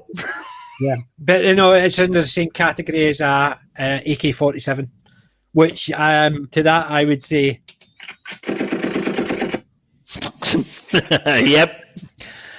Well, this is something that surprised me, because I've been playing paintball tournaments for a long time, maybe 15 years now or something, minus lockdown stuff and all that. But this handgun that I got is like, holy crap, this has a kick to it. Mm-hmm. It's, if I hit you, you're not going to go, no, it wasn't a hit. So it's like, no, you will have the splatter of the paint on you. That's what you want. But because I remember it, and you get, I don't know how many times, you never hit me anywhere. Big paint spot all over the place. You never miss me, you miss me. Right. You want to see my next one I got? Oh, yes. Now we're talking Keanu Reeves. And Keanu Reeves, where he isn't actually playing his dude surf bro. Yeah, I know. I've not seen this one. Yeah, I have. I know the story of Constantine because I've seen some of the comics, the Roz comics, but I've not seen it. So I do like Keanu Reeves. I used to even like him in Bill and Ted, and I've watched a few other movies he's been in. It was out with that, but he played the dude. But it wasn't a comedy. He played one. A woman. I would say this one is closer to the what's it called? Surf Point, Break Point, something. He's actually serious as the actor. Grosse Point Blank. There was Grosse Point Blank, which had John Cusack as an assassin. There was Grosse Point Blank, that was, but Point Break, I've not seen either. Oh, that's a film you should watch. If you do like the good 80s, that's a really good one. I'll keep an eye out for it. But that was another one, and I've got nice John Candy movie. Oh, this is the best film Disney has ever made. Ever. Exactly, a Jamaican bobsleigh team. I think it's just fun. John Candy at his best. I love. The thing is, it's based on reality. Yeah, exactly. It's actually true. Everything in the film is true. Didn't know what to join, and basically what he's going to sit. Think, well, what to do is, well, the next one's the Winter Olympics. What can you do? Don't know. Well, let's practice doing something. But these are the last two for this week. I've got another couple of boxes we do in a couple of weeks, but some classics. Oh yes, very yes. Mad Max Beyond Thunderdome. Now that 2 men enter, 1 man leaves. Master Blaster, which technically 3 men entered, 1 man leaves. So it is basically got Mad Max Beyond Thunderdome, Mad Max Duva, Doom, It's got 3 different languages actually on the disc. The disc has actually got 3 different languages, so it's not just the bog standard subtitles. You have to choose what one of the 3 movies you're playing. That's how old that one is. And the last one.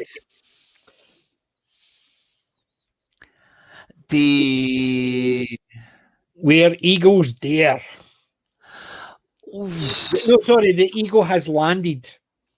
I've got where Eagles okay, Dare. I thought I read that one wrong, but because I was starting to think like the eagle's nest and no, you were right. It's basically because I was watching where Eagles Dare. Because I've got that as well, but I'd started watching that earlier on. I've never finished it, so it's obviously in my mind. But the eagle has landed, and I just love this one. Michael Caine, Donald Sutherland. It's just fun. Basically, the assassination of Winston Churchill. This is the one where him and his team basically try to stand up to the Nazis and try and save the kids or the people on the train, and effectively they get near enough arrested because they basically draw their guns and all the Gestapo who are herding all the people into the camps on the trains because they wouldn't allow them to feed them. Yeah. And he plays. I'm just going to give a quick shout out to MC because he's been chatting in the main chat, and I've just been so mesmerized by your collection. So, MC, thanks for saying that I got good stuff. I actually have to watch it again to remember what it was. I know I got it for a reason, but I cannot for the life of me recall what Spaced was about. Yeah. And MC, if you send us a message on Twitter, I can make you a mod. That way you can no issues with putting links in. But I know roughly how to do it, but it's one of those things. Yeah, he said something about. It's because you have to actually put the link to their thing, because if you put @M_C, it doesn't recognise them on YouTube. You have to actually have his YouTube link in there so it can actually add them to a mod. Oh, okay. It's just one of those things. Well, whatever it was like Warlord Games that he told me to Google. So I do have that on my search list. So it's in there. Basically, it's there. He did see it. Cast model removed. He did it. That's Windology. Sorry, he did mention it there. It's there. Warlord Games. No, he's not on Twitter. That's why. If you Google Warlord Games, it will have the bolt action on there. Yeah. So well. It's definitely on my search list. I may not remember it this evening. I basically came straight from. Do a screenshot. There you go. Warlord Games bolt action. They do a lot of error. Yeah, give me a second, and it's screenshotted. Thank you. Right, that way you got a copy of it, because I've actually got a copy of it. I'm going to have a look at that because I do like watching. I enjoy playing the games, but I do like watching, especially ones that I'm not familiar with the rules. Watch them getting played and learn how to play them. That's why I would recommend Necromunda, because it's a gang one under the 40k banner, because it's the Underhive from, and these are ones who are the I do approach stuff like Warhammer 40k that I do not really understand, but I do love players playing against each other that do know the game, and when they start playing the tactics and the rules and all that, it's kind of like rugby for me. Yeah, it's like I can go to Twickenham and watch the supreme final, the last game of the season.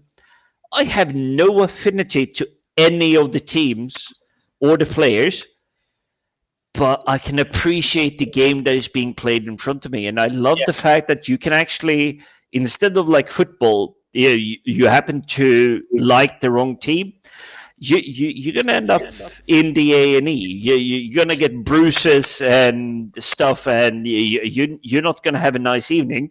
But if you go to rugby and you happen to root for the wrong team, the other guys are just going to say, would you like a pint with that? Yeah, that's true. Yeah, I do like that. MC, you should be a mod now. So just checks. You might have to do a refresh, but that way, if you get any issues, you can post a link if you need to. So that I don't trust you. You're actually been in every one of my streams, so of course you can post anything you want. Welcome to the family, MC. There you go. MC's just said there. They do World War II, Napoleonic, Battle of Britain, all sorts. I don't play. I know a few who do. Details. I would love to see that. I love Napoleonic, but sometimes I think the Napoleonic ones, sometimes they get a wee bit too bogged down on the rules. So they do. Like, even if you go a half inch over the move, I've seen some play and it basically, no, you can't do this, and it has to, and they're very particular. Whereas obviously, when you're playing games, it's usually a case of, right, I'll move them 6 and it's, as long as it's roughly, they're okay. But I've seen a few Napoleonic ones where guys can be very pedantic with the rules. They do the same with the American Civil War. I've seen them doing that one. Yeah. I don't really do the YouTube thingy. I've actually been fairly, shall we say, lucky. I found people like UPJ, Purple Valkyrie. It's like nice people to talk to and just join in. But I have not really done anything on my own. But if someone is actually curious, I'll actually record and upload to my YouTube account the painting of the Warhammer 40k stuff that I'm getting. Yeah. And if you give me a few seconds, I will actually give you something that I already have running. Good. I've actually got that website there. It's got all the stuff. Yep. Give me a couple of seconds. I will be right back. Not a problem. Thanks, MC. I've actually taken a link to that anyway, and I've put it up in mine because I'll keep an eye on that. The thing is, I used to do a lot of painting. I can't paint anymore. Sadaku, what about yourself? Did you play any of the board games, the war games, that type of thing? No. Right, a man with sense then. Basically, I got into the same idea in my collecting my DVDs. I used to do the same with figures. So I had 1,000 odd figures. When I was in university, I shared a house. I did a house show with the guy who did the painting for them. Like they'd post him the figures, he'd paint them, and apparently he could work at home and he got paid like, I don't know how much, but it could be £2, £2, £3, £5 depending per figure. Yeah. So you could paint in 100 figures. There you go. Do it in a week. Away you go easily. But nowadays you're getting ones that'll charge £2, £3, £4 per figure. But you know what I mean. I do. But MC, see if you actually like watching those type of games. That link I'll put in the chat. I'll put it in the private chat. you may like. This is actually one that does like 40k and stuff like that, but they do gang fight, which is called Necromunda. So you might like this as well. And they do Blood Bowl, which is board game. It's a American football type game. That's funny. I quite enjoy that one. It's basically you've got a team. You have 10 or 12 players, and the object is to obviously, like American football, score the goal down the touchdown, but you can try and do as much damage in your way there. Some teams specialise in doing damage. Some teams specialise in scoring as many points as possible and dodging out of the way of people. It can be fun, but the problem is I've only got me. I can't paint the figures. So the figures, I've got the green figures or the blue figures, which is a pain in the butt because I would love to have them all painted. Because I used to have, you get a human team and an orc team, right?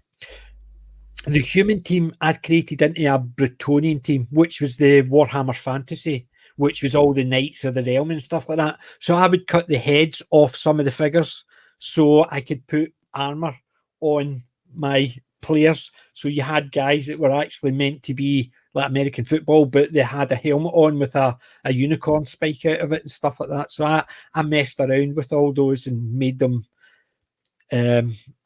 more Knights of the Realm playing the game. So I used to do the customizing the figures and paint them.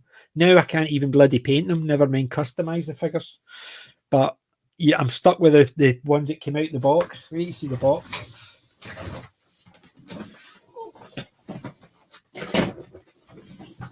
That's the box there for Blood Bowl.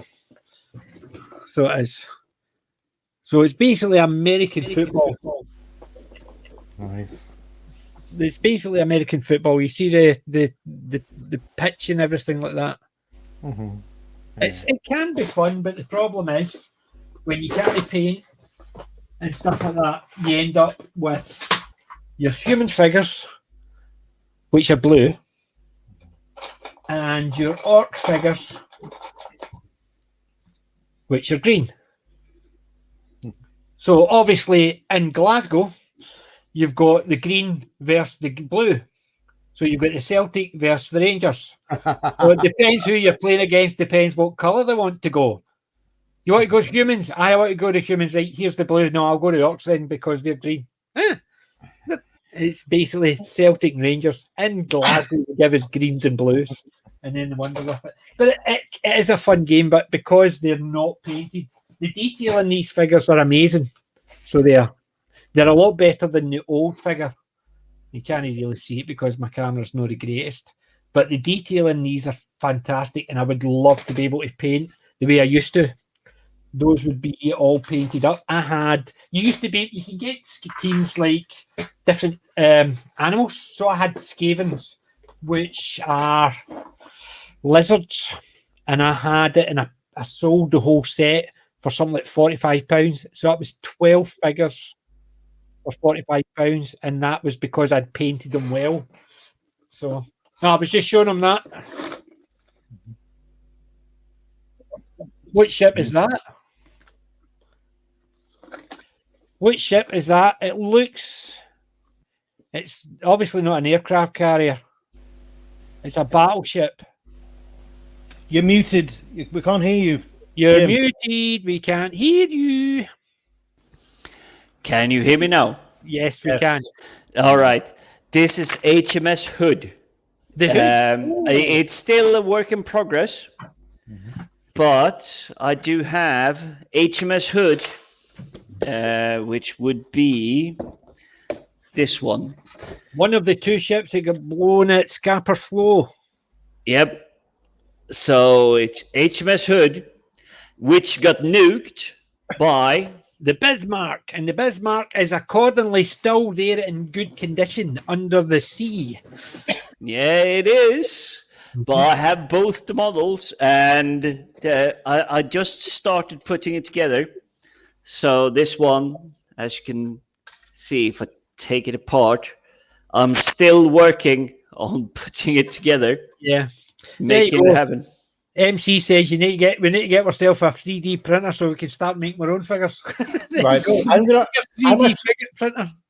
I'm actually going to look up 3D printing and see how that works, because that just seems that seemed high sci-fi to me growing up. It does. It basically, I've looked. One of my friends got a 3D printer, and he talked about it, and I'm sitting there thinking he'll send me a picture of the finished item, and I think that is really cool, because I wanted him to do as a deck box for my Magic, and I gave him the stats and everything for it, and I says this is really good. He says he'll get to it, but he's got a load on his plate at the moment. So he says he'll get to it if he ever gets round to it, because he's got so much on to do as well, because he got it for work and he's got a lot to do. And then I look at other ones where people are printing and it looks scary. Yeah, you won't 3D print this. No, you won't. It is amazing in details. Yeah, there's too much I know detail I'm not in giving those. it a fair shot, but... No, I'm aware of those detail in those ones, because they're superb. The portholes in the side and everything. You get even almost to the point rivets on the joints and some of those. Yeah, so you even see those tiny guns. Those guns are needle thin. Yeah. What you should do is, you see when you're doing it, you should see when you're assembling it, record it as you're assembling bits and pieces over the time, and then when you get that bit, compress it into maybe double time, and then do that as you're building up gradually. Even if you do 10 minutes a day or an hour a day, and just compress it by 4 even, so and you just see your build of the thing over the time and fast speed, and it'll be an amazing video for uploading. It could be, but again, I'm not really like a YouTuber. I don't really. I share it more on this channel than I share it anywhere else. The stuff I like to do, it's. I don't know where the passion comes from. Building these models, as is like putting them together, making it happen, painting it. It's just for me. Yeah. I don't even know how to describe it. It's my time. Yep. It's something I do to unwind from the nonsense I'm doing at work, because work this week has been stupid. I mean, I've been lucky enough that I actually managed to get Tuesday, Wednesday, Thursday, half an hour, run away from my computer, go to the charity shops to see if they had something. Yeah. They didn't. So it's like it felt double wasted. But yeah, when I did go out today and I got that stuff, it was like, yes, this is victory. See, yeah, it's basically usually the Saturday only I get a chance to go in, no other days. But it can be a pain if you don't have the time. MC says he built the Graspy years ago. Now that's a lovely ship as well. See, I love the Second World War ship. I do like First World War ships. The Bismarck was a holdover design. It's the same as a lot of the Japanese ships. They were almost holdover designs because the aircraft carrier was actually coming into its own, and battleships, the large battleships like the Bismarck and such like that, were becoming outdated very quickly. And that's why I love the battleships. I used to love the sailing ships like the Trafalgar and stuff like that, but I tried to build one once and I gave that up very quickly after 6 months and not succeeding very well because of the amount of bloody string you had to string up between your sails.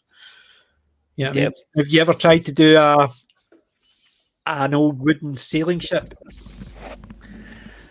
Well, for me, the struggle is with these Revel models is I'd love to have Bismarck in an appropriate size to the hood. Mm-hmm. But because the hood is like one... whatever it is to say, it's 136 or one something like that. It's 172, whereas the Bismarck is 1700. So the Bismarck isn't as big. So if I wanted to place them on, say, a wall behind me and just show the ship, I have an extreme wide camera, but it would literally have to be I place hood here and 7 meters that way. That's where the Bismarck would be, because that's where Bismarck was when it sank the hood. Mm-hmm. But that's what I'm saying. It's just one of those things that a lot of people just don't actually even think about it. It's just one of but put them on the wall. The good thing is you could put them on the wall next to each other. It's only if you want to try and do a diorama that you got problems. You also need I've seen so many extremely gorgeous YouTube stuff where they literally just like they build a ship, they paint it, they get everything done, and they just go. They're pouring over epoxy or whatever it is. Yeah. So it's like clear look through everything. But it's like, that looks amazing. But they also build like the cannon fire out of like cotton wool, and they put like a small diode. So the cotton wool actually lights up. So it looks like it's firing. I've seen that before. I've seen people build dioramas like train stations and stuff like that, and it's the same idea. Some of them don't fill them with epoxy. Basically, they seal it once it's complete with all the lighting and all that. So the train tracks and the tunnel and the lights flickering as if it's actually the train's crashed and it's a zombie one. They have flickering lights with their diodes and stuff like that. They can have some really good stuff in there. It's amazing what you can find on YouTube. Let's put it that way. Yeah, there are some people out there that's like, I just managed to half put the hood together. Yes, and I YouTubed it. It was like people go like, no. That's too much money. It's like those two ships just to get them as models was probably 45 quid. And then you're looking at, diodes, LEDs, cotton wools, epoxy, whatever it is that they add. And it's like, I love the model of the ship. I don't have 300 quid to just like pour over to make it happen. Well, see, that's the thing. It's the same idea. Like when I used to do it with tanks. I was a big tank, and so I used to build the tanks. They were about that, and then sometimes you got a wee corner diorama, like maybe a building in with the tanks meant to be drive past. I used to build my own. It was never before it was EVA foam, but then it was like just bog standard cardboard or polythene or anything I could get my hands on. So it would be cardboard, and then you'd fill it with epoxy resin, so there was no gaps. Then you would put the epoxy resin on it and tap it with a sponge to give it this spongy brick look and all this stuff, and then mark it. Used to do all that, and I used to love doing it. But it was the same idea. See, if they were going to cross water, people used to say, "Why don't you actually do this?" No, I would just get glue, PVA glue.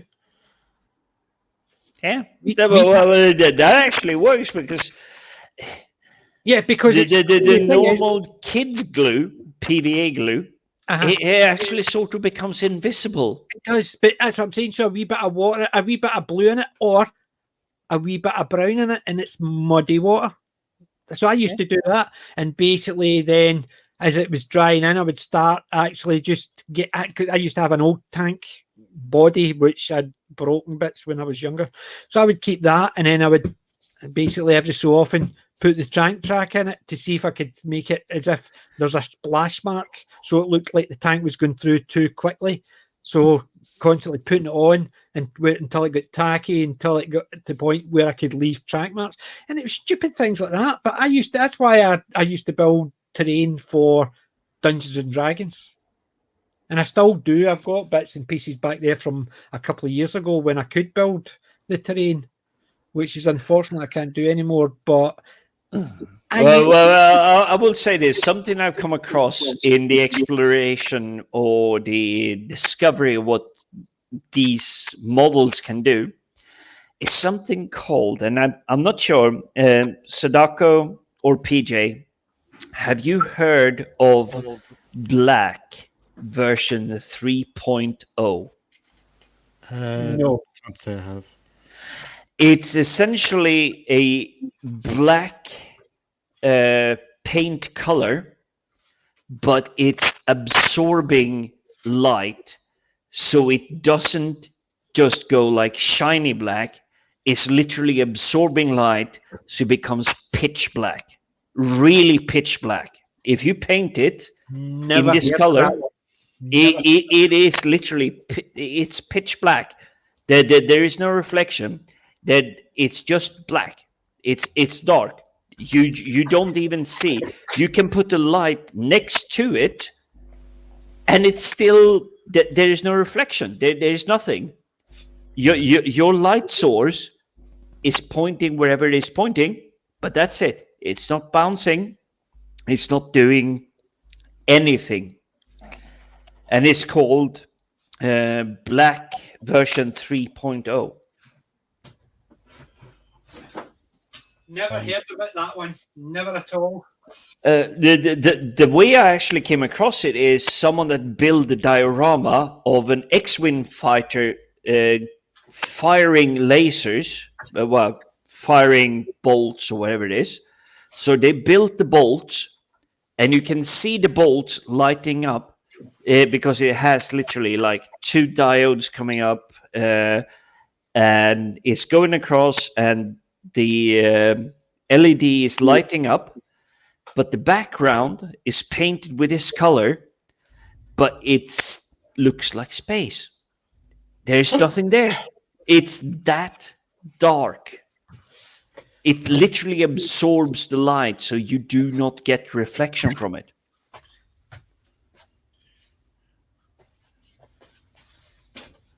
It's an amazing thing, but it cost a fortune for like a tiny bottle of it. But it's amazing. I'm not surprised by the thing, but see, I just went for the cheap options for paint. Of course you do. I used to actually do that. I mean, wee silly things like that. A floor tile. This is from a Dungeons and Dragons game. Yep. A floor tile or wooden floor tile. A 3x3. And then you would have brick floor tile. So that's just... but you see, for me that looks grey. So I'm actually sending a link on the private chat. It is sort of grey, but it's got a wee white fleck on it, whereas that one's got a wee brown fleck on it. Basically it's no too much detail, and then you could build walls. Similar idea.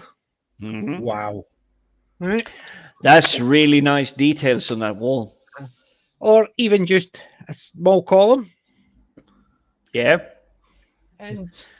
but imagine if you painted it in the color I just linked in the chat. I know. Yeah, the black. But let's see what else you got. I've got bits and pieces. Yeah, it's just that's what I'm saying. You different things like that's just a semi EVA foam, as you can see the back of it. It's just scored slightly different. So instead of now I will say the piece you just shown, that's really cheating, because you didn't care about the piece. You just cut it out and then just did the scoring. Heat gun across the top of it, didn't you? So you score it, then heat gun it, and it expands it. But you look at the two of them, the way they're done, and that's done the exact same way. The only difference is with that you just score it and heat it. That one you score, heat, mark, and then crush it with tinfoil. crushed tinfoil to get the the basically rough edges. But even the brickwork's similar idea. It's just scored and then roughed over. Yeah. And it's simple. Yeah, you basically just scrunch the tinfoil and just roll it over it. Yep. You can see the join where the EVA foam is. See it? Oh, yeah. Right. Yep. So in effect, with a wee bit of lollipop sticks.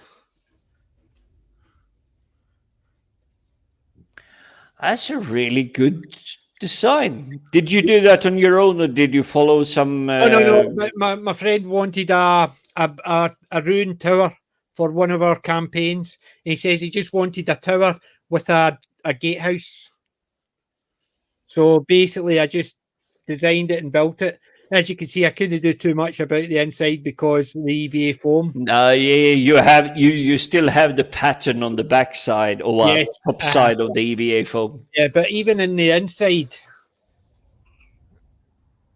so you've got the stonework, the stone stairways falling down. So there was no way they could get up.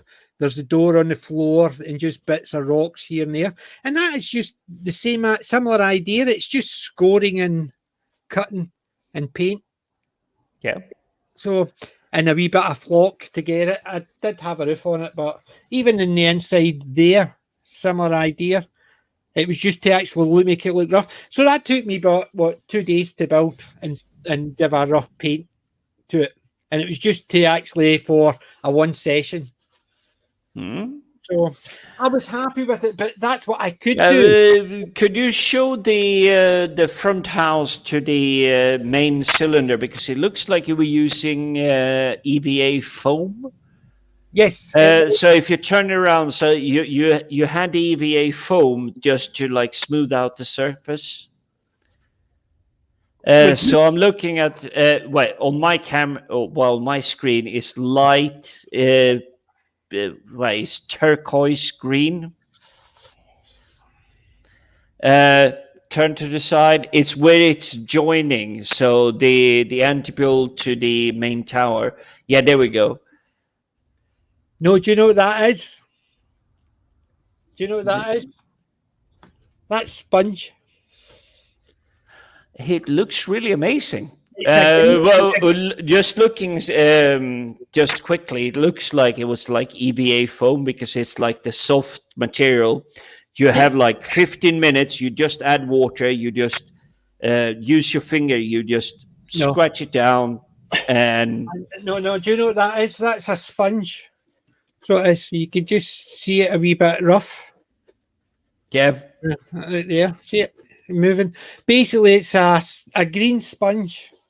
It's just the old rubber, almost like a Brillo pad type rough sponge, and then just pulled apart, and then just dry brushed white, and then just glued on.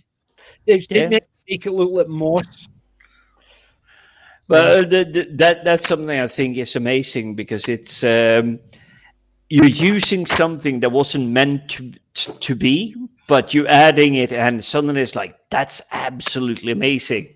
But that's what I used to do, and I used to do the same for all the bits and bobs, and it was just unfortunately nowadays.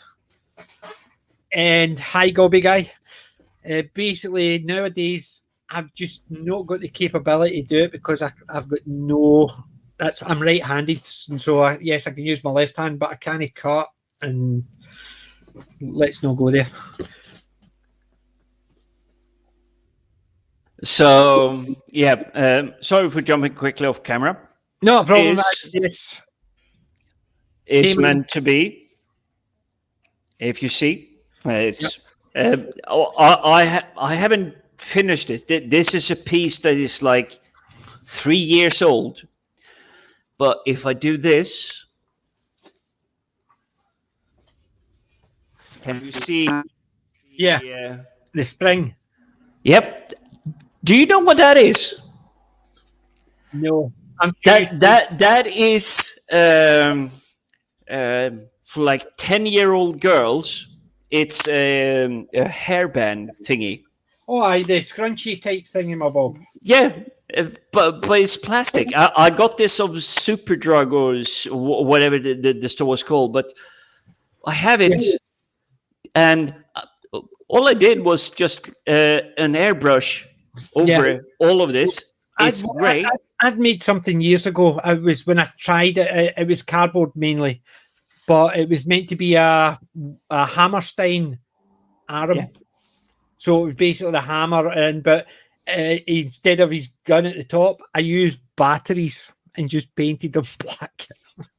It's the same idea with this one. This whole thing, this is actually the super glue bottle that I use to glue these things to stick to it. Yep. So I stuck the empty glue bottle in, and now it looks like it's a weapon. Yep, it looks cool. MC, yes, I know. I've seen some of Captain Spock's stuff. He does occasional videos on it. Look really good, these dioramas. Even using his Lego looks really good. And Gobby Guy, you missed us when we were talking about Warhammer 40,000 a wee while ago. Basically, Jim was looking about getting into it, and then that's why we started on that, and then Dungeons and Dragons. But there was one of my last makes. So it was. I will say I might be wrong, but that definitely looks Judge Dreddy to me. It initially was Judge Dredd's helmet. It was the thing, but it's now an orc helmet. It would work for that as well. But it's basically Judge Dredd's helmet with this mouth bit added in effect, and then just wee bits of a chorus. They were basically yellow. You can see there the initial colour. It's basically just wee bits strips cut and then pinned down. That's just the wee goggly eyes you get for kids' toys. Mm-hmm. And basically, I was going to do a. Yeah, well, it's the same with the bracer I made.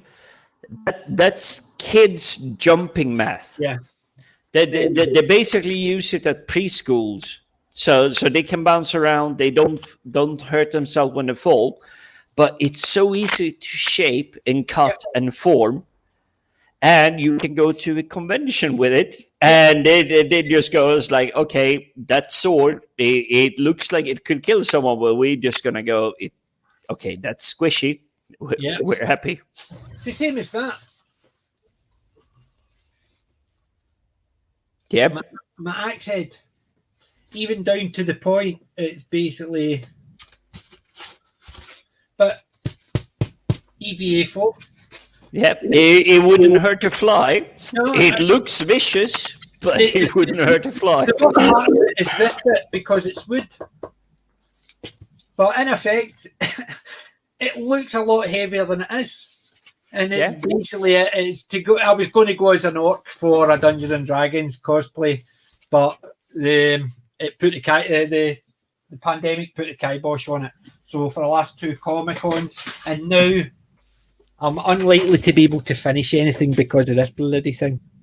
Yeah, a 40k orc, Gobby Guy. We were talking about it, and we were talking about Necromunda. We were talking about fantasy. We were talking about.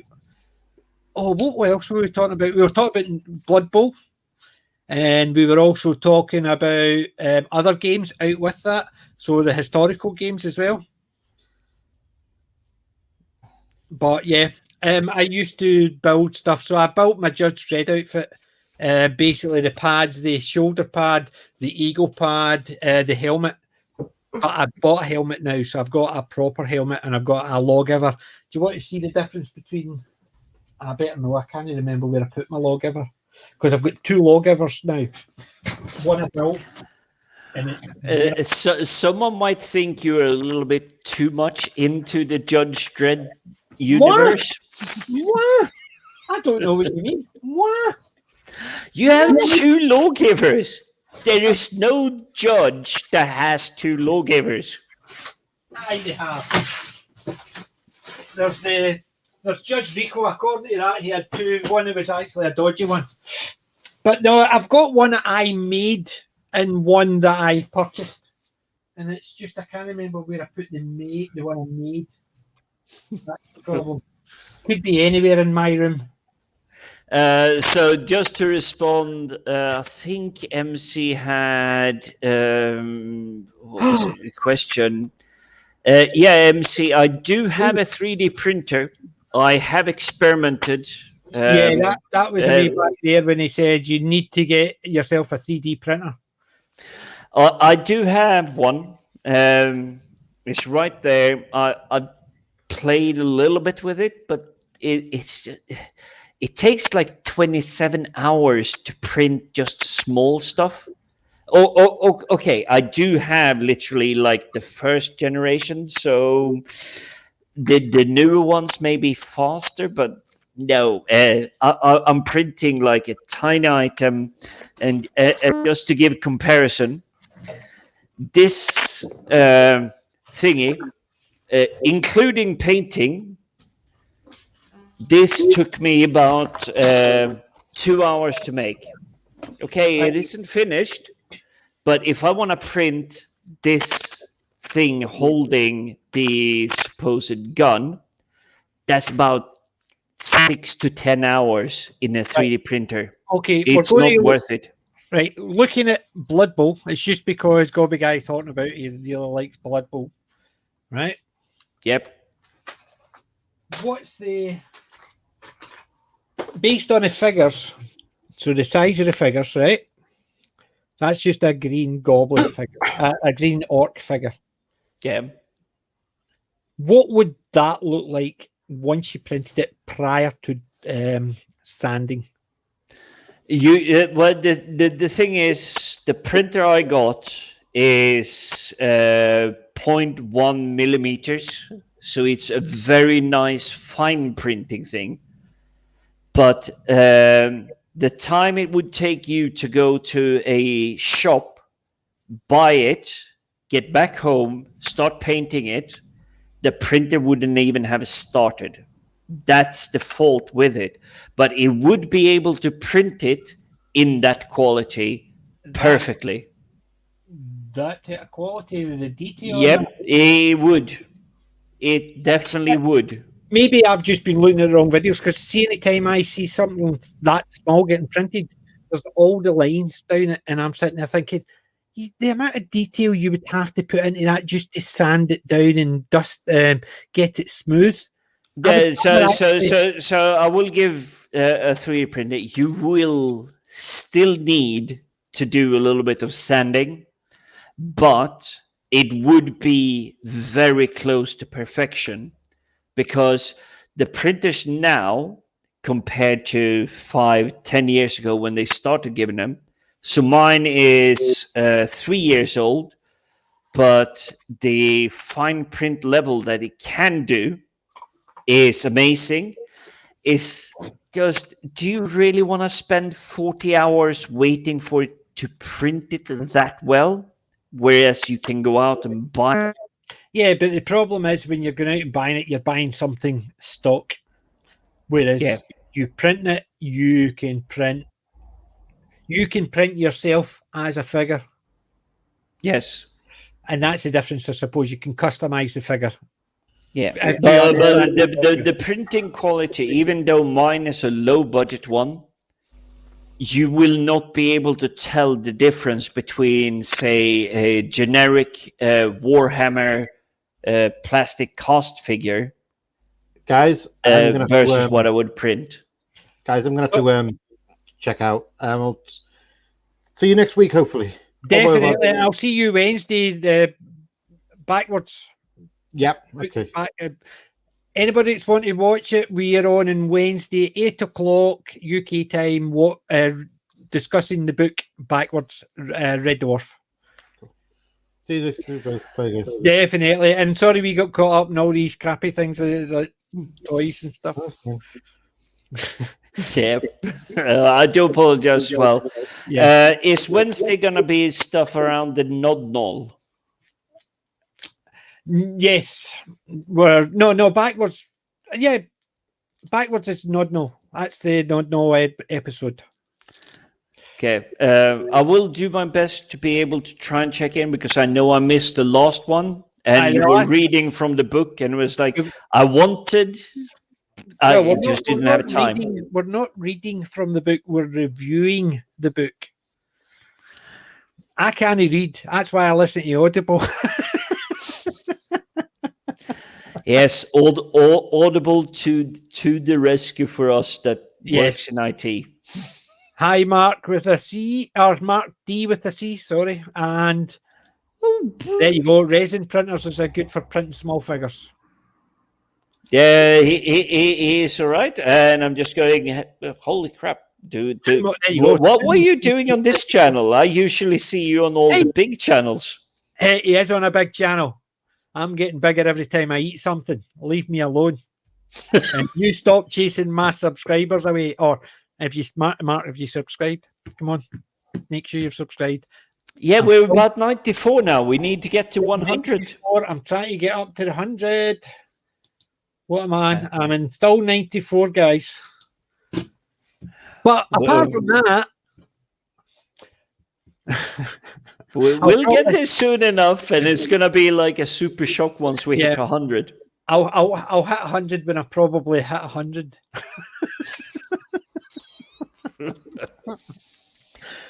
But that's like me. Anyway, we were talking. We're going on from 3D printing. Yes, I wish I could remember where my Judge Dredd stuff was. I've got my thing there, but it's the one I made. I actually created one, and I just wanted to do a comparison so you can see the one I made compared to the proper one, the Mark I Lawgiver. All right. Yeah.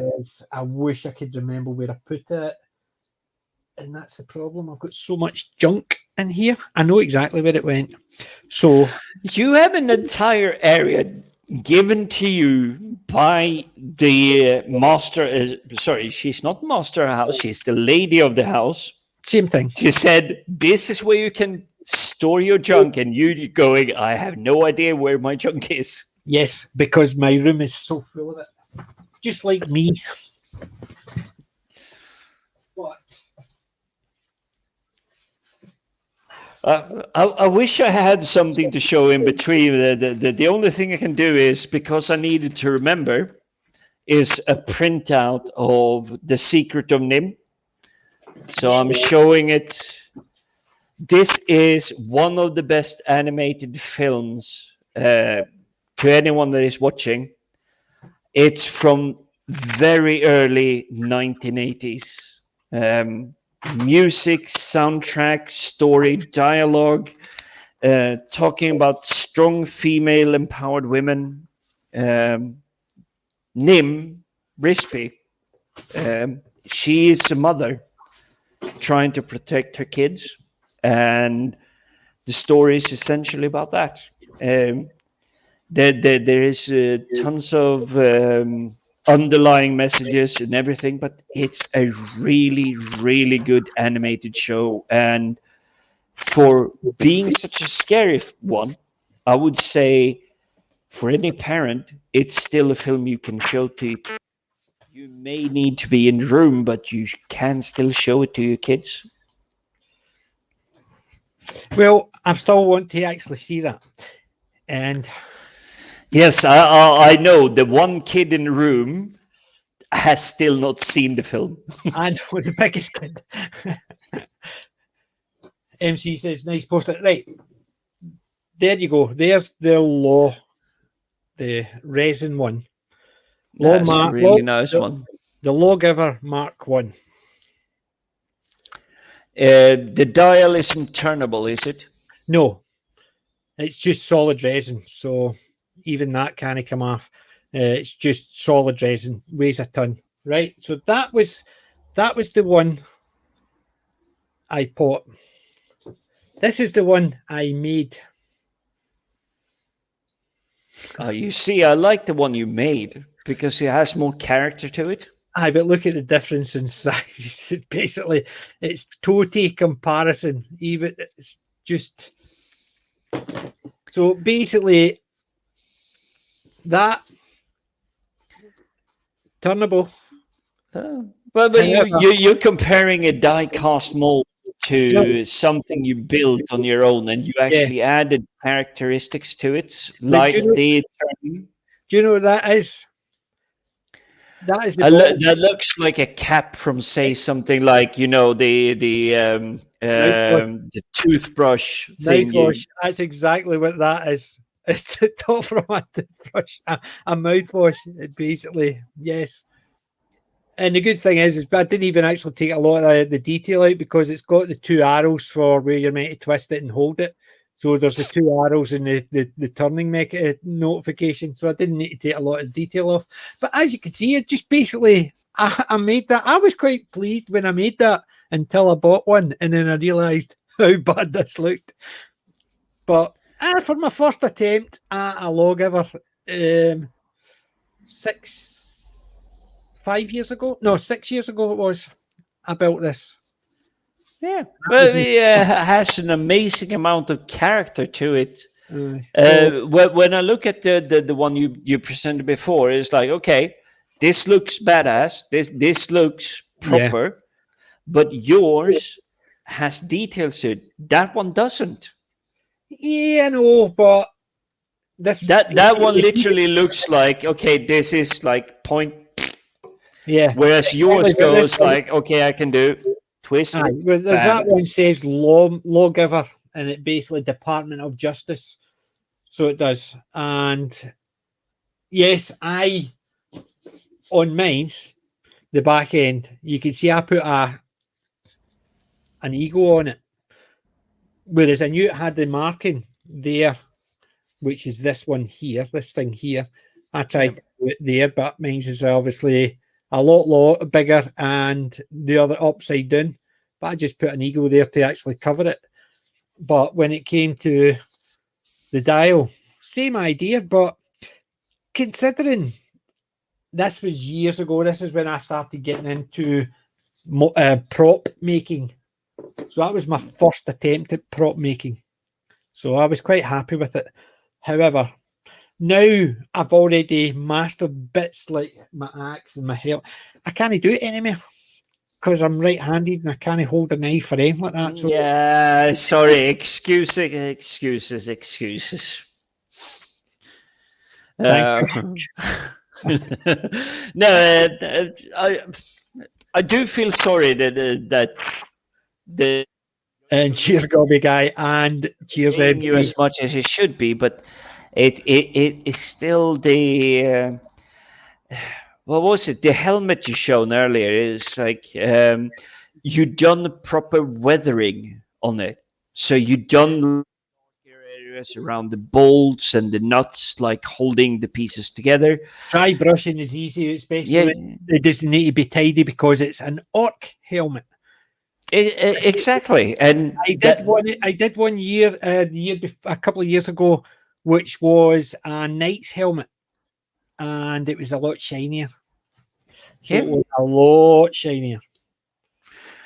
But there's something I did on one of the Comic Cons, and this is probably a good 6 or 7 years ago now.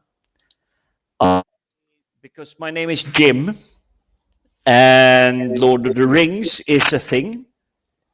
Jim Lee might have had something to do with each other. But the way I actually built the chainmail armor was from food coasters. What is it called? Like, you roll up your plates and everything, like a fancy. You mean the it's basically like your plate mat, whatever it's called. I just tied a lot of them together, and it looked like I had a chainmail. And all I did was just I tied them together so I could wear it as a shirt or like a chain shirt, but just a little bit of silver spray paint, and I looked fantastic.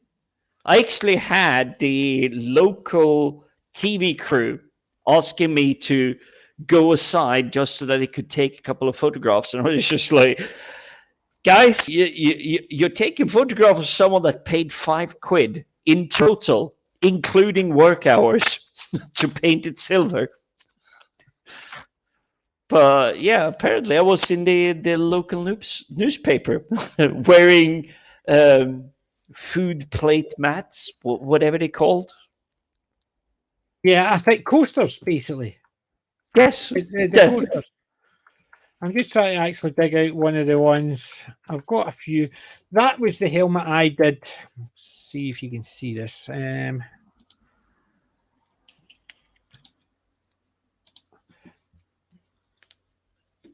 That was the outfit. Look at that. That's gorgeous. Is that London? No, that's Glasgow. That's the exhibition centre down in Glasgow.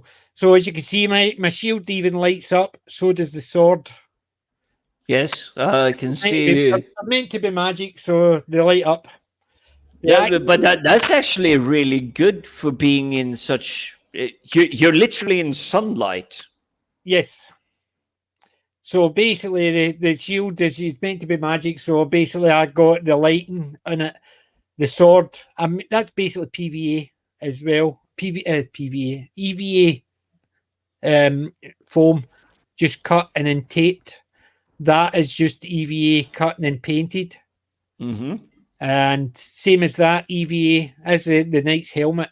As you can see, the bracers as well as the gloves. EVA foam just on top of normal gloves. I'm trying to see if there's any other ones. No, but that is looking really interesting. It is still simplistic, but it is. I'm looking at the guy standing next to you, and it's like that's detailing. Yes, that's the sound. Your simplicity is called it's design. Less is more. And to make lots with that little. Yeah, and it makes it look really great. You look at hers as well. That's EVA foam as well. She's done most of the that is all EVA foam there. The parts round about her dress are EVA foam. Even all this EVA foam she's built that with. Look at the detail and all that. Yeah, I mean that's just she built hers with EVA foam. Obviously, she's got a bit more material and stuff like that in it. But still, you're not looking out of place on that one.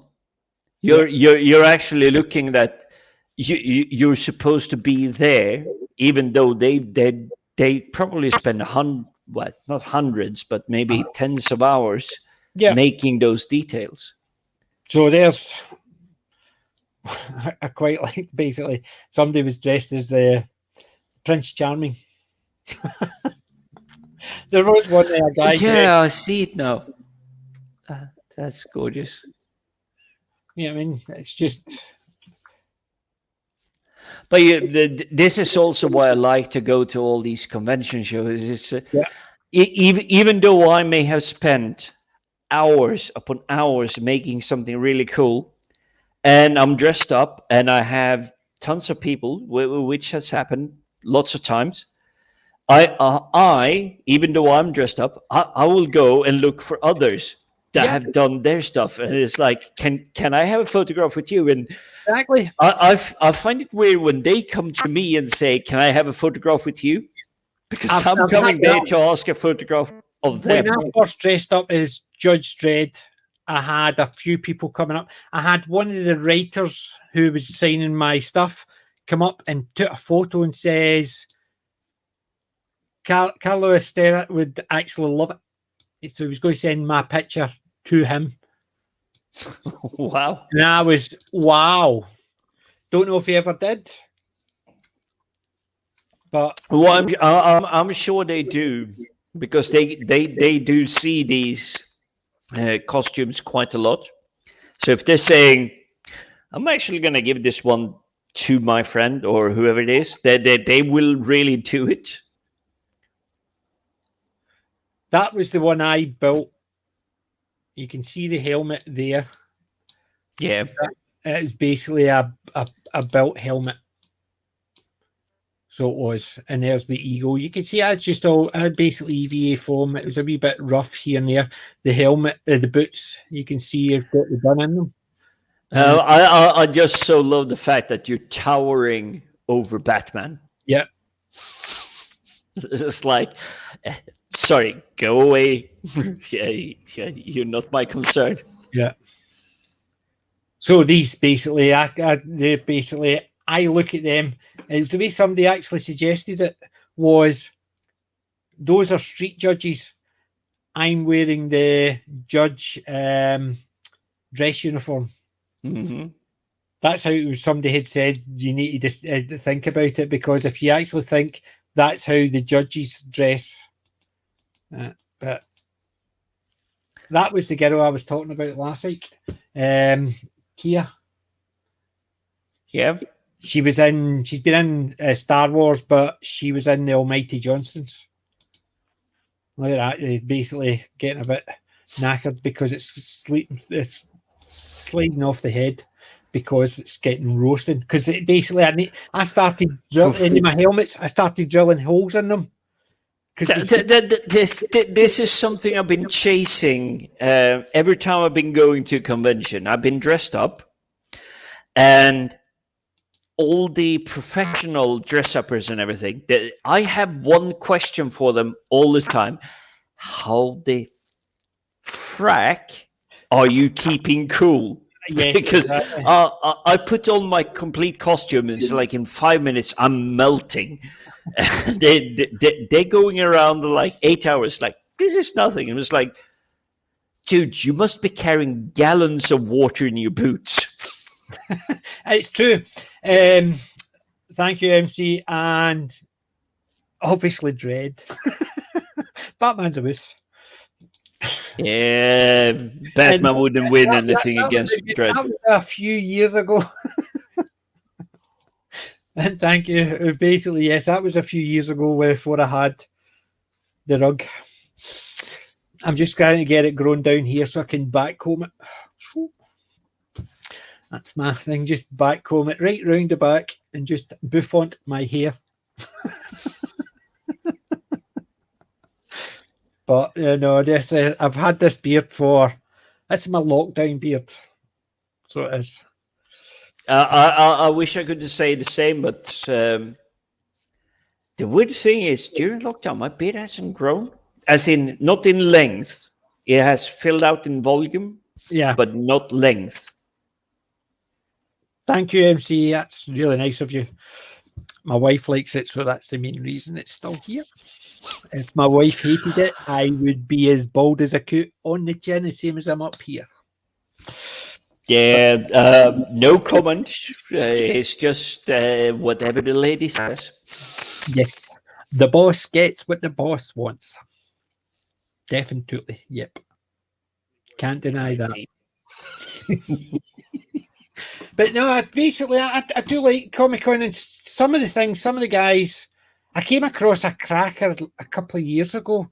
I'm just trying to actually see if I can find it. I was dressed as, that's what it was. I was dressed as Tom Baker. I'll show you this one.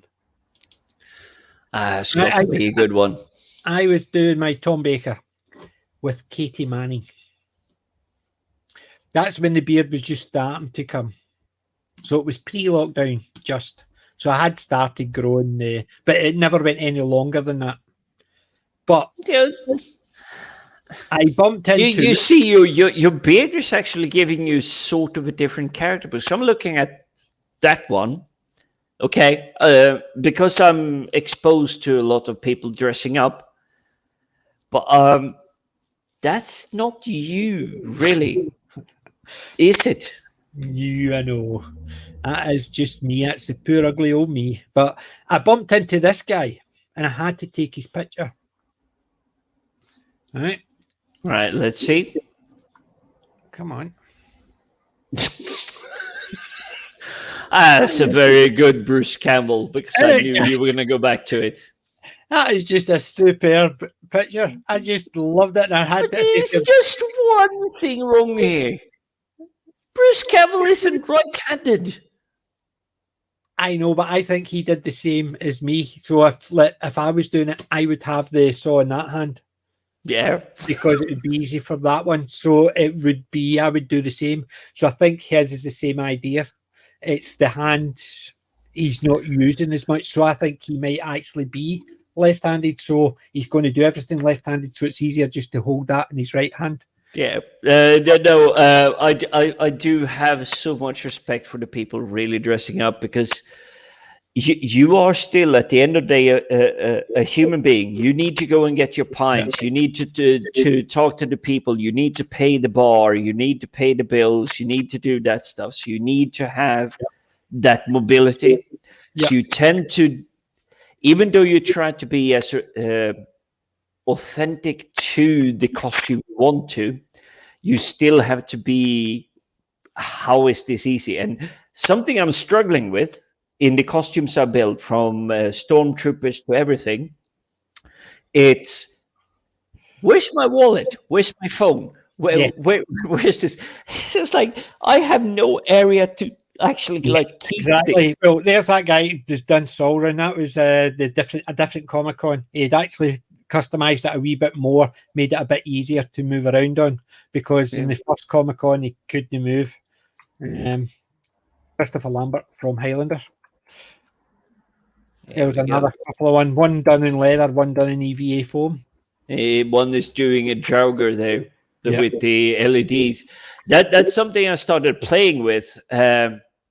It's easier, if there's anyone listening, LEDs and lights, and it's like, you think soldering, and it's like, no, you actually do not have to do anything. You can actually buy, they're called breadboards. Mm-hmm. Okay. If you do soldering, you can tuck them in nicer, but you can actually buy a breadboard. All you do is, the LED you want to have a light, you stick it in, you stick the battery in, done. That's it. That's exactly. And a breadboard cost like 60 pence. Yeah. See, there's what I cart that around when I'm doing my Tom Baker one, my bag with all my stuff in it. And because it's a police box, I carry my TARDIS round with me. Yeah, I know, sad git mode. What can I say? You're such a geek. Yeah, I know. Because when I did the Judge Dredd, I carried the Book of Law, and it was one of the folders you open up, and so I had everything inside that. So I carried my Book of Law, and it was actually had my pictures, it had my wallet, had my phone. I just shut it over, and that was me. I carried about with it. It looked like a book, and then it was one of those the folders with the wee clasp, and I just created a book around it so I could carry stuff around in it. So yeah, I try and keep it so I'm not carrying a bag. As Judge Dredd, put it down, get a photo, and pick my bag back up. I try and carry bits and pieces. So my belt had all I had my phone in one of the pouches and stuff like that. You see, I do not mean to out one of my friends, but he's a geeky engineer. And when I say engineer, you will love this concept. He loves steampunk. Yeah. So he's built a, shall we say, Young Guns outfit, but add to the Young Guns outfit the bowler hat for a London copper. And I do mean copper, not police officer. Copper. Yep. So you have the idea that leather straps, he has a 6-shooter, he has all that stuff. And we're not talking hip, we're talking waist. Yep. Sort of that level. MC's going to dress up like that. So yes, for Halloween. Yep. He wants to, but I'd like to see the pictures of that. I'd like to see Campbell. I love Bruce Campbell. I want to go as Briscoe. I want to do a Briscoe. That way I can, because I'm right-handed, I would need to learn how to use the 6-shooter left-handed like Bruce does. You have to promise me. You tell me what Comic-Con or convention you're going to, because I will be there with the camera. I would love to do a Briscoe. I want to do a Briscoe. I would. Jack of all trades, I like that as well, but I would love to do a Briscoe, the whole cowboy outfit, the lot. That would be cool. I would love that, but try to get the 6-shooter. It looks decent. It would be in EV form. Yes, you can purchase them. No way on earth I'd be able to make them. And I will give caution because I was telling you about my friend. He did buy the guns and everything. Pardon my French, but holy bananas, do they weigh a ton? Yes, it is not something you just like. You wear a belt and you tuck it in. It's like it's halfway down your leg. Yeah, but nowadays you can get them made from pressed foam. Yeah, so they're light. And with bits of wood, I saw someone. There's I can't remember the website. I've got it somewhere. They had a P90 for £180, fairly light. And they had a Thompson submachine gun with the barrel for 180. The thing is, I wanted to make a P90 with my 3D printer that I just got. But I do have a grander idea. So you have Star Trek, Star Wars, Stargate. Mm-hmm.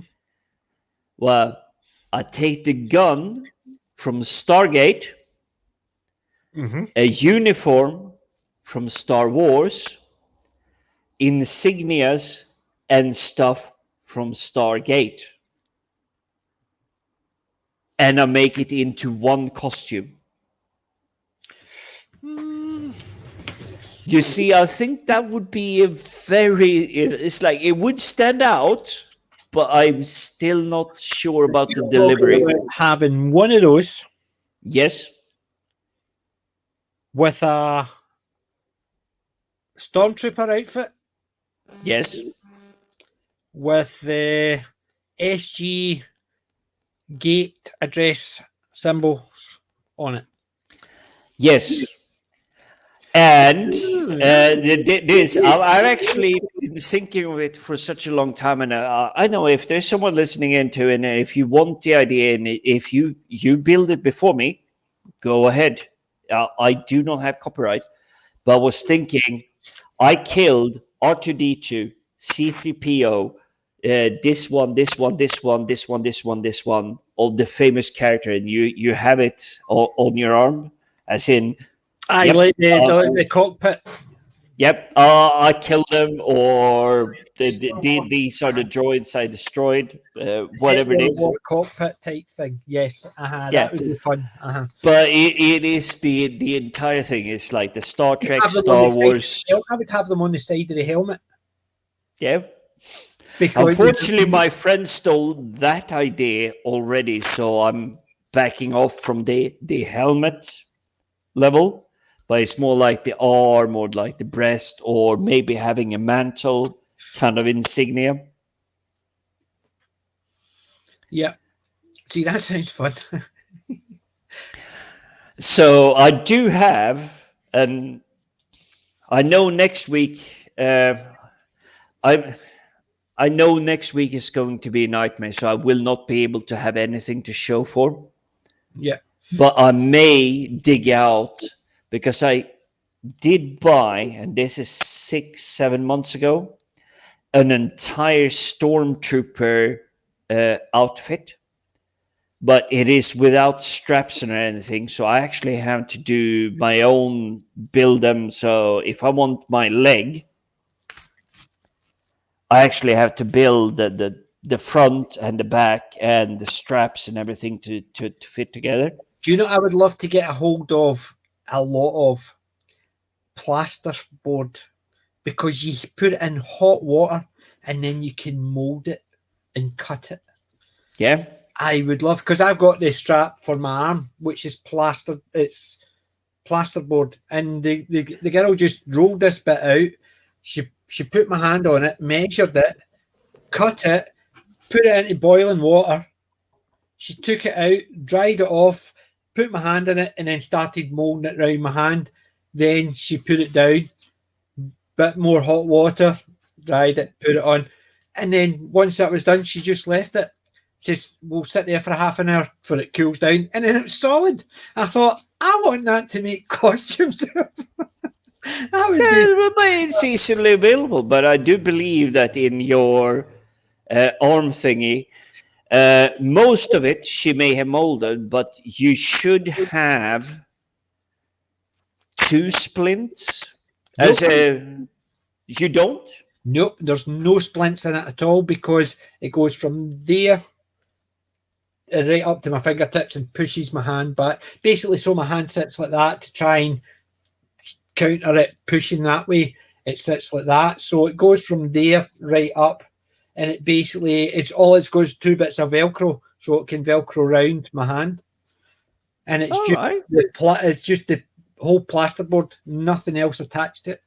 So, because I used to have that when I worked for Scania when I was like, I know it's going to sound strange to people, but I was like 16 years old. I was already getting like old man's damage in my hand, but it was because I was constantly twisting bolts and nuts to an engine. So they gave me similar to what you have, but it was from... Yours is shorter, so yours is from like half the arm. I had full arm from the elbow, but it had 2 splinters. But see, was yours for your wrist or was it for your arm? It was more for my arm because it was more. Instead of doing twist, it was more twist. Aye, that's twist. Why. Whereas mine's was only really to support that. The bit here was for Velcro to stay on my hand. So it didn't need a splint for that because it didn't matter if that moved. It was the wrist that was the important part.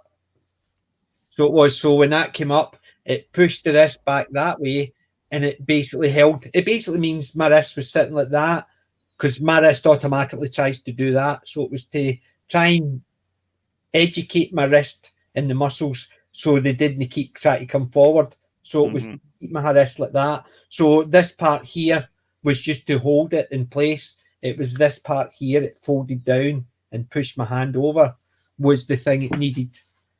So it was really weird, but I loved it. I wanted sheets of it. If I had sheets of that, I would have had the armor, proper cut down wee bits of armor all attached, and I would have had a full suit of plasterboard armor.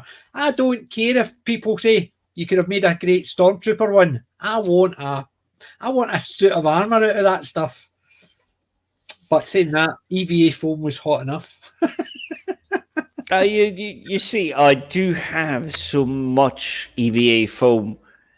I just don't have time to start building with it. But it's an amazing material. It is.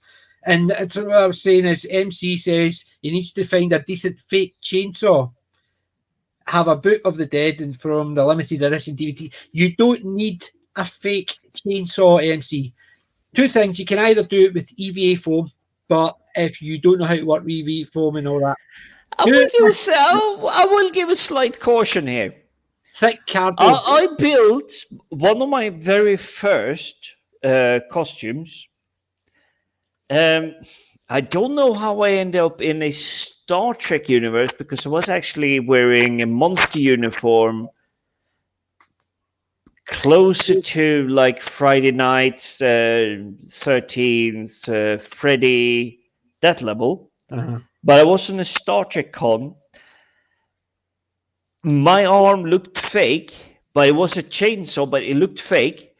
But because the sound that I had actually in a small speaker, and well, I'm saying small speaker, we're talking 1980s now. It was a cassette player with tape, which used like paper and just like I'm rewinding it. That level, but because the noise it was making, the security guards had to take me off from the premises and saying, You cannot play the sound because it sounds too real.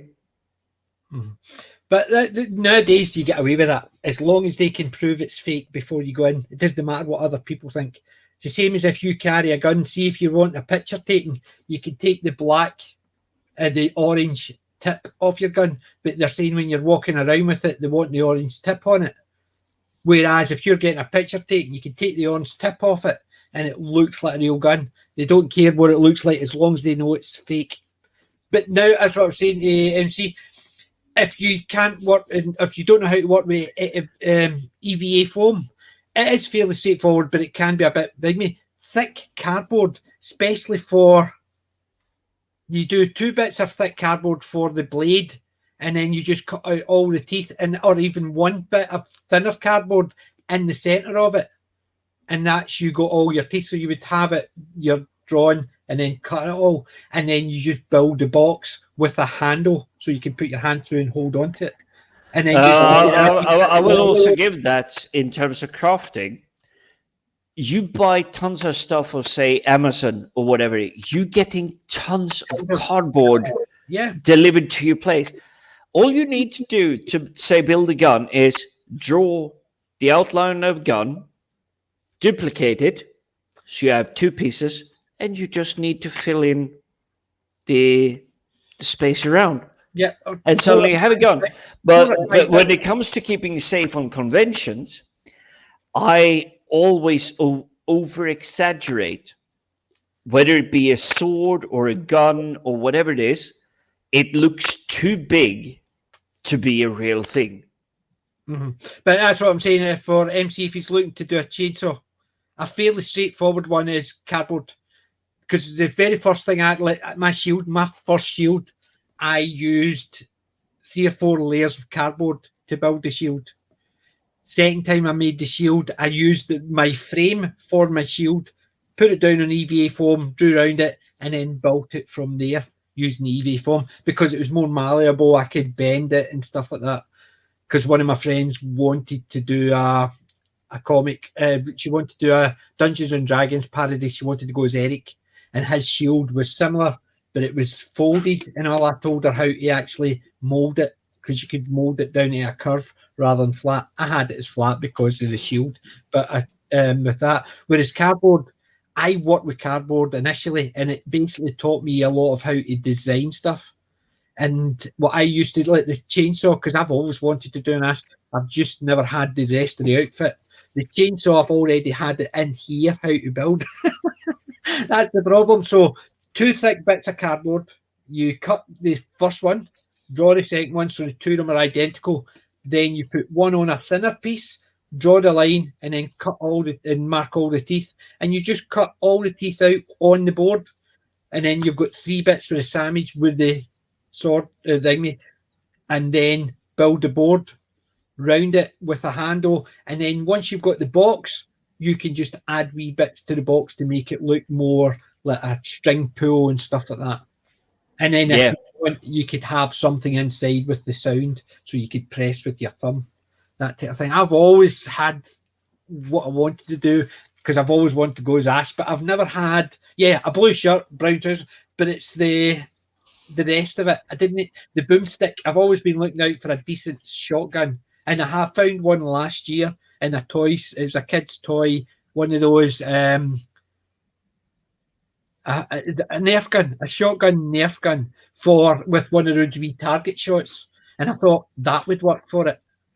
Here's my boomstick, because it looked over the top size for a kid, but for me it probably looked a wee teeny bit smaller than normal, but wee bit of extra foam around it would have been fine, just to make it just a bit broader, but it would have given me the stock and everything.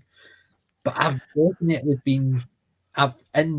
already built it. I just never built it.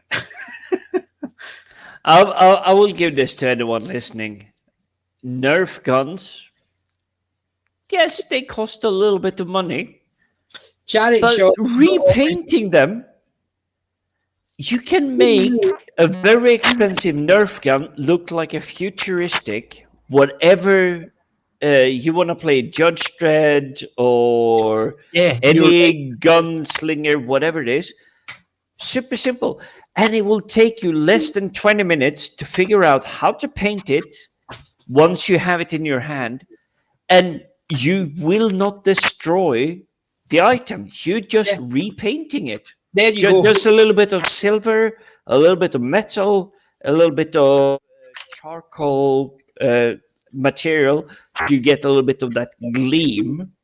So it's like instead of just looking like matte silver, if you add charcoal, literally take a pencil, crush the charcoal, add it into the paint, and when light and photographs and flash of a photograph is your photo is taken, the flash is going, because you added charcoal into the paint, it would just go beep, and it will look like proper metal.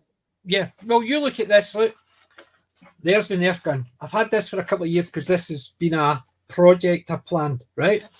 Yeah. Simple. See this bit here. The gun look. The barrel's far too big. So see from this bit here, I'm going to take the barrel off and put a bit of foam, EVA foam round, just blocking this bit here, just blocking that wee bit there, right? Yeah. And then a bit of thin pipe out from the top, so it's going to be blocked, and it will just make it look like a bog standard small barrel about that size coming out of the top, right? So shotgun. So you got the shotgun. It might be too small, but you do get coat hangers if you go to a hotel, or if you buy it off Amazon. But if you go to a hotel, you will have very thin plastic barrels. There you go. I've got that's basically a coat hanger barrel tube thingy. This is a pipe. It is a half-inch pipe or centimetre pipe, centimetre and a half. Yeah, but basically, that's a see for my pistol. But if you can't find them, just go to your local plumber. B&M, B&Q. B&Q, yeah. Just go to your local plumber, and then they will have pipes, 30 centimeters, which is what, 12 inches, whatever it is, and they cost like 40 pence. But that's what I'm saying. You look at this, right? So basically, taking this off, closing this bit here with that sort of sticking out like that at the top. So it'll be like a shotgun with the barrel.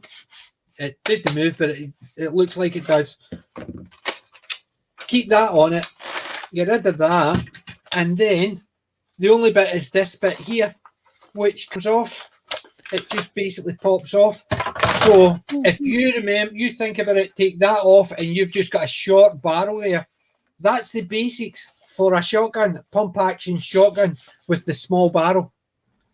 I would say that looks more toy-like, so I wouldn't keep the stock. No. You're getting rid of that, but keeping it like that. Once it's painted black, you have got, which looks like more like a Judge Dredd type shotgun. Because I definitely agree on that one, yeah. It goes to there with just a small barrel coming out. So that is what you've got. Painted black and with a wee bit maybe closing off here so you could put an eagle on here or there and whatever you want to do with the rest of it. Is the magazine, by the way, the mag? Yes, that is very much yes. That is something you should keep, and I would definitely say if you go and Judge Dredd line, that magazine needs to be metallic paint. Oh, I don't care about the color. The reflection needs to be metallic. I don't care if it's red, blue, green, orange, whatever you want to. It'll be black with dry brush, probably copper or brass, with a gold eagle there. I've all that, as I said, it's always been up there. I've got the ideas stay up there, but unfortunately I've not got round to it yet because things happen. But that's why it always feels like things happening. And I will say these Saturday shows is probably the best thing I have going on in my weeks. Because, I mean, okay, I got these. Fantastic. Yep. That's my entertainment for the next week. I don't know what I'm going to do next week. But I got these. Yes. And Spaced is a show I don't remember. Yeah. I know I've seen it twice at the minimum, but I cannot tell you anything from it. Yeah. Just a wee thing. MC was saying you could get away with just the handle sticking out of the holster at the back for Ash. MC, right? All right, so he's talking about Evil Dead level here, isn't he? Yeah. Yes, it's basically he's talking about Ash, yes, Evil Dead. See, like that is a thin pipe. Go and get pipe an inch thick, maybe 2 centimeters, whatever. 2 of them. Yeah. Or 1 and just half it so you've got the length of shotgun you want. Glue the 2 of them together with a bit of something. So that you got your double barrel. So even if you've got a handle, which you can make out of cardboard with the shape, with the thing, and then you've got your shotgun. Right. And it is basically ideal for pictures as long as people don't want people to go up and see the detail, because you get 2 barrels like that and a bit of cardboard underneath to be the stock, and then you've got the stock at the back, which is cardboard. Believe me, as I said, I've thought about that, but it's a way. And the barrel for the holster for holding the gun at the back, all it needs to be, think of a quiver. I'm thinking far ahead of you there, but it's because I used to do a little bit of photography back in the day, and it doesn't really have to be real, as in what the person in front of the camera is holding. Just if you take the photograph at a good angle and you add shade, light, depth, darkness, background. Yeah, if you do that, it will look amazing, even though everything in the photograph is absolutely fake. Yeah, but what we're saying is that a lot of the time somebody's going to take it with the phone, so you want to get it as long as it's slight distance away, as long as it looks great on the photo. It's when they come up and look at it and go, oh, it's a wee bit rough. Big deal, did it look good in the photo? That's the main thing. Because I had that with she's fairly famous in the UK. Can't recall her name though. And I do apologize if the lady does watch this. But she allowed me to get up close and personal, and she allowed me to touch the equipment and gear, because she was dressed as Lara Croft. Mm-hmm. And she had the gun holsters and everything, and it looked amazing. And I just said, can I actually just see what it is? And her gun holsters that looked like proper leather, like they were strapped to the legs, the whole thing. When I touched it, I actually squished cardboard. It was like I actually felt bad, because I just pressed a little bit, and it was cardboard just going crunch. It was like, crap. I made a dent in your very expensive, really looking like Lara Croft thingy, and she just said, "It's fake. The thing you touched is like 5 pence. It's literally cardboard folded together, and above it, it's like fake leather. Just so it looks like a proper thing.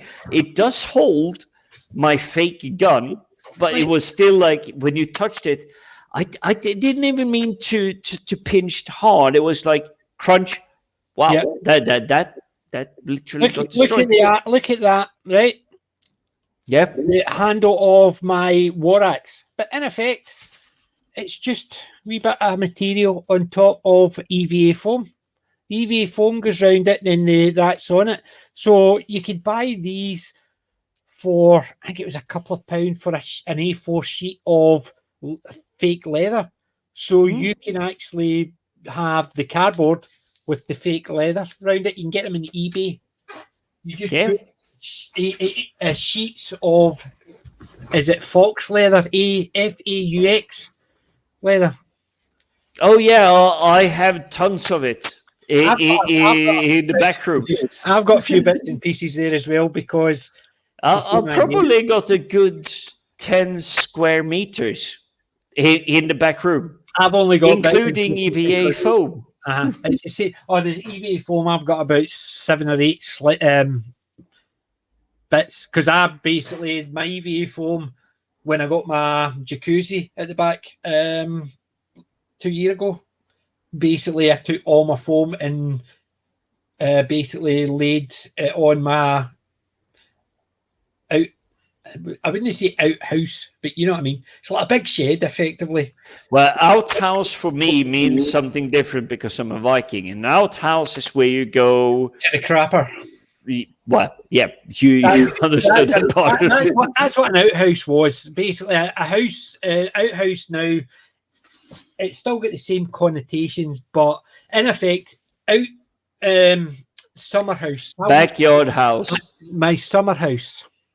It's not a summer house. No. That's completely different to me. No, a summer house is if you're Boris Johnson.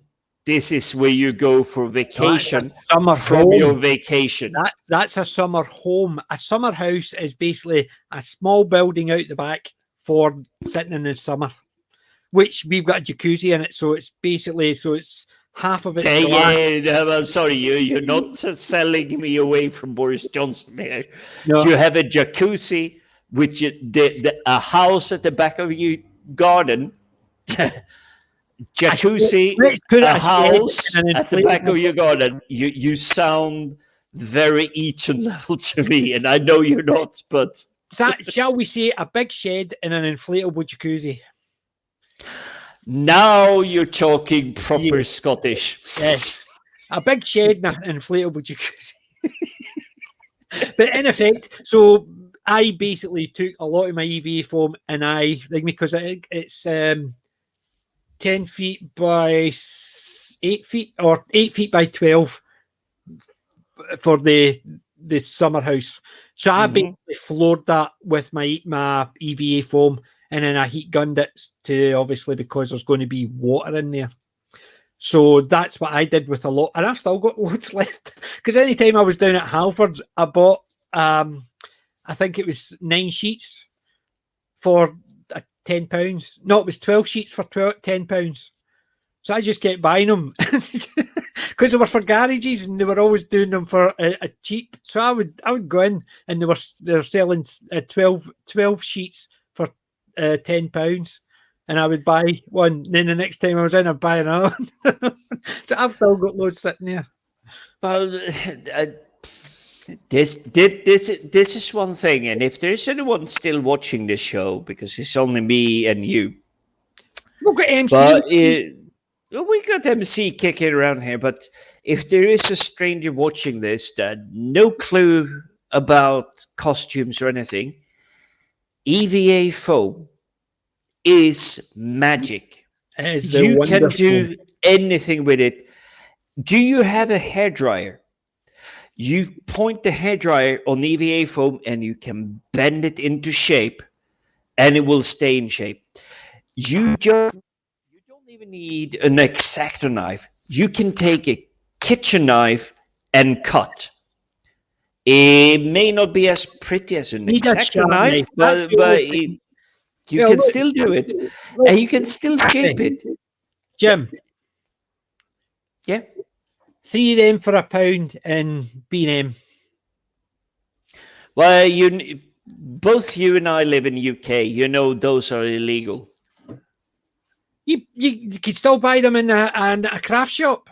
They basically you can go to B&M, B&Q, and you buy a pack of them, 3 or 4 of them. It's if people are carrying them out with their house, yes, they're illegal.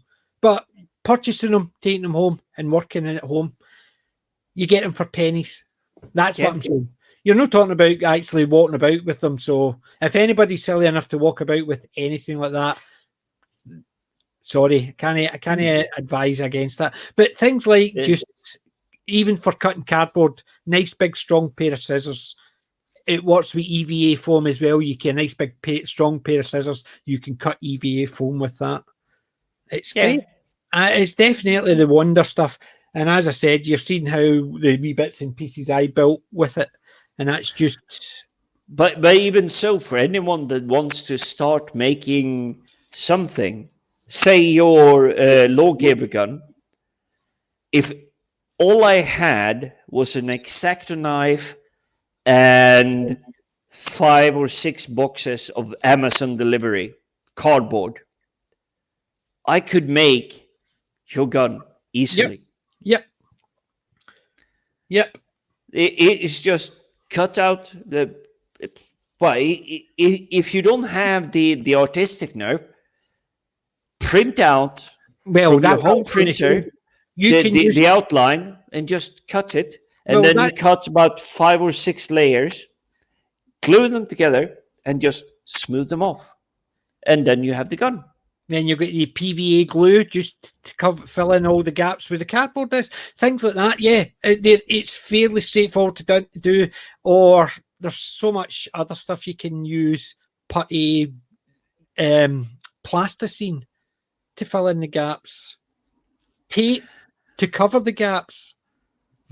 Plasticine is probably for younger people a little bit over their head. It's like not understanding where it comes from, but it's essentially clay. You just dip your finger, swipe it over, and it smooths the surface out. You may need to sandpaper a little bit, but not too much, because plasticine was magic. No, plasticine is still malleable. It doesn't solidify. Yeah, that's what I was saying. It was plasticine was magic. It is literally, you just slap it on, and for some reason, even though you knew that this is too much, it just it still formed around. It made it nice.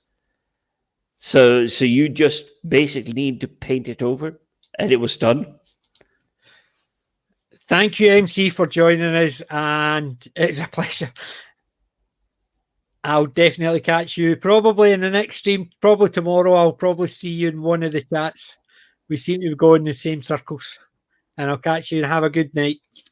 Thanks for joining us. Thank you for joining us, MC. It's been great.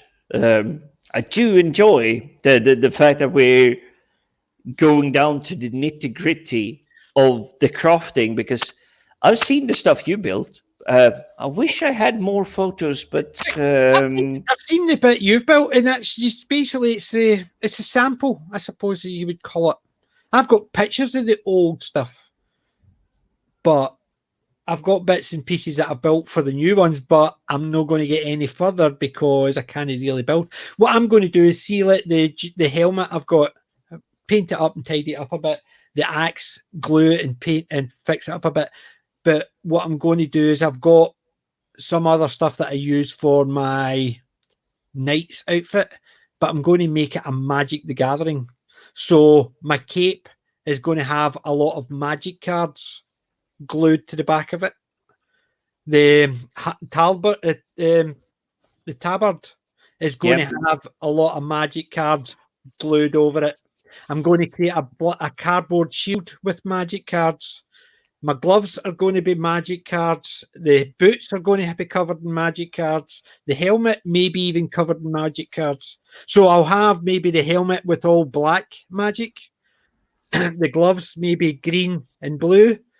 the feet red and white.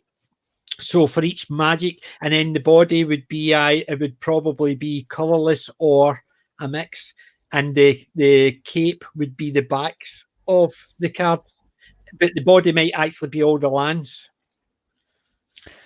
Quite interesting. I do not mean to overshine you, but because there are so few people, there's only like 5 of them watching now. I got the tattoo 27 years ago now. I never decided to finish it, but I wanted to add water, plains, is it sea and fire, mountain and fire, whatever it is. But here it is. It's a skull. So death, but on the sides, I've always wanted, but never got around to finish it because I wanted Magic the Gathering, the 5 symbols. So skull, plains, fire, you know the rest. Yep. So you wanted a tree, a raindrop, a flame, and a star. Yes. But I have never found a tattooist into Magic the Gathering. You don't need to. That's felt... a good thing. Find a picture you want. Take the picture with you.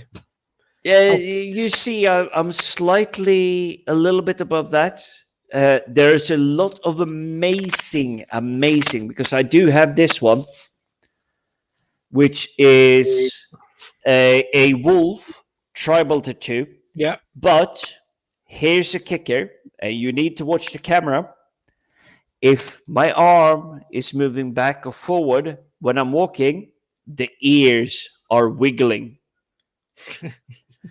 That is the level of creativity I'm expecting from a tattooist.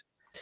So when I'm saying it's taken me a lot of time to find the one that will add the rest from Magic the Gathering to my right arm. The reason I was actually I was talking is because I was actually working on a Magic the Gathering thing the other day. All right. And so, right, we have a good fire flame goblin. It's mainly fire one I was doing because there's a smaller one. Yeah, but I like that one. But it was to basically, it was a Magic the Gathering. Somebody had said they were doing things about how green does this and does that, and blue does this and that. Then they left out basically red. So I put red smash. I made that initially, but I wanted a better one. I'm trying to see if I can find it. I think it's in... well, for me, the red were always smashing. The blue was always like, no, you can't do this. It was like counterspell, capsize, go away, don't do this. That's the picture I basically replaced the one with Mario smashing. So yeah, Hulk smash. So I basically just replied to their sarky comments with blue the magic and black the death, and then I just put down that red smash, and that was it. Yeah. So basically I was messing around, and that's what I came up with, and it was basically after a second attempt, because the first attempt was that, which I still thought was actually put the point across. Well, it's still accurate. I mean, if you have no respect for a red deck, it will walk all over your butt. I'm just trying to see underneath the Magic the Gathering. There's another one. It's all my folders. No, I forgot that was one. Come on, open up. It's because it's one of my external hard drives. It's a wee bit slow. Are we having Laurel and Hardy in the background there, by the way, as your wallpaper? That's my backdrop. It's basically Stan and Ollie. I'm a son of the desert, so yes, I love my Stan and Ollie. Yeah, they're amazing. Right. Where is it? Well, there's your basic colours there.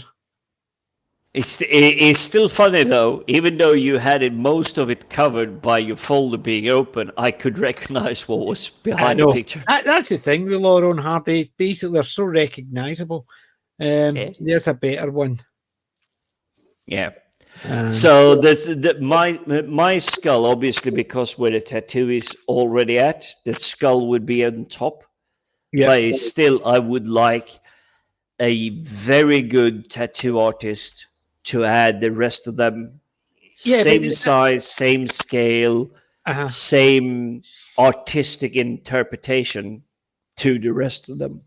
But that's the thing, you could put them whatever way you want and just tell them there's a picture of them. You want this one here, that one there, that one there, and that one there. So, see, I created my own tokens for my Goblin deck. That actually looks a lot more like animation throwdown. I basically just created, so all my goblins and my Goblin deck and my tokens are this one. I printed a load of them off and then just stuck them to actual old cards. All right, yeah. And I also created one for our Dungeons and Dragons team. That's us all doing our Dungeons and Dragons at MCM Comic Con. That's a very expensive card. Sorry to say, but that's a very expensive card. Well, read the stats for it. An additional cost to play D&D backup. Call for the MCM charge. You win the game. But still, that's at minimum on the 60 deck card game. That's like 15 draws in. Yep. But it was basically a fun game. Anybody could play it, but considering it would cost you 10 mana and they have to be of the right colours, and you win the game. It's basically just for our D&D group. It was because we went to the Comic-Con, we all dressed up in D&D, and I just created a card for everybody. Yeah, I was sorry. I've actually played in Twin Head tournaments, and a Sarah Angel. Well, how's about that one? A slight change. Costs 1. Surprise. Any mana, surprise. Stop all damage dealt this turn. You fall down a hole and miss your next 5 turns. No, that's an evil card. Okay, yes, you kind of pause the game, but your opponent gets 5 turns to do whatever they want. You're gonna be screwed if that's tournament. Yes, and do you know why I created that one? Because our Dungeons and Dragons team have got a habit. Anytime there's a trap, somebody falls in it. We try and get them out, and somebody else gets pulled in it or falls in it, helping them. We always seem to roll a lot of 1s when there's a trap, a hole in the ground. Hence the reason why that was very specific to our playgroup. You seem to be hitting both the extreme ends of it, which kind of tells me you've been around the shall we say the what do you call it, role-playing universe. It's like you're an extremely skilled gnome, you're a thief, you're a lockpick, you're everything, and your game master just goes, you roll 3 dices, you rolled 18, you fail. Because the game master decides, even though you did perfectly, no, we're not gonna play this storyline. No, we had a habit of our team, our group. They would do one of 2 things. If there was a trap, they would fall down it, and they would spend the next half an hour discussing ways to get out, and people try to pull them out or lift them out and falling in because of that. Or we would hear a noise in the background and we would charge straight into the big fight without any word. Hence the reason why we've got 2, the D&D charge and the D&D surprise. One basically stops all damage, but we basically miss the next 5 turns.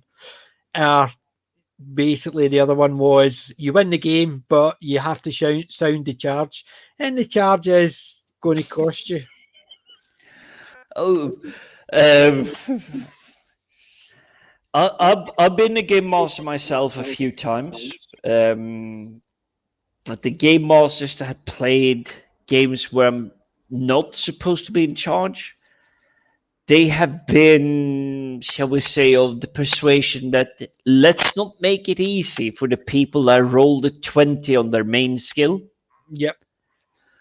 And you go, it's like, okay, I have nothing else to contribute. I'm going to lockpick this chest in the magic dungeon. And the game master is going, you just triggered a poison trap with an explosion trap, and you're set on fire, and you're just going to say, but I rolled the top. There is no higher on a 6d6. I rolled 18. There's no higher. They're just going, nope. Yeah, but I do like. I will say a DM would sort of make it sound a lot better. Well, I had a fair few descriptions when the GM has gone. It's like, there's no way you're doing it. You just like rolling, or you're throwing a perfect thing, and they just go and say, it was already in my mind. You're gonna die. You will be dead. You're just going, okay, tell me how I'm dead. And they do take you down. They tumble, and even though you did everything according to the book, the game master is still in charge. But I will say I have met a lot of incredible game masters that, even though you are rolling the perfect thing because they want to advance the story, yeah, they have gone as like, yeah, okay, you were really lucky here. I have nothing to tell beyond this point, so you're gonna have to die so that your friends can advance the story. Yes, that was the Judge Red helmet I initially made. You can see it's a bit rough. Yeah, but that's actually an amazing cutout, because you have the perfect perforation fold. So all you need is sandpaper to reduce the sand lines, and you're golden. That was the initial sand. Which just looks. You did it there. Did you sand it, or that was just the initial sanding? That's not glued on this white bit. That was just laid on just to get a rough idea. And there's the shoulder pad. So it was. Which is obviously a thin cut EVA, but you will repaint it later on. And there was the initial gun template. Was that the one you showed later on? Yes. Earlier on? That was the initial template. So the only difference is this bit here was meant to be coming from here. That was there. I ended up removing that and having that one turned sideways, so it was longer rather than fatter. So it was. Was that? But by the way, last picture, was that still one of those self-healing mats? Because I have about 15 of them. I've got a load of those mats. They're just those bog standard cutting mats. Okay, so I picked them up. They're only a couple of pounds, so even all the scores and all that, considering the amount they can take, it's not a major problem. But no, the self-healing ones can be a wee bit expensive. They're great, but they can be a wee bit expensive, because the way I look at it is, it's not as if I'm going to be taking big chunks out of it. It's just a line, and usually it's the line at the top I'm bothering about, not the line underneath on the cutting board. I'm curious about the price on the self-healing, because I have about 8 or 10 of them, and they're like 20 pence a square foot. No, it's not the ones I'm thinking of. Then the ones I've got are basically their ones are pennies. Their pennies are a decent size. So like an A3 is what £1.50, £2 for an A3 mat like that, and it's just a bog standard mat.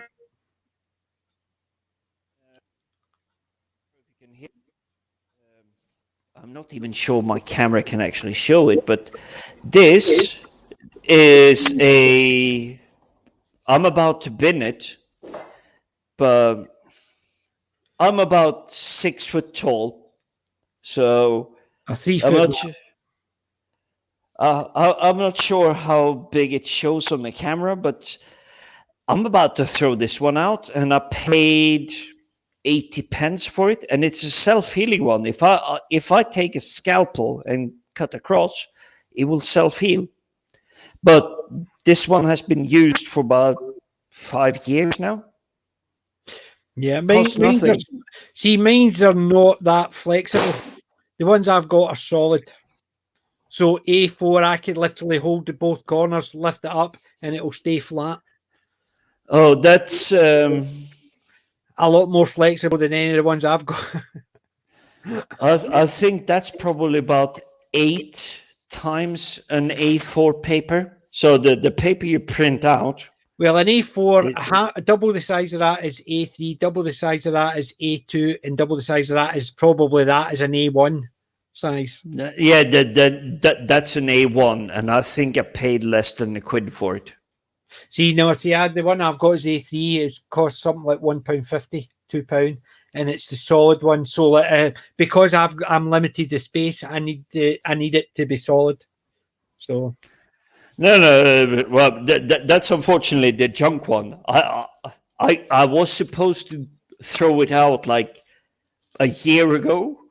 It still sort of serves purpose. If I need a good solid surface, something underneath, it's still serving the purpose. Yep. And I'm not wasting a new one, but that one cost me nothing. I really mean it is nothing. That's the one I built my Stormtrooper helmet on. Uh-huh. Most of my armors, all the stuff I have, that's the one. It's just because of the heat that's been applied through the thermal guns, because I'm bending the EVA foam and everything. It's not lying as flat as I would like, but I'm supposed to throw it out. I just haven't been able to get around to get rid of it because I used it like last week just to sign a thank you for being part of a company. See you sometime in the future. Yeah, no, I know it sounds bad, but it's still functional, even though as dinged as it is. The thing is, as long as it works, yeah.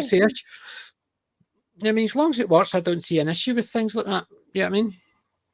So, yeah. But talking about that, as long as it works, I'm bursting for the loose, so I'm going to actually have to try and start calling it a night because we've pulled another 5 hours, haven't we? 5.25 hours. Yep.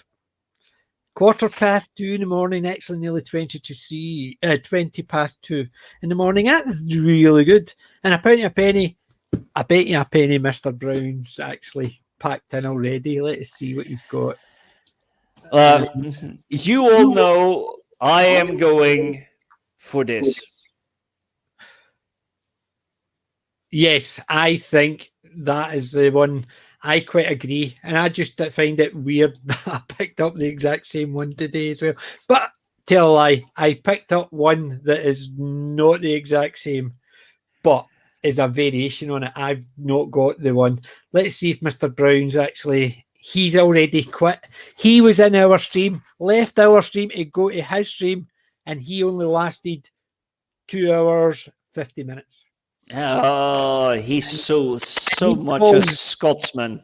There's such weaklings. A Scotsman? Mr. Brown? Not a Scot. Mr. Brown to me sounds like a Scotsman. No, Mr. Brown. would be a Scotsman. Mr. Brown is an Englishman. If he was Scottish, he would be Mr. Brun, not Brown. All right, talk to me as you would talk to a New Zealander. What's the difference between Mr. Brun and Mr. Brown? Pronunciation. You're fair enough on that, but I actually just looked at the time, and it's just gone past 10:30. We haven't been on that long, but once again, I do thank you for. Timor told us he's a Yorkshireman. Thank you, Big Timor. See, there you go. And remember, Big Timor, he was calling me a pussy because I could only last 5 hours. He did no even 3 hours. He started after us and he finished before us. And he's the one that calls me a pussy for not being able to do more than 5 hours. Mr. Brown, clearly, I'm making true on my moniker, Jim the Viking, and obviously Scottish people are the ones that never got conquered by Vikings, so they were Vikings. Nor the Romans. Nor the Romans. So clearly, you had more endurance. So. Yep. But the difference between Mr. Brown and Mr. Brun is the difference between yes and I. Because yes, you can do that, or I, you can do that. I'm not sure I'm agreeing here because Big T Moore says it's vegan diet. I'm sorry that there is no rabbit food in this channel. No, definitely not. My food eats rabbit food. Yes. See, when my wife actually says, "Do you want salad with that?" I says, "No, that's what my food eats. So I don't want that in my plate." I'm a steak man. I love my steak. I love my chicken. I love breakfast is sausages, haggis, beef, egg. Okay, enough. Bit of bean, a bit of toast, but totty scone. Or potato scone for use non-Scots. Totty scone. Yum, yum, yum, yum. Oh, you see, I may be a heathen to the Scottish people or the English people in whole, but I love myself an amazing hogmanay breakfast. Yep. Which is haggis, what's it called? The blood pot, the potatoes, black pud, the potatoes, the beans, the sausage. Totty scones, potato scones. Yep. Whatever you say, it's like, for me, it's food. Yes. It's food. I will eat. Do you know I love on the only two things I'm nose keen on, which I can have, it depends who cooks them, is black pudding. I'm nose keen on it, but I love fruit pudding. I love haggis. I love sausage. I love bacon. I love egg. I love beans. I love mushrooms. I don't like fried tomatoes. Raw tomatoes, love them, but fried, I don't see the point in frying tomatoes. Right. You're probably not going to enjoy this. The weird thing I've had throughout my life is the ladies I've been fortunate enough to be more familiar with, if you put it that way. It doesn't necessarily mean bedroom familiar. Friendly familiar is where I would draw the line. But ladies seems to have, to me, for the ladies I've known, a weird relationship to tomatoes. And again, I will stress this. I'm not talking bedroom familiar. I'm talking it's a woman. I may be friend with them. But tomatoes, cooked, grilled, parboiled, mashed, crunched, chopped. literally between the 10 that I know, there has been 10 different ways that tomatoes need to be made for it to be acceptable to them. Well, Do that make sense to you? Yes, well, yes, my mum is particular. Used to be very particular, especially making spaghetti, because you need tomatoes, tinned, peeled, plump tomatoes. Whereas my sister couldn't make it if you had peeled, plump tomatoes. They had to be chopped, peeled, plump tomatoes, because having to mash them was not enough. Whereas my mum, if you got chopped, she would not be happy because it has to be mashed. And that's just for the same recipe, my grandmother's recipe, who would shoot the two of them because she put fresh tomatoes in it. She peeled, skinned, and boiled herself. Yeah. So that's just the same recipe. 3 different people used to do it different ways.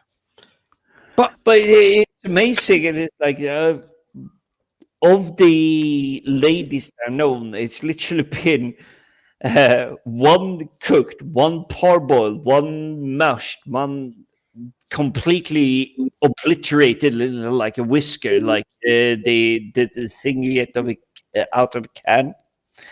And the next one is like, I will not touch it unless it's fresh.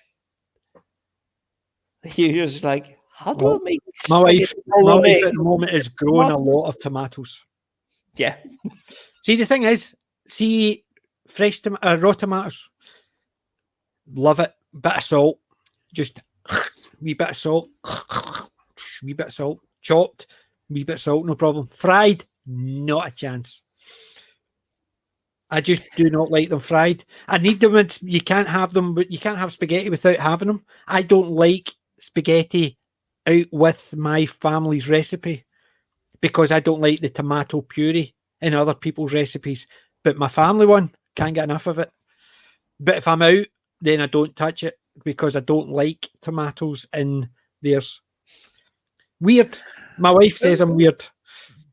No, you're actually adding a dimension to my experience.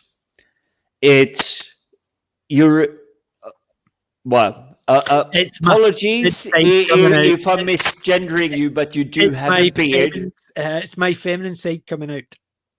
No, I'm sorry for misgendering you. You do have a beard, so I'm assuming that you may possibly be a man, but you're the first guy that I'm hearing that you also do apply a certain rule of the way you like them.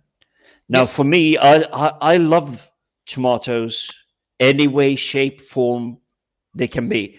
But I did grow up on a farm, so I actually, 7-year-old me, I walked down to the garden, grabbed tomato, sliced it up, a little bit of crunched salt, a little bit of pepper. No. That was my afternoon snack. Cooking, pasta, bolognese, lasagna, the whole thing. Tomato, fantastic. If there was no tomato in there, I would actually complain. I would just like, where's actually the crunch? Where's the flavor? Where's the freshness? Yeah, I'm the same. But it's with meat with me. If I go up and somebody puts something, they'll say, "Where's the meat?" But it's a vegetarian disc. Okay, but where's the meat? Probably something you shouldn't ask too loudly. No. It's the same as it's a silly thing. See, if I go to someone's and they say I made you a vegetarian dish, where's the meat? They say, "Oh, we're vegetarians." No problem. See you next time at ours, and I'll put a steak down to them. They'll say, "But we're vegetarians." I say, "Aye, but we're no. When I was at yours, I had to eat vegetarian. Now you're at mine's, you have to eat meat like we do." And then see the next time I go there, it's funny how I get some meat in my plate. You see, I'll put a separate spin to that. My uncle was a vegetarian, and I was part of the swimming team, becoming the elite swimming team, polo, the whole shallot and everything. But we needed to watch our weight. And we thought, well, it's going to be fine. We'll stay the weekend over at our uncle's. It's vegetarian food. I actually gained 4.5 kilos from Thursday night to Monday morning from his vegetarian food. The amount of carbs, because it doesn't take into account things like potatoes, pasta, rice. That's all carbs. All I can say is, and bless his soul, is unfortunately no longer with us, but his cooking was amazing. There was no meat in it, and I could tell there was no meat in it. But whatever he did with the vegetables he had, that was fantastic food. The thing is, I don't mind going to somebody's and they say, right, I've made so-and-so, right? So say, for instance, they make, I don't know, I can't think of something without meat. It's just me, I'm afraid. No, sorry, I'm the same. It's like if there's no meat, it's not food. Yeah, so they make something, it's maybe a vegetarian option, but it's not because they're vegetarian. They just decided to make something along those lines. I don't have an issue with that. It's when I go and someone says, well, we're vegetarian, we don't eat meat. Fine. So I'm not allowed to eat meat because you don't allow to eat meat. But if you come to my house, you expect me to feed you what you want, but you'll not feed me what I want of yours. That's the only time I have an issue. But if I go to somebody's and they're just, it's just not mentioned about anybody being vegetarian, so you don't know, and they just make it. And if they come to yours and you make it and eat it, or they just leave the meat at the side and just, I wasn't into whatever. It's the fact is, if I go to a vegetarians and they say, there you go, and it's the same food as they're eating, yeah, I'm not allowed to give a vegetarian steak in my house because they're vegetarian, but I'm not allowed to eat what I like at their house because they're. So why? Sorry, you're in my house. You do the same rules. So I don't get very invited very often to people who are vegetarians. Yeah, then I'm actually really with you on that point. It's there are a handful, and I will give it's a handful. It's not all of them. So say my uncle, completely 100% vegetarian, but he would bend his butt and back and everything over backwards to make sure he would not want to cook a steak because he was a vegetarian, not the vegan, not the hardcore stuff, but he said, this is the food I want to eat, but you want this food. I will try and make my best to make sure you have what you would like to eat. Yeah. See, I can't eat vegetables. For instance, I love vegetables. I'm not saying I don't. I do like broccoli, cauliflower, Brussels. Love Brussels sprouts. Used to hate them as a kid. Love them now. Cabbage, things like that. But as a side, I don't want them as a main course. That's my issue. So I don't mind eating a lot of vegetables and eating things that have, but it's when I go to a vegetarians and they don't feed me meat, but they expect me to cater to them when they come to mine. That's the only issues I've got. If I go to theirs and they cater to mine the same as I would cater to theirs, not an issue. It's when I go to theirs, they expect me to eat their stuff. But if they come to mine, they don't expect to eat the same stuff as me. They expect me to make something special. So that's the only time I've got an issue. That's a bad host. A good host, and unfortunately, I will say this, bless my grandmother, born in 1820 or whatever she was antique when she was literally at the very extreme age where a woman could have a child. So she had my mother when she was like 250 years old. Sorry. And I do apologize, Grandma, if you're listening in. But no, she was really old. And the same with my mom. She was really old in terms of being a woman, having a child.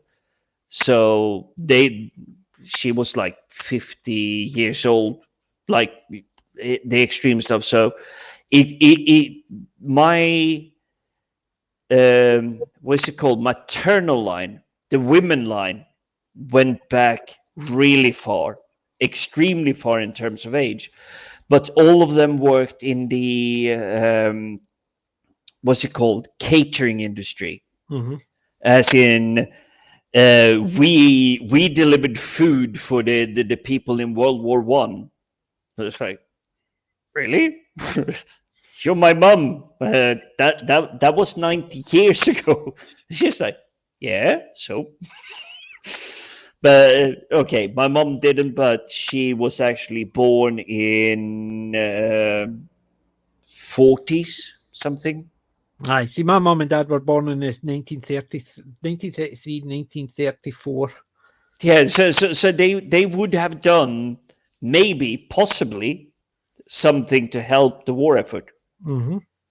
Yeah, steal all the munitions that landed anywhere near Glasgow. That would have been my dad. but it's the same with me. And every time I went around to my grandma, I don't recall how old she got, but I think she actually hit 3 digits. I think she hit 97. My granny, my mum's side, my maternal granny was 97. Her mother was 107. Yeah, but if you went around to your nan's, I got proper smorgasbord English breakfast, cooked bacon, sausages, beans, side dishes, roast tomatoes. I never ate my granny's for breakfast. I always used to visit my granny at night, and that was dumpling. Even right up no long before she passed, I would go up with my kids and she would shout at me for not telling her because I was the only one she used to make dumpling for. And if I didn't tell her, I was just going, "You're so skinny. Have some more." I just had 3 breakfasts. Please. My granny was basically right. So if I didn't tell her I was coming up, she would shout at me because she needed to put dumpling out. So if I didn't tell her I was coming up, she would start dumpling as soon as I turned up, and I wasn't allowed to leave until she finished. And she used to make it the old-fashioned way, so it was hours and hours for it. Whereas there was another time we went up and my kids, my granny came in with the sandwiches and cakes and biscuits, and my kids looked at it and looked at me, and my granny says, "Don't look at him. My house, he'll do what I tell him." Yes, Granny. my nan was exactly the same, but you see, I could not get away from my nan. I tried. We literally lived 25 miles away. What was the first job 17-year-old me got? It was next door to my fucking nan. You think that's bad? My first job was working with my father and my grandfather and my uncles and my cousins. My granddad's business. So basically I worked with my dad and my grandfather from leaving school. Well, that could have been a choice. Mine wasn't really a choice. It's like, no, this is a good job. I left school. It pays well. Unfortunately, if I look out my office window, I'm looking at my nan's flat. I had no choice. I was a case of, "Oh, you left school? Get your working clothes on." I was going to go and look for you're working today. And that was it. And even when I left the house, I would phone in and say, "Listen, I'm not feeling well. Ready and get to work." My dad would drive down, pick me up, drag me out of bed, and take me to work, even if I was actually ill. We're not having none of that. Yeah, it's like, what are you talking about? It's about bitter sniffles. Go chop wood. Aye, but basically it was that. So yeah, fun stuff. But yes, I would have loved to work near my granny because I I was my granny's blue eye because I was called after my granda, and I was the first one in our family to go to university. So my granny was extremely proud of me. So if I could work near my granny, I would have hit the jackpot. But I didn't. I was working with my dad. You see, nothing untoward to my nan, but I would be fit as Tom Cruise and everything if it wasn't for the fact that I worked for the first 5 years of my life between 17 and 22, literally across the road from where my nan lived. And this wasn't a joke. She didn't even knew there was a company working that side of the road. She just lived on that side of the road. And I was like, oh, you're working there. Before you come home and before you go to work every morning, I'll make you breakfast and I'll make you dinner. Okay, I made good money not having to buy breakfast or dinner for 5 years, but my waistline was just going. Yeah, but that's the thing. The good thing is, I used to do the same. My mum would always. My dad would buy my lunch, so it was either a chippy or a couple of rolls and sausage or something like that every day. So we'd have a breakfast, we would have a big lunch, but my dad was buying. So I wasn't forking out for transport, food, because basically I got home, my mum would feed us, but worked my arse off, so I didn't have an expanding waistline.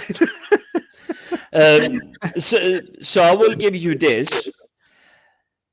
You know my first name. What are the other 2 words in my name? The and Viking, yes. Okay. The Viking is from Scandinavia. What in Scandinavia do you think we are mostly known for that involves a table full of food? Smorgasbord. See, I wouldn't have known that. You've said that's what my nan served me, breakfast and dinner, every day for 5 years. Now, it's only meant to be for celebratory occasions because you're meant to be a big family. All your friends, your sons, your mothers, your grands, anyone that is family, you're supposed to sit around a table.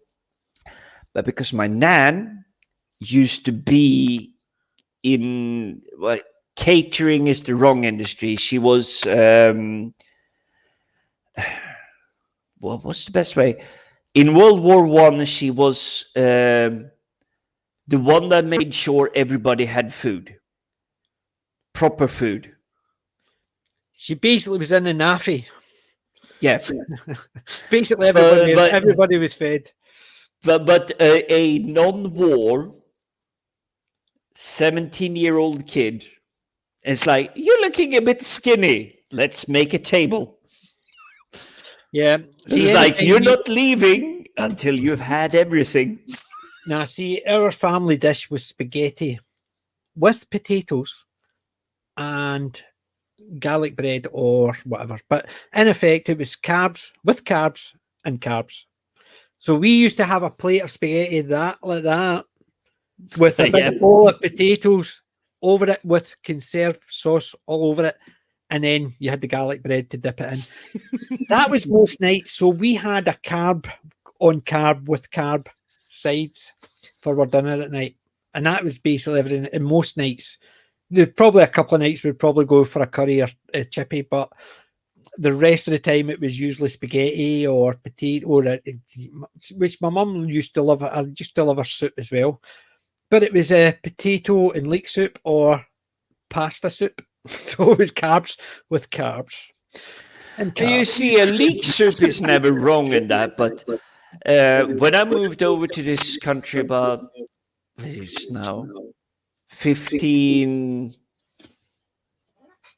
I will say 10, but I do know it's actually getting closer to 20 years now. But sometime 2000, when I moved over here permanently. The shock was the lasagna with chip and the garlic bread and a slice of toast or two on top of it. It was like, really? So basically, you're saying as a wee snack? Well, what you would call a wee snack. It's like, I haven't seen this much carb in a year in my life. And this is what you call a starter? Yeah, that's basically...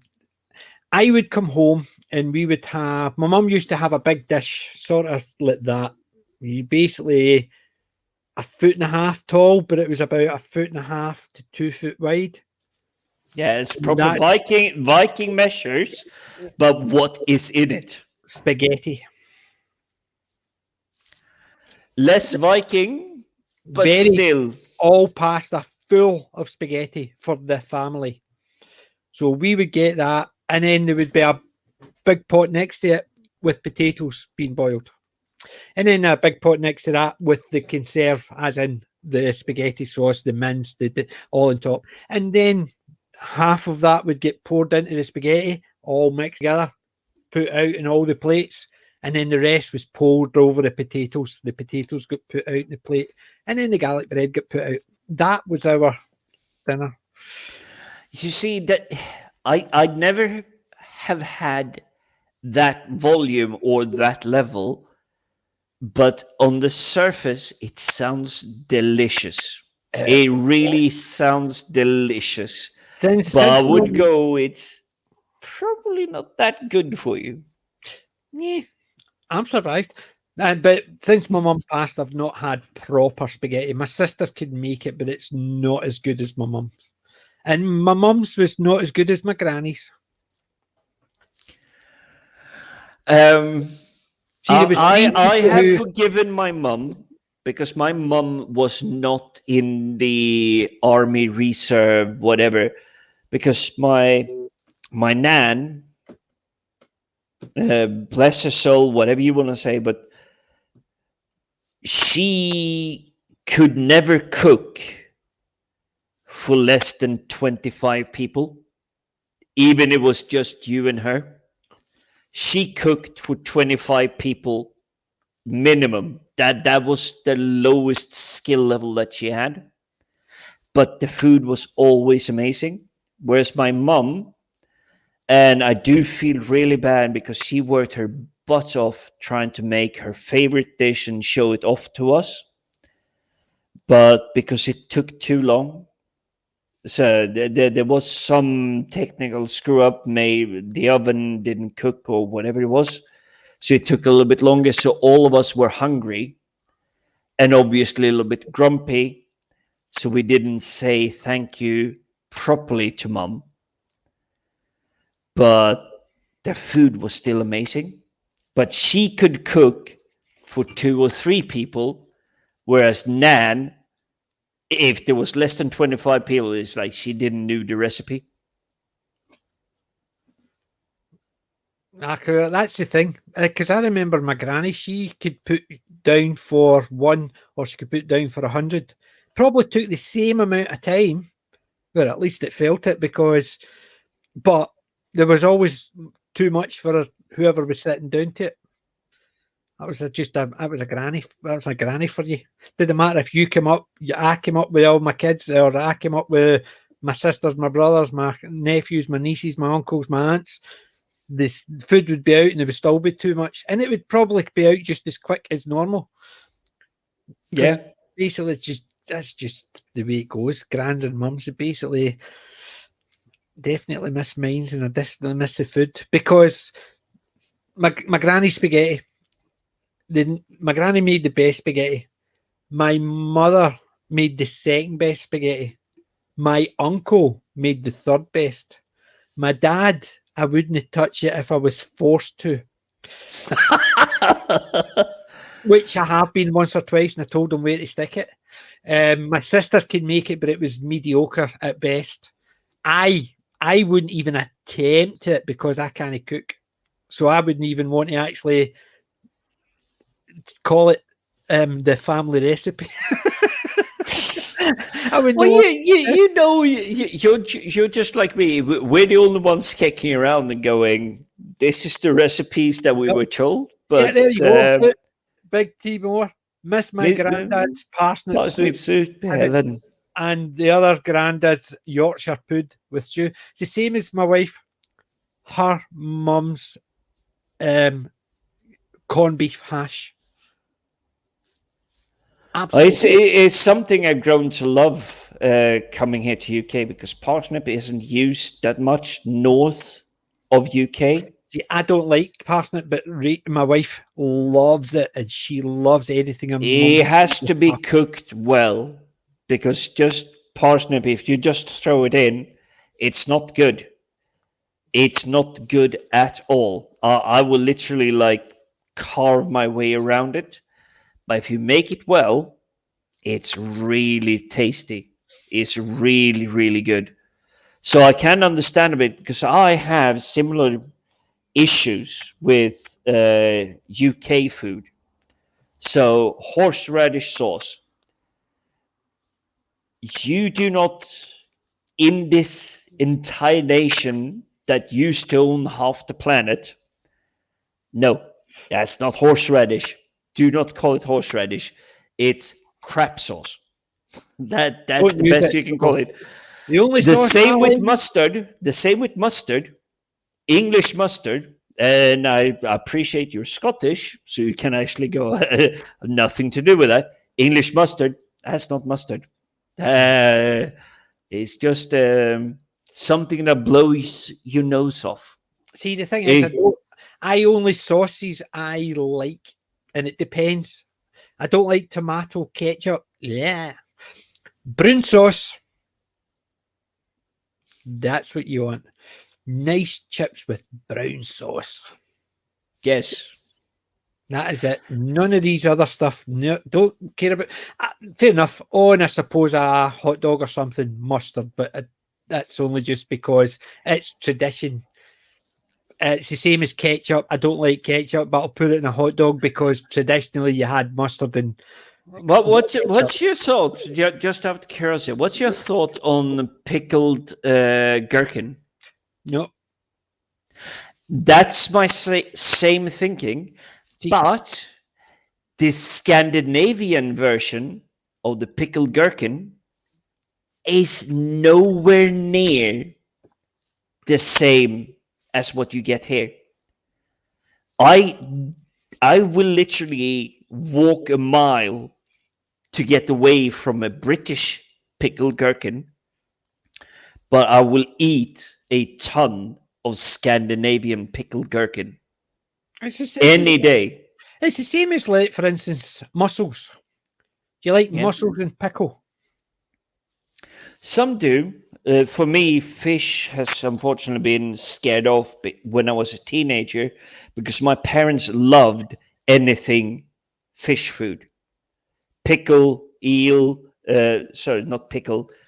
eel, mussel, nine eyes, the whole thing. Who's turned up? Mr. Brown, yes, we don't have a home to go to. Just because you only did 2 hours, 48 minutes, not that we checked up on you. I will give this to you, Mr. Brown. I'm at home. This is my home. We've got homes to go to, but we've got no life to live, so we're okay.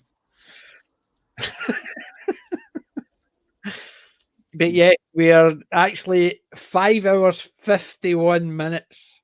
I want to finish before 6 hours because I am absolutely bursting for the loon. I have been for half an hour. Half an hour? I've been here. I've been going. It's like I need to go for the last hour. I've been crossing my legs. I'm actually sitting here going. So you see that's where the camera is cutting off here. You do not see what I'm doing with my legs. It's basically the tie, loop, crossbow. Yeah, milk butter under the table for Jim. That's why I've got cans. Yeah, Unfortunately, I do not. I'm pretty certain that you guys will be very unhappy if I would use this for that purpose. That. And I will eventually come back on your channel, honest Gov. It's just, I've literally got a lot of things on. I'm basically a Monday, a Wednesday, and a Saturday. I'm out or busy streaming, and bits and pieces in between. I'm trying to catch up, but definitely. So I've been on Thursdays for a few because I've been invited to a few, so I've tried to keep that short. Friday, I'm on the Father's channel, Father Christopher's. These Friday afternoon stretches prior to Friday night tights. There was nothing on Friday because he was in Vegas, the lucky so-and-so. Yeah, I was just thinking, are they pushing the Friday ones later because all of them seem to go to Vegas? Which means they should be 6 hours ahead of UK time? Well, I know the Vegas one was a bit later. I'm still listening to it, but I was on Father Miller's stream the last time, and I accidentally swore when I was talking about something. So I've decided that next time I go into his stream, I will wear a mask. Luke, I am your father. But that mask is more close to the... it's a nice Chianti. This city will be destroyed. No. This is basically Hannibal Lecter's. This is a nice Chianti with some... yes, if you turn a little bit more... because the lighting was kind of giving off a shortcut. But now, yes, that's more... Because the first thing I was thinking was Bane from Batman. No. This is basically the Hannibal Lecter mask. So I says I would wear this next time I'm on his stream to stop myself swearing. What's Big T up to? Great The Thing stream. Have we talked about The Thing? Have I missed that one?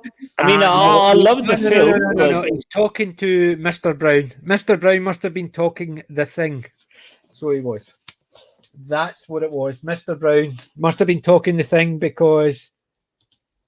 I mean, it's an amazing film. I love it.